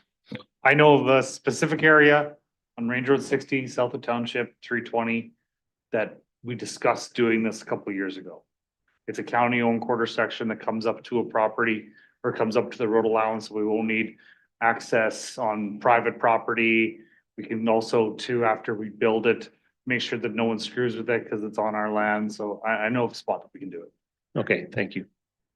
Is this something though that is required countywide, Ryan? Like if we're gonna do a project to see if this is gonna work, is this something that would be expanded throughout the county if it worked? I think that that's a larger policy-driven question that we'd have to work out in the future. Okay. All right. Is there any further discussion on this motion? No?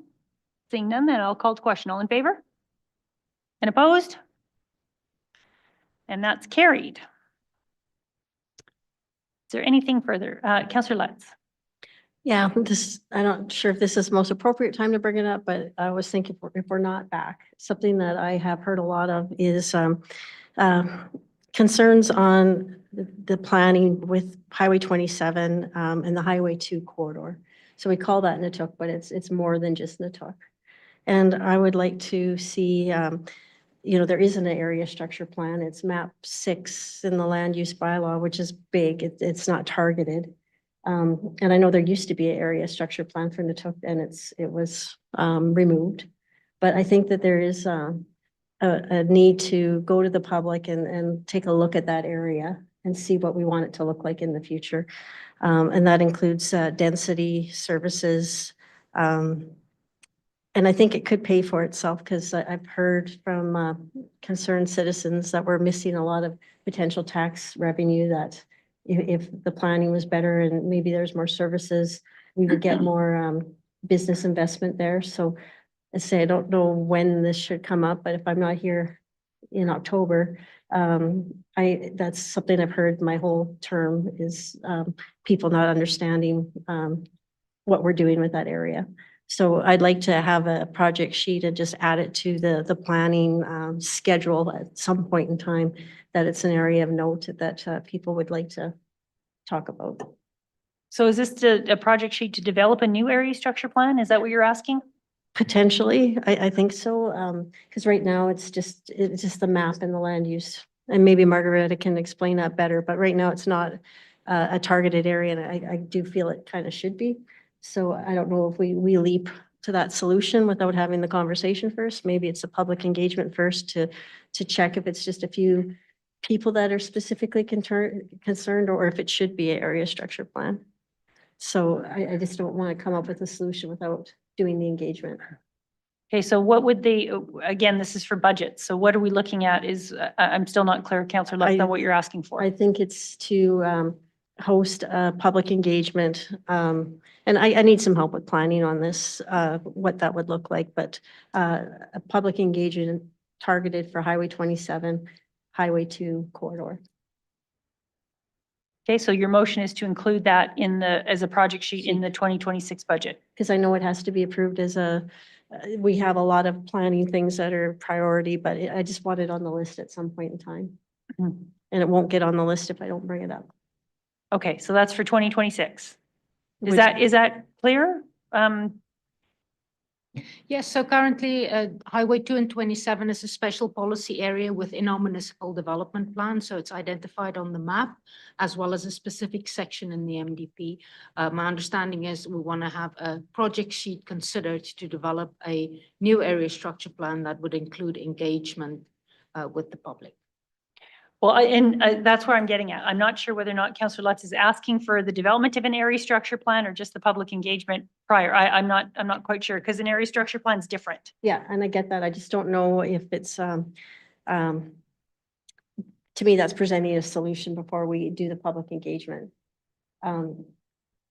I think an area structure plan was what I first intended, but after talking to Margaret, it might be covered off in the special section. But just looking at map 6, to me, that's not the targeted area. I think it does need an area structure plan personally. So maybe just a comment, Reeve. I think what Councillor Lutz is wanting to amend is the MDP. So maybe you start with a project sheet that speaks to MDP amendments rather than the solution of creating the area structure plan. Since the deficiencies Councillor Lutz is identifying are within the municipal development plan. So it would be, I don't want to put words in Councillor Lutz's mouth, but MDP review focus specifically on economic development around the 2 and 27 interchange as a start. But if council decides to open the MDP, that's a council decision, and then this would just form part of it. So it's not really a separate project sheet then. Correct. And the MDP would typically look at everything countywide. So once you open the document, you open it up countywide, not just for one area. Right. But to make the changes Councillor Lutz has spoke to, if I'm hearing it correctly, the MDP needs to be amended. Okay, so so we're really looking at adding a project sheet to open the MDP. I'm just trying to figure out what we're directing administration to do. Yes, I think that's where you would start. And then, of course, there's additional data gathering that has been mentioned as far as servicing and that kind of thing, and we'd have to figure out what the scope of that is. But I think the starting point is opening the MDP. And so, Margareta, do we normally have that on the budget for the first or second year of a new election? Because every time I've been on council, we've normally looked at opening the MDP either in the first year or the second year of an election. Do we already have that in the plan? So I haven't currently identified it as a plan, but typically a new council within their 4 years will definitely do a review of an MDP. So again, it depends on council's direction. Also, if there's a lot of returning councillors with a lot of knowledge, because typically you want councillors to, have worked with the MDP for some time to better understand it before we do a review, but it is at council's discretion. We typically will identify the area structure plans that we recommend for a review. We also have IDPs. They are fairly recently adopted, but again, depending on council's direction, we change our work plans for the next year. Okay, so again, I'm looking for what the project sheet is then. Well, I'm just worried that if we just say open it up to an NDP, that the Netook area could get lost. So it is, because that's such a big process, right? So is this not Jeff, this is not as part of this, but could we not make a motion to, because we have a list in the directives of already issues that when the next MDP review come, that council consider this. Is that not a more appropriate way to do that? That when it comes forward, this would be part of the review? We do have that process of tracking items that have come up and been deferred until the next review. So we do have that list that planning and development keeps. I can't speak to whether that addresses Councillor Lutz's concern or not. I'm just concerned that it takes staff resources and time, so I want to buy in from council that it's worth the staff resources and time, and it's not just a little item. It might take a little bit more, so that's why I brought it to this form in case it does need a project sheet. Okay, so if we need a project sheet, then I'm going to ask you, Councillor Lutz, to make a motion as to what you want, and then council can deliberate the motion. Okay, I make a motion that council direct administration to include the following project for consideration of the 2026 budget deliberations. A strategy for growth for Highway 27 and Highway 2 corridor, and maybe they can suggest the best route. Okay, And if they come back and say, yeah, this is a good NDP thing, or no, this is going to take more research, and you guys can make a recommendation on the best way to chunk that one off. is that clear enough direction? Yes, now, based on the wording of the motion, likely my recommendation would be that it be added to the strategic planning discussion with the new council as the first step. Get direction there, and then it will flow from there, whether there's MDP changes, area structure plan changes. So it probably doesn't have a budgetary impact until after the strategic planning session with the new council to review what council's focus and direction will be and receive that direction and then proceed to execute it. So potentially the project sheet could look something like a 2-year project sheet where the first year goes to council in their strategic planning session, and then 2027 is something. I'm just trying to figure out what we're doing for budgets here. I understand what your concern is here, Councillor Lutz, but this is a budget discussion. So what are we trying to direct administration to do to put in the budget? Well, I think like when we do area structure plans and stuff like that, you do have a budget number because it does take some resources. And I think we just take it to the strategic planning session, we're missing the public input. And I think that's really important.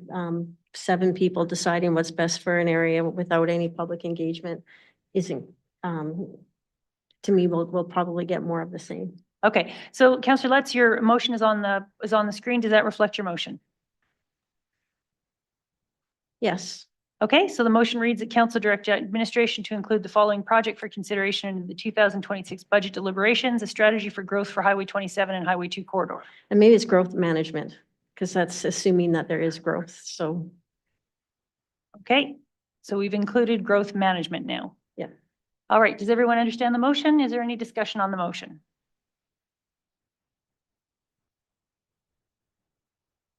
No? Okay. No, I think, no, I'm not sure I understand what we're trying to get at, but I don't think this is a budget discussion. To me, unless you were gonna actually recommend a placeholder for an area structure plan or something, that this is too vague and it could get lost. I don't want to lose this, and I think this is what needs to be on our directives, and then the number, topic in the strat plan, and the strat plan will say, yes, we want to do this, and then that's when it moves to public engagement, ASP, all that, the process, right? And I don't know what the administration is going to put down for a project sheet and a number in the budget right now. I can't see what it would be. If it was an ASB review of the special policy area for and it's $15,000, that's a budgeted item that you can move forward. But this, it's going to be very hard for them to pin down a number and even an expectation of what the job might be, so. Okay, is there any further discussion? No, then I will call to question. All in favor? And opposed? Sorry, and that motion is defeated. Okay, is there anything else that council would like to, Councillor Johnson? Well, at the risk of not being here in October, I would like to ask for a budget sheet for additional water hauling to allow to cancel a total diversion license, a temporary diversion license at the Beaver Pond on Range Road 44, north of Highway 27, as requested by local residents. Okay, so we have that motion coming forward. So while this motion is putting on the screen, again, it'd be good if council could think bigger terms instead of small localized divisional projects as well. If we can maybe go over some of the big service levels. I'll bring up a few of those after that we can have some discussions on, but let's look at this. Okay. Additional water hauling to allow a TDL at Beaver Pond Range Road for to allow canceling a TDL. Yeah, thank you. So it means that we're going to have to haul the water farther. Okay, North of Highway 27. Thank you. okay, so Councillor Johnson, does that reflect your motion?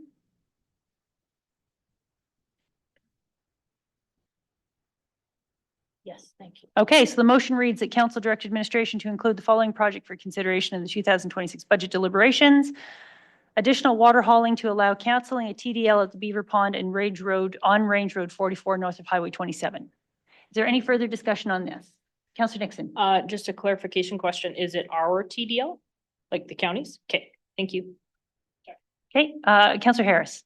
Yeah, I can't support this because the next thing you're gonna know, we're gonna have people all across this county and we're gonna have a huge expense being put on the county for hauling water. Without knowing what the limit of the TDL is, how much we're taking out of there. Again, water's the provincial thing. They get a temporary diversion license. I have to be satisfied that that's done in accordance with the regulations or environment. So yeah, this just opens up a whole can of worms. Okay, is there any further discussion? Councillor Johnson. Just for background, I think there's 7 landowners that are trying to water cattle out of Eagle Creek. The creek's actually dry. And so those 7 landowners are in a world of hurt. And in fact, the province did give a TDL on a creek that's dry. And so, yeah, we really need this because we need to figure it out. Okay, so is there any further discussion on this? Okay, then I will call to question. All in favor? And opposed? And that motion is lost. Okay, Councillor Lutz. I had another one, if we could do a project sheet to look at controlling noxious weed on county leased lands. So we did a tour with the ASB and with leases changing ownership. A new leasee could go into county land and we saw an example where there was a bunch of scentless chamomile on county-owned property. And we don't look after our own noxious weeds and lease that land out. So I don't know what the scope would be. Maybe Chad would have a better idea of what that would look like. But, you know, we take a lot of pride in fencing and making sure that our county lease lands are in good condition and having noxious weeds. I just wanted to bring that to everybody's attention that's what's occurring. So if we had a budget to do some spraying, we could lease those out in better condition. So just a question for Christopher, would this be under the Ag Service Board budget? Would this not be more appropriate to discuss for the Ag Service Board to bring that forward as a budget item under their purview? It would be a Ag Service Board project to proceed with. Council ultimately sets the budget for the Ag Service Board to deliver, but it would be turned into an Ag Services program. And the Ag Service Board did their budget at the last meeting before the tour. So I didn't actually realize that this was an issue until after our meeting, and that's when we looked at the budget, so. Okay. So do we have a motion on there, Laura? Did you made your motion though? Oh, okay. Sorry, Dwayne? So as a leasee of county land, you are responsible to look after the weeds, number 1. Number 2, we have the county sprayers and the 20% rebate already in existence. It would just be enforcement of the weed policy by Ag Service to actually say, yeah, you got to spray this, and then we have the equipment that they can use and they can get 20% back for the chemical costs. So. Okay. I get that. It's just in principle, we're leasing out land, collecting money for leases, and we're giving them a noxious weed to look after. So I just don't think that's a good example of a environmental stewardship on our behalf. Okay, so do you want to make a motion, Councillor Lutz, or? Yeah, not? I move that County Direct Administration include the following, to include a project sheet for controlling noxious weeds on county-owned property that is leased.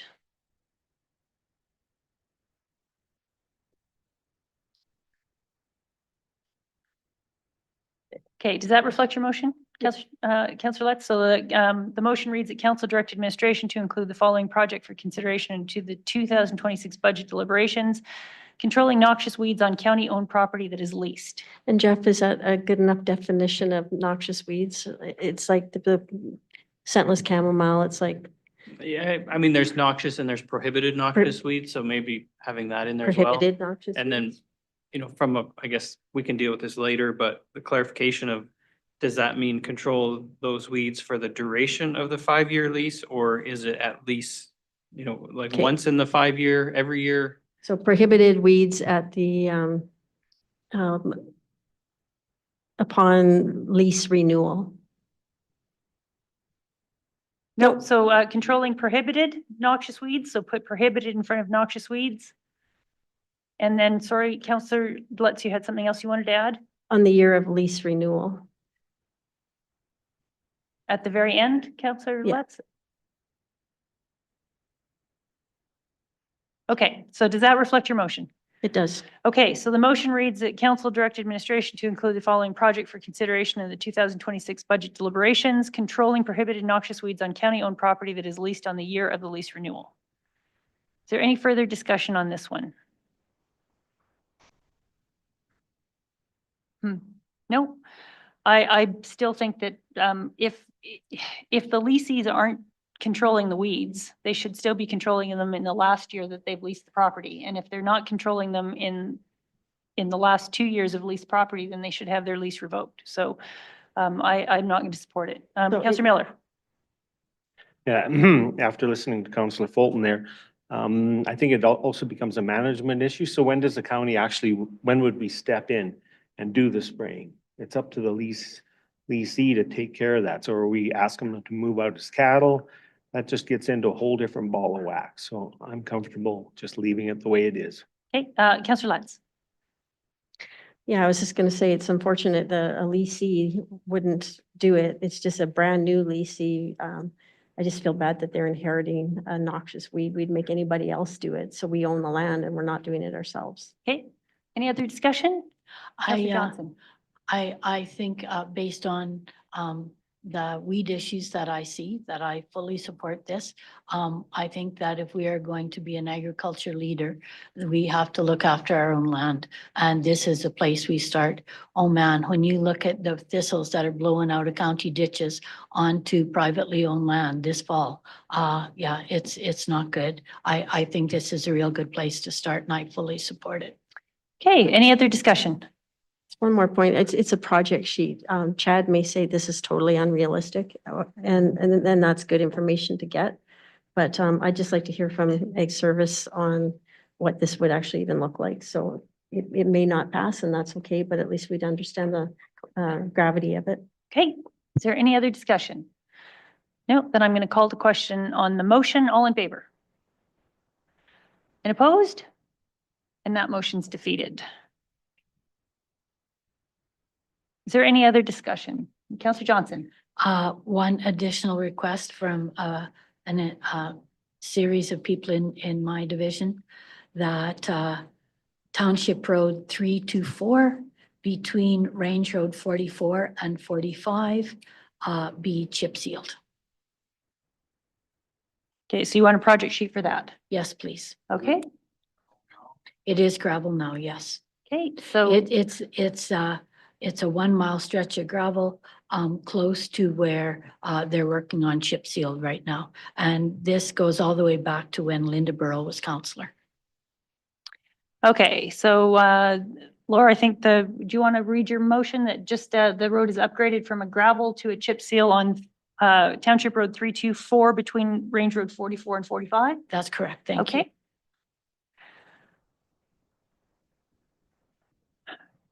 So we can have discussion on that motion while Laura's putting it up. Is there any discussion on that motion? Councillor Harris. I guess it's hard to discuss when I don't hear a rationale or is it for dust control? Is it for because the road's not maintained? Because that's a whole other issue. I just don't hear anything behind it other than, I could have people coming forward saying, hey, could you do this into chip seal? There's got to be some rationale. Okay, let me provide that. That's very reasonable. It says this is the last mile of gravel on this road going east-west. On the west side of the Little Red Deer River. There seems to be more and more traffic that uses this road as it goes to Highway 760. So it connects with Highway 760. The neighbors have put calcium down. It isn't working. It says they're resurfacing Range Road 44 now towards Highway 27, and they're going to finish it in the spring. If this was included in the chip seal that's being done in the spring, it would be an efficient use of resources. So Ryan, do you want to give us just quickly, is this, there's only 1 mile stretch between two hard surface roads? Is that what I'm hearing? Yeah, it's a 1 mile stretch of road that's landlocked by chip seal in all directions. It's the only gravel road in this area. And what Councillor Johnson said, years ago, it was a council driven project to finish that chip seal, and then council changed. That project was then removed, and it's been sitting as gravel forever. Okay. And just we do get complaints on this from people, but we get complaints from people on all gravel roads with dust, but we do get complaints on this one for dust. Okay, thank you. Any further discussion on this one? No, this actually seems like a reasonable request if it's 1 mile between all hard surface roads. I think at least it's worth a council deliberation on this one. Councillor Harris. So in my mind, a rationale here would be we're not diverting a grader all the way down a whole bunch of paved roads or chip seal roads to do 1 mile. That's what I mean by rationale. I mean, show me something that we're going to save money on grading. They're not going to have to go all the way up there to do that one little short stretch. So, I mean, I can. Okay. With that then, I will call to question. All in favor? And that motion's carried. Is there anything else from council? Okay, so I'm going to bring up a couple. So council has historically had the discussion on whether or not we want to increase the long patching, I believe. So if we look at some of our bigger bucket lists, Ryan, is there an opportunity to even bring this forward for operations to look at within? Because I know that we do sometimes have staff constraints and such. Is this even worth looking at and what the impact would be? So long patching is 100% contract forces that do it. So you can always increase the amount of long patching we do. It's just about working with the finance people to fund the money for it. It does affect, like if long patching is in the CLIP plan, it is in the long-term plan, it will affect your forecast going forward as far as balancing your reserve calculations in the future to capture it, Jen. Yeah, well, the assumption would be that anything we ask over and above what we currently have in, we'll have to either give something up or we'll have to bump the budget up. But normally this comes to council and we have the discussion when we see it in front of us instead of having the background that we request to say, what is the impact of increasing the long patching program? This is council's opportunity to ask for that information and the impact to the budget and the impact to everything else, and we can be more proactive. I only bring it up because I think we've had the discussion 2 or 3 years in a row as to the service level on long patching. So, and I don't know what we would be asking for exactly, Ryan. I think it would be asking something like administration to go and have a look what the backlog on long patching is and what would make sense to increase the long patching to kind of reduce the turnaround time. I don't know if that's even possible. So my question to you is that request reasonable or is that not reasonable? So we've done some with council before in budget falls in the past. We've gone through and done attempts at analyzing this program. The problem with this program is that when the program is done, say next year, when we do the Acme Road, we will combine the long patching into the Acme Road paving. You're going to get 3 times the amount of patches out of it because you have a large paving project to connect it to.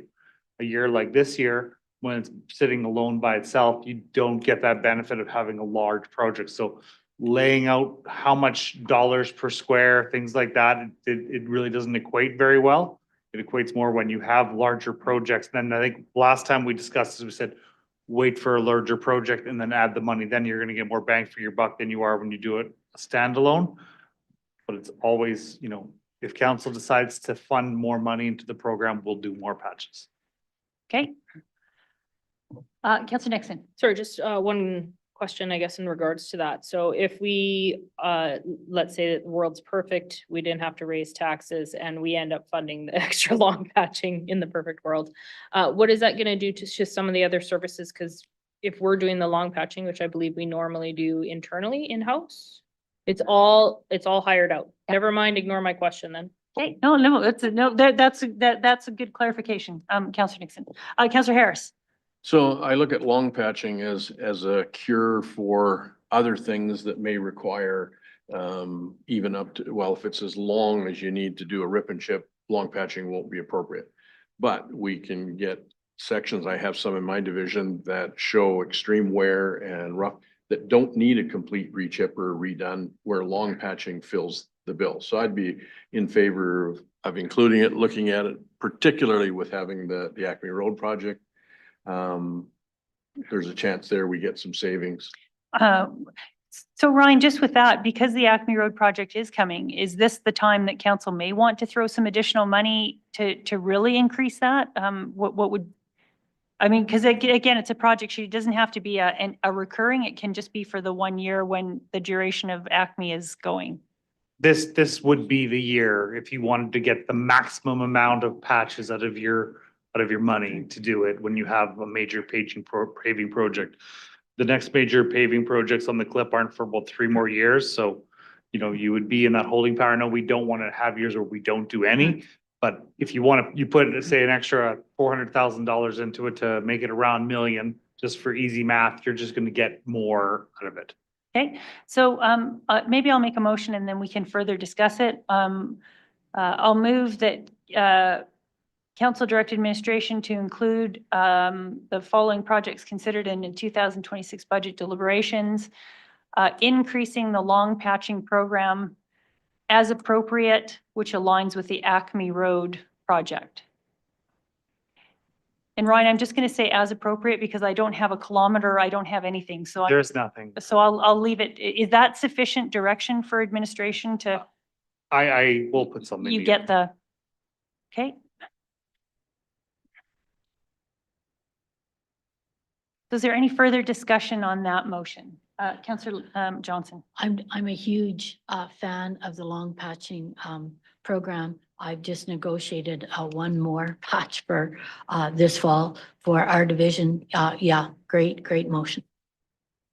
Okay, any further discussion on the motion? With that, I will call to question. All in favor? And that motion's carried. And I just, again, Ryan, I have one more question for you. I see in the background information that, and I think we have discussed this historically, but that we're looking at crushing and that the cost of the crushing, the gravel crushing is increasing. Have we ever looked at the county buying their own crushing equipment? Oh, look at that face. I figured I was going to get something like that, but. Yeah, it's there are municipalities that have their own crushing equipment. Crushing equipment is very expensive. You're looking into the multi-millions of dollars to buy that and then to staff it, do it. It's just something that we've looked at. It's like buying your own paving equipment. There are, City of Calgary does their own paving, but we just don't do enough of it to do it. Like, I just don't know. We've never looked at it because we just never, at the glance view, that it would pay off for us. Okay, but we've never actually done We've never done the business case on it, no. Okay, so I just look at, for instance, the Sundre Airport pits now, and there's a lot of gravel in there to be crushed. I don't know enough about it. But if you're saying it's not worth it. That's just my feeling on it. I've never actually investigated it past that. Okay. So I'm going to throw a motion out there and see if it sticks. So just because I'd like to have the information when we spend a lot of money on this and we say things are going up. So I'd like to direct council, I'd like council to direct administration to include in the following projects for consideration in the 2026 budget deliberations, the purchase of county-owned gravel crushing equipment.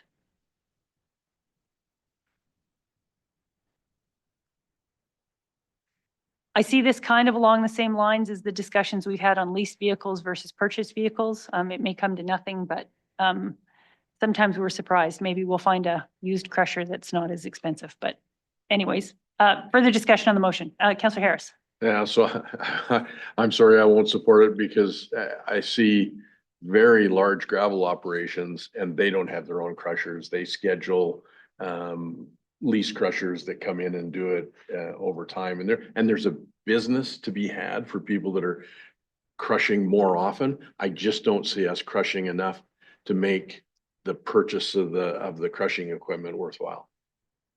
Okay. Any other discussion? When I worked at the college, they were very reluctant to take on any jobs that private industry would do because we often were heavily chastised based on being a government operation competing with private industry. And so this would be very difficult. And it all comes down to cost. So I don't have a problem competing with private industry if it's cheaper. But Councillor Nixon. I will support it just because I'm curious, but I don't think it's gonna pan out. And then I just think the other thing that we have to keep in mind while we're considering our own crushing equipment is the same issues that were discussed this morning for gravel, right? How close are our pits to people and their residences, and then what times and what days and all that stuff. But yeah, they can look into it. We'll see what they say. Councillor Fulton. Yeah, I'm without seeing the numbers, but my speculation goes along with other councillors that there's a lot of reasons why people in business, you don't own stuff because it's way cheaper to hire it. But I think it would be, I think I'd like to see some numbers and really, and then that'll give us justification as to why it costs us X amount of dollars per ton for the next 5 years or whatever, like, so we know, right? And we know what it would cost to own it. And I'm sure they can get operating costs pretty, good estimates of that, so. Well, and look at Ryan. He's curious too. Look at his face. He's just curious. Well, it's a whole new world of equipment and stuff. Councillor Miller.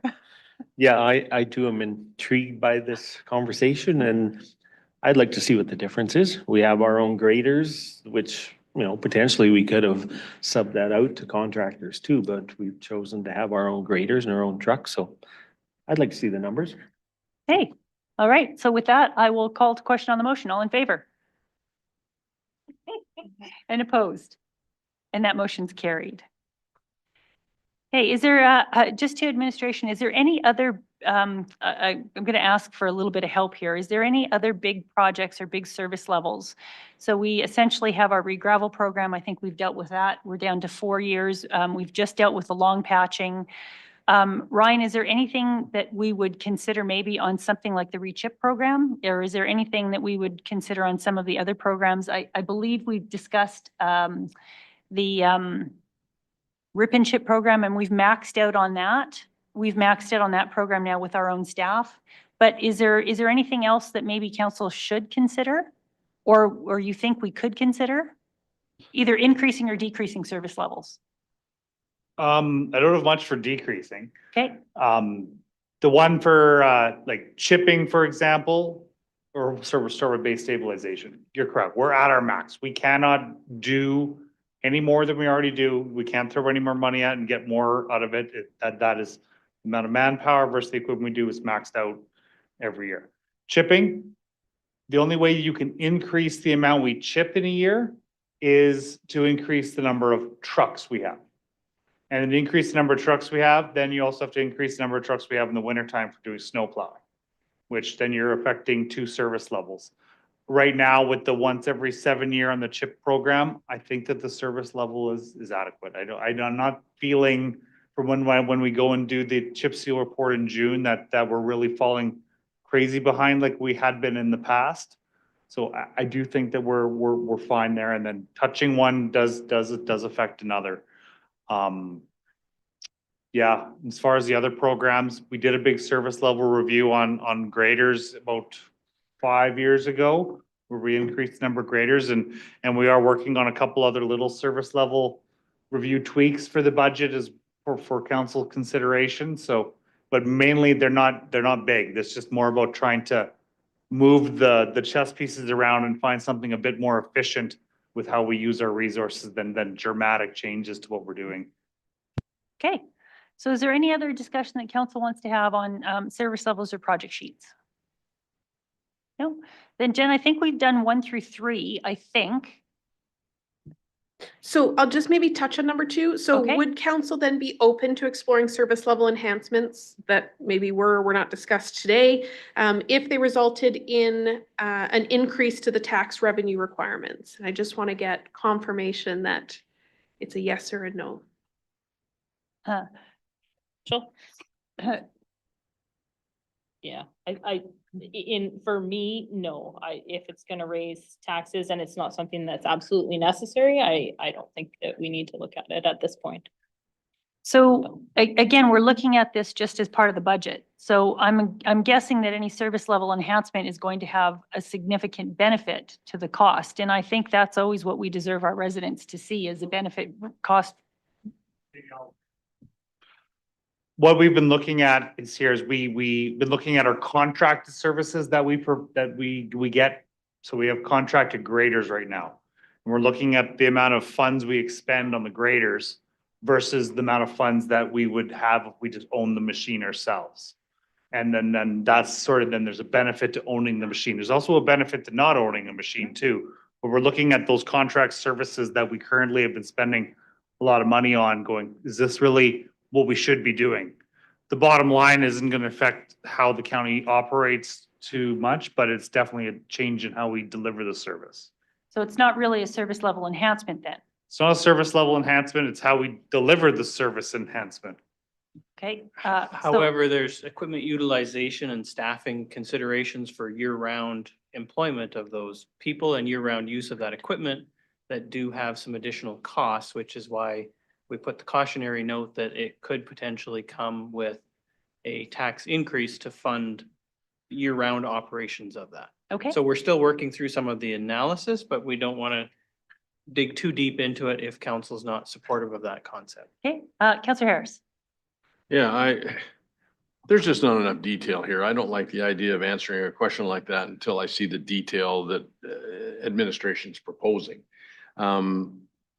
Sorry if I hurt somebody's feelings, but this is written like, oh, we're going to increase taxes. Well, we don't know that for sure until we see the details. So yeah, I'm in favor of seeing what administration has to say. The devil's in the details. Councillor Johnson. A similar a project may be that I've thought about and made some notes about is the whole idea that we have GIS, GPS on all our heavy equipment, but that we don't have it on our light fleet. And I've often wondered if there would be some efficiencies gained by spending the money to have GPS, GIS on our light fleet. That might be a similar question, but there again, it's difficult to answer the question when you don't know exactly where the question's going. So that might be another project that we could consider if this was to be brought forward. But that's a lot different than the other project that you were just talking about. So I want to be careful when I say yes and no, what I'm supporting. Well, I think there's lots of benefits. So for instance, our tax incentive, when we present it, it always looks like it's a negative cost to the taxpayer, but it's actually not. There's a lot of benefits that are inherent in that actually make the county operate a lot better. But just on the face of it, it doesn't look like it does, but we know that it does. And so I'm just going to look and see whether or not there's any opposition to 2. I always like to hear what staff has to say, and if there's a better way of doing things, then I think it's up to council to at least listen to that and get the information. So is there anyone opposed to seeing number 2 come back? Again, nothing will change. It's all council direction. At the end of the day, council's the one that approves the budget. This is just getting us more information. And again, a new council coming in, this is going to explain a lot better to them what we currently do versus maybe a proposed change. So that information in itself is invaluable. So I'm just looking, is there anyone opposed to bringing this forward? Okay, so Jen, there's your answer. So number 2 is we would like to see the information. Excellent. Thank you so much. And so the last question there for you is, council still satisfied with the reserve funding priorities that are presented below? So on the next page, and I know we discussed it a little bit earlier, we've got our reserves along with their funding priorities. So you'll notice some reserves are fully funded. As I mentioned, that means that we'll put in whatever volume of reserve additions we require in order to keep that reserve sustainable. And then we run through the 4 priorities that council has assigned. Okay, Councillor Harris. I have no issue with the priorities, but just a small item, the strings and keys, didn't we change that this year? We did. I'm sorry. I should have removed that from the table. Thank you. Okay, any other questions? Councillor Nixon. Just per our previous conversation, to try and see if we can find some way to maybe make the facility and emergency facilities fund not be so deficient. So then that would require either changing the priority level and putting it above bridge and roads, or changing it so that it has a set reserve addition per year, or that we fully fund it. Whatever changes we make, I mean, at the end of the day, all the reserves are one big pocket of money, and council has the ability to reallocate as needed. This is just how we put those dollars away annually and how we prioritize the equity and where we put it. So if you'd like to see a change, then we would just get a motion to amend the priorities. So for instance, the tax rate stabilization fund, those funds can be moved to any reserve at any time through a council motion. Absolutely. That's what I was gonna ask, so that works. Yep. Okay, Councillor Fulton. Well, just other note that the local road one is only 500,000, so that's not hard to replenish that. And I'm sure the tax rate stabilization is close to the 10% of taxes now.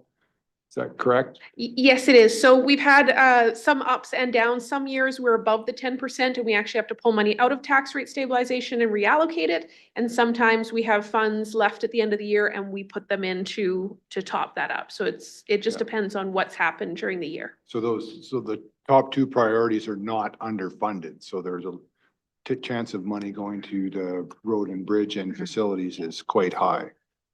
Well, Quite high. and I think the other thing that's important is the deficits that you've reported on page 473 of 32.8 million for road and bridge and 8.6 for the facilities. That's at the end of 15 years. Is that correct? That's correct. That's at the end of the 15 years. Yeah. So we have to realize that that's a long time in the future as well. And so council reviews the reserve priorities every year. And so we always have the opportunity that if we feel there's an imbalance coming forward, like in the next 2 or 3 years, we can shift those priorities. Okay. Councillor Johnson. Just kind of summarizing the 4 questions. Okay, so wait, can I just want to get number 4 done. So is there any changes is council okay with the 4 priorities on the reserves? Looking, Jen, so we're good with the 4 priorities as they are currently. Thank you. Okay. Now, Councillor Johnson. So as the discussion goes forward about the budget, will there be another opportunity to bring suggestions for other project sheets? I realize that this is time sensitive. I'm just thinking that occasionally I think about something at the wrong time and maybe I missed something today. And would there be another opportunity to bring that forward? Jeff. Is that a question for me? Okay, so yes, I believe that would be appropriate, Councillor Johnson. I think even leading into the budget workshop, I think ideally we would have, going into that budget workshop, we would have somewhat of a solidified package for council to debate so that we can be prepared to move forward and have a December approval of the budget. So that's kind of the timeline I work off of. And certainly we would just look to motions from council, directing it be included in the 2026 budget package anytime between now and then. And we'll do our best to get the information together in a project sheet for council to debate. Okay, so if there's no other projects that council would like to propose at this time, we do have a recommendation, the first recommendation, if someone would like to make that on page 473. Councillor Fulton. Yeah, just before we get to that, I just like to we kind of breezed past some of the tables there on 479, but just the interesting thing, I know our assessment has went way up, but our mill rate decreases have been quite dramatic across the residential and even a smidge on farmland, linear, everything has actually, mill rate wise has went down. And then the assessment side, I know there's been chatter about oil and gas going away, but we've had a 20% increase in linear. So, you know, just as time goes on here, there's gonna be conversations about that. And it's just, this is good to show that we're doing the best we can with our mill rates and that the county around us is growing and doing well. Well, but based on the outlook, it looks like we're gonna actually have to increase those mill rates possibly in 2026. No, we but won't- just we won't from a get the- five-year, yeah. a five-year Yeah. history, that's pretty No, positive, right? I agree. Absolutely agree. Good points. Now I will move the regulatory.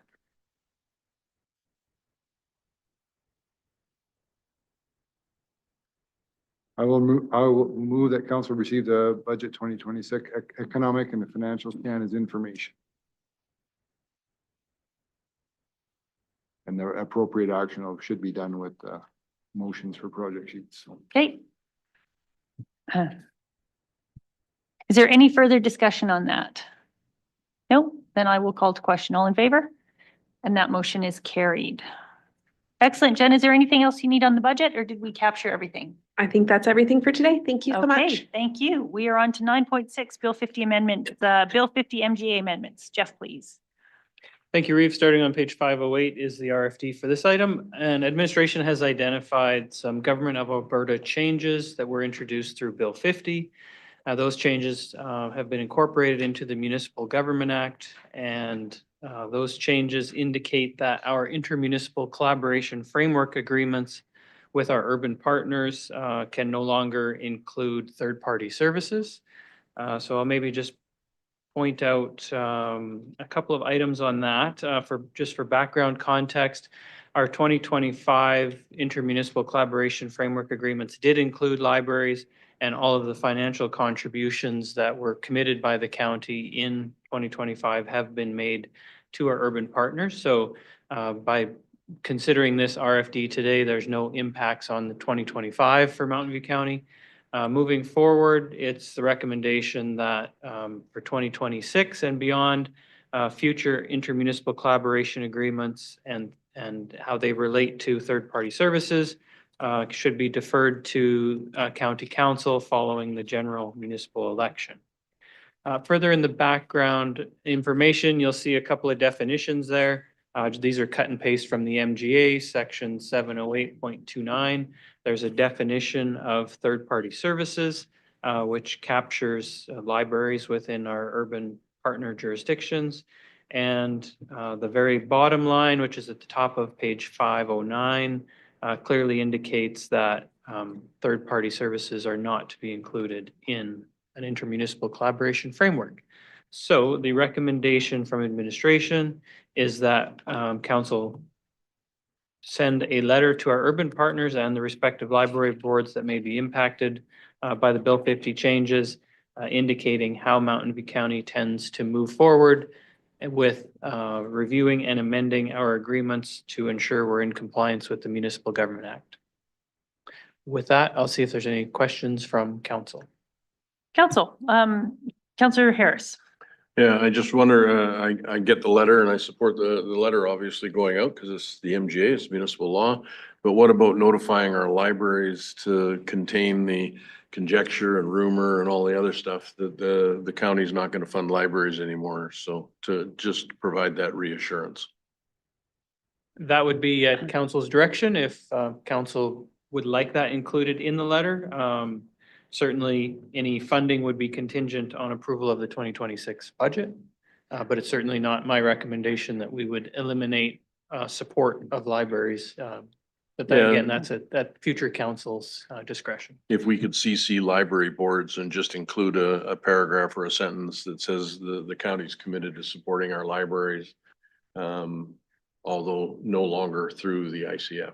So something that just gives them some reassurance. And we did have that suggestion and I recommended against it And the only reason I recommended against it is because we know under the new Bill 50 that we cannot do libraries anymore. And I didn't think it was appropriate at this time to essentially tell the new council what they could do, because those ICF agreements will be done with the new council. And so I felt it was more appropriate to leave that up to the new councils to decide how they wanted to address libraries and how they wanted to move forward. So we stuck to the facts and didn't do anything else. But that is council direction, and you can direct the correspondence any way that that this council feels appropriate. Yeah, I just feel this is gonna create a storm if we don't just soothe the feathers a little bit, just understanding this is a requirement of the law, but it doesn't change the intent of this council in supporting our libraries in some way. Okay. Councillor Fulton. No, just unfortunately, in the past, that some of our funding has went right to the town, and then you've seen the budget, the town portion decrease when our portion went up. So I think this will actually be a better system, is that our funding will go directly to the library board. And then as the library board builds their budget, and then whatever the urban kicks in, they won't have the ability to play with that number as much as they did in the past. So I think this is a positive to go, and I'm fully support sending it to the library boards or whatever the managers, whatever the most, I don't know who has the actual, I don't think our library board has an official email or an address to send something through, so probably have to go through the library managers. So, sorry, Councillor Letts. And I'm just saying, I think a lot of us sit on library boards. So I had a conversation with Olds, and so complimentary on how they're supported by Mountain View County. So their fear level is pretty non-existent with Mountain View County, because we've been very supportive. So I think just being on the board helps have those conversations. So I'm not sure that in my area, there's no fear. So would it be appropriate then to include something in the letter that says this council's direction is that Mountain View County continue to support libraries, and will encourage the next council to address how funding will be done outside of the ICFs or something like that? Is that and then we're not sticking the next council, but we're providing direction that this is the direction this council would like to see. Is that appropriate? Councillor Harris? Yeah, I think so. To address Dwayne's concerns, there's nothing that I see in the legislation that stops us from entering into a separate MOU with an urban in support of the libraries. So to prevent that same thing happening where they find out what we're giving, and then they look at the library budget, and then they fill in the gap. We had this discussion as well, Jeff and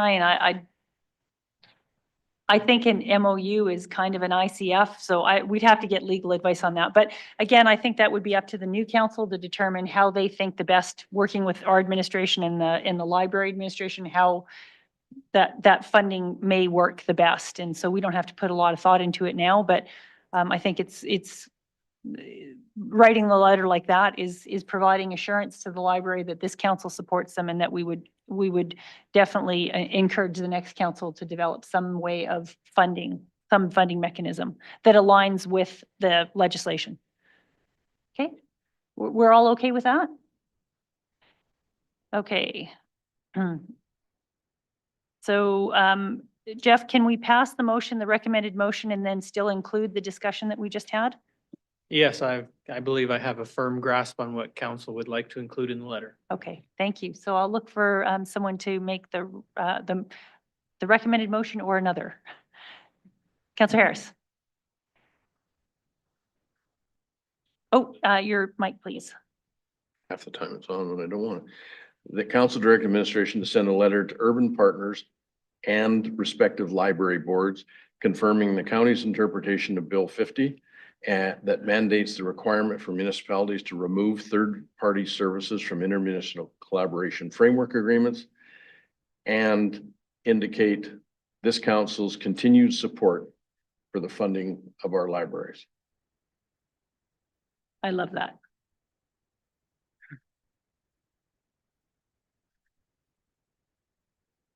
Okay. Is there any further discussion on that motion? No? Then I will call to question. All in favor? And that motion's carried. Okay, we'll move on to councillor reports, and I will start with councillor Harris because he has his light on. The 28th, we had an ICC meeting with Carstairs, and I will default to the Deputy Reeve to fill in on that. We had the Sundre Airport 40th anniversary, which is always a good time to go and celebrate these kind of things. We had a lot of the flying club, and I saw a lot of smiles on faces that a few months ago or a year or two ago might not have been so supportive of the county. That's always a good thing. We had a special meeting in the Cremona Rec and Culture Board to discuss a special request for reallocation of funds that was dealt with, and discuss some future things that will be coming forward, I think, through Christopher as the rec board evolves. Friday the 5th, attended with the Reeve and Deputy Reeve at the CRMA. I still currently chair the resolutions committee for CRMA, so discussions were made about the upcoming general meeting. Currently, there's only one anticipated resolution coming forward, so it might be very late on resolutions. On the 6th, the Show and Shine in Cremona, which we support through the Rec and Culture, was an amazing success. The attendance was up and over, and the number of over 300 vehicles. For a town the size of Cremona, it doesn't leave much parking space, let me tell you. And last night, Water Valley Community Association, and that's it. Thank you. Councillor Lutz. I attended a EDAC meeting and they went over a little bit on their, released their strategic plan for the area that I circulated to council, and it's a good read and a lot of information in there, a lot of data to support decisions. So I hope you get a chance to take a look at that. Went to the E3 demonstration site that's a couple miles from the May City colony. I did ask questions about, well, first it's stage 1 where they're actually producing lithium now for commercial sale. So it's a smaller scale of what they're going to do, but they're testing the equipment is the gist of it. So they're expecting to have 4 trucks per week, watertight trucks, and that site will be demobilized next, I believe in late October. So the reason I asked about trucks is they're doing a lot of work to Highway 27 right now. And I got asked, why didn't we put a turning lane in? Because it's on a hill and it is actually a bad spot for a turning lane. So I gave them Minister Dreeshen's contact information because it's not our deal, but just so residents know that E3 won't be creating a whole lot of traffic because that site's going to be demobilized and reclaimed. That reclamation will happen in 2026. Went to the Reed Ranch County Fair, which they probably had about 250 people, I'm guessing, and just really good times with a lot of ag support with pickles and weird looking vegetables and chili, and it was the kids had a really great time, and Mountain View County was a sponsor of that. Reed Ranch is just hopping with the community, and they had a pancake breakfast this morning. It was sponsored by Westview Co-op. So yeah, it's a nice little community to be in, and had some resident questions on roads and development that I passed on, and that's about it for me. Thank you. Councillor Miller. So to mirror some of the other councillors here, at ICC meeting in Carstairs with Deputy Reeve Dwayne Bolton and Greg. And then we moved on to Sundre Airport 40th celebration again on the 2nd. That was great to see some of the types of planes that are landing there. And it was great to have our local MLA, Minister Nixon, show up there and present the plaque to the club. And then we moved on to, as Jennifer said, E3 out at east of Olds, and we were there for the commissioning, I guess is what they called it, of the demonstration site. So the first round of product. They're hoping to come off in the end of October. And the ribbon was cut by Minister Jean, Minister of Energy and Minerals, and also Tara Sawyer, our MLA for Old Didsbury Three Hills. And it was great to have the support of the local media. I think CBC was there, CTV was there.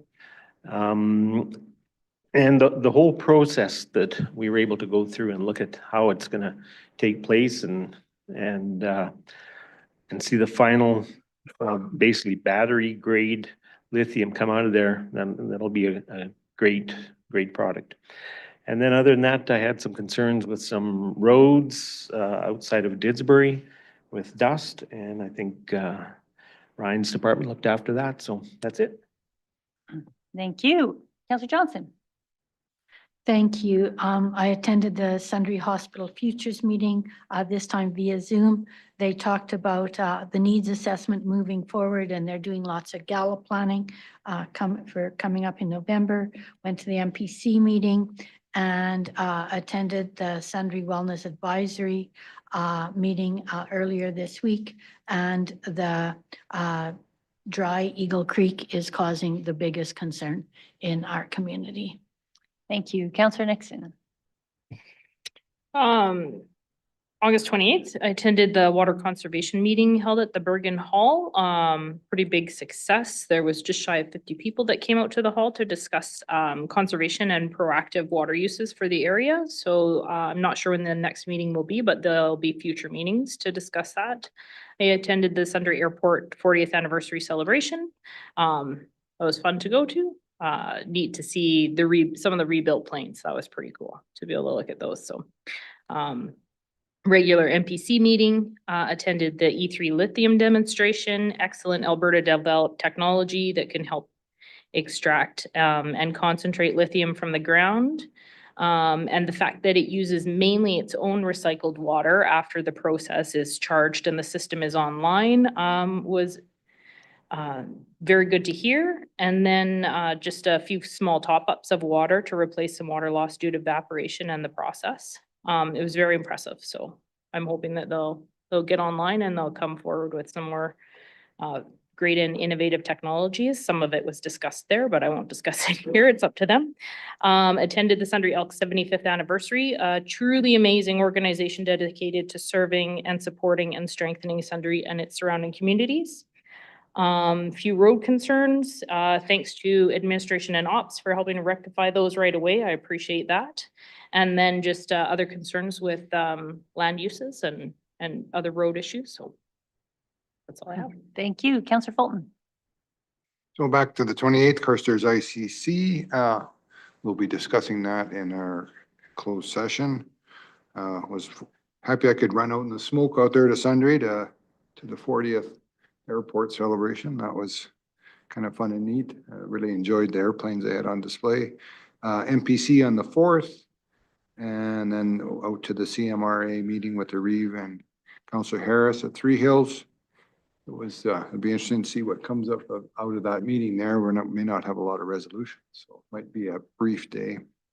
And I was fortunate to be able to take part in the Corona Car Show on Saturday the 6th.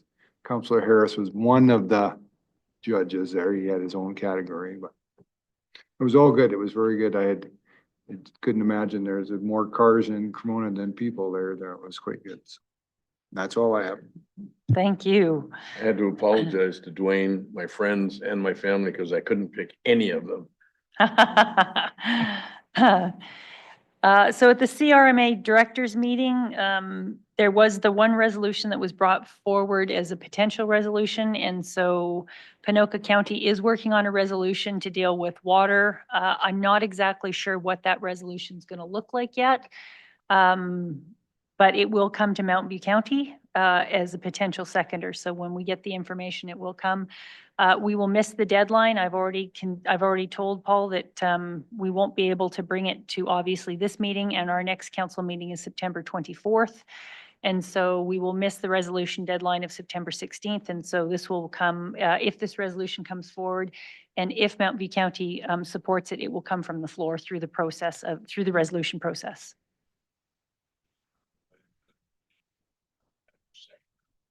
by the deadline. You have to have it by the general meeting date. Right.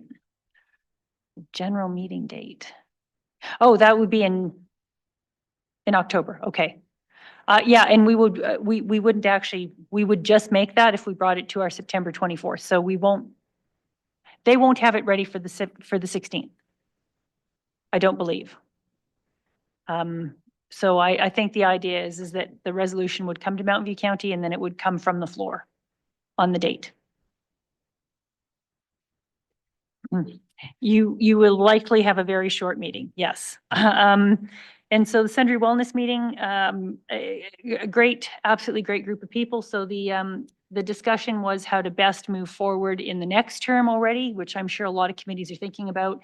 And so from that committee, what we have decided to do is put together an overview of the 4 years that we have been working on the committee, what we've accomplished in order to show the next committee how important it is, and then put any action items down and anything we're currently working on to see if the next committee would actually like to run with those ideas or whether or not they would like to come up with their own ideas. So I would encourage every committee that you sit on to create some sort of a handover note or some sort of a recognition of the important things that that committee has accomplished, and then so the things that are ongoing that perhaps the current committee would like the new committee to pursue.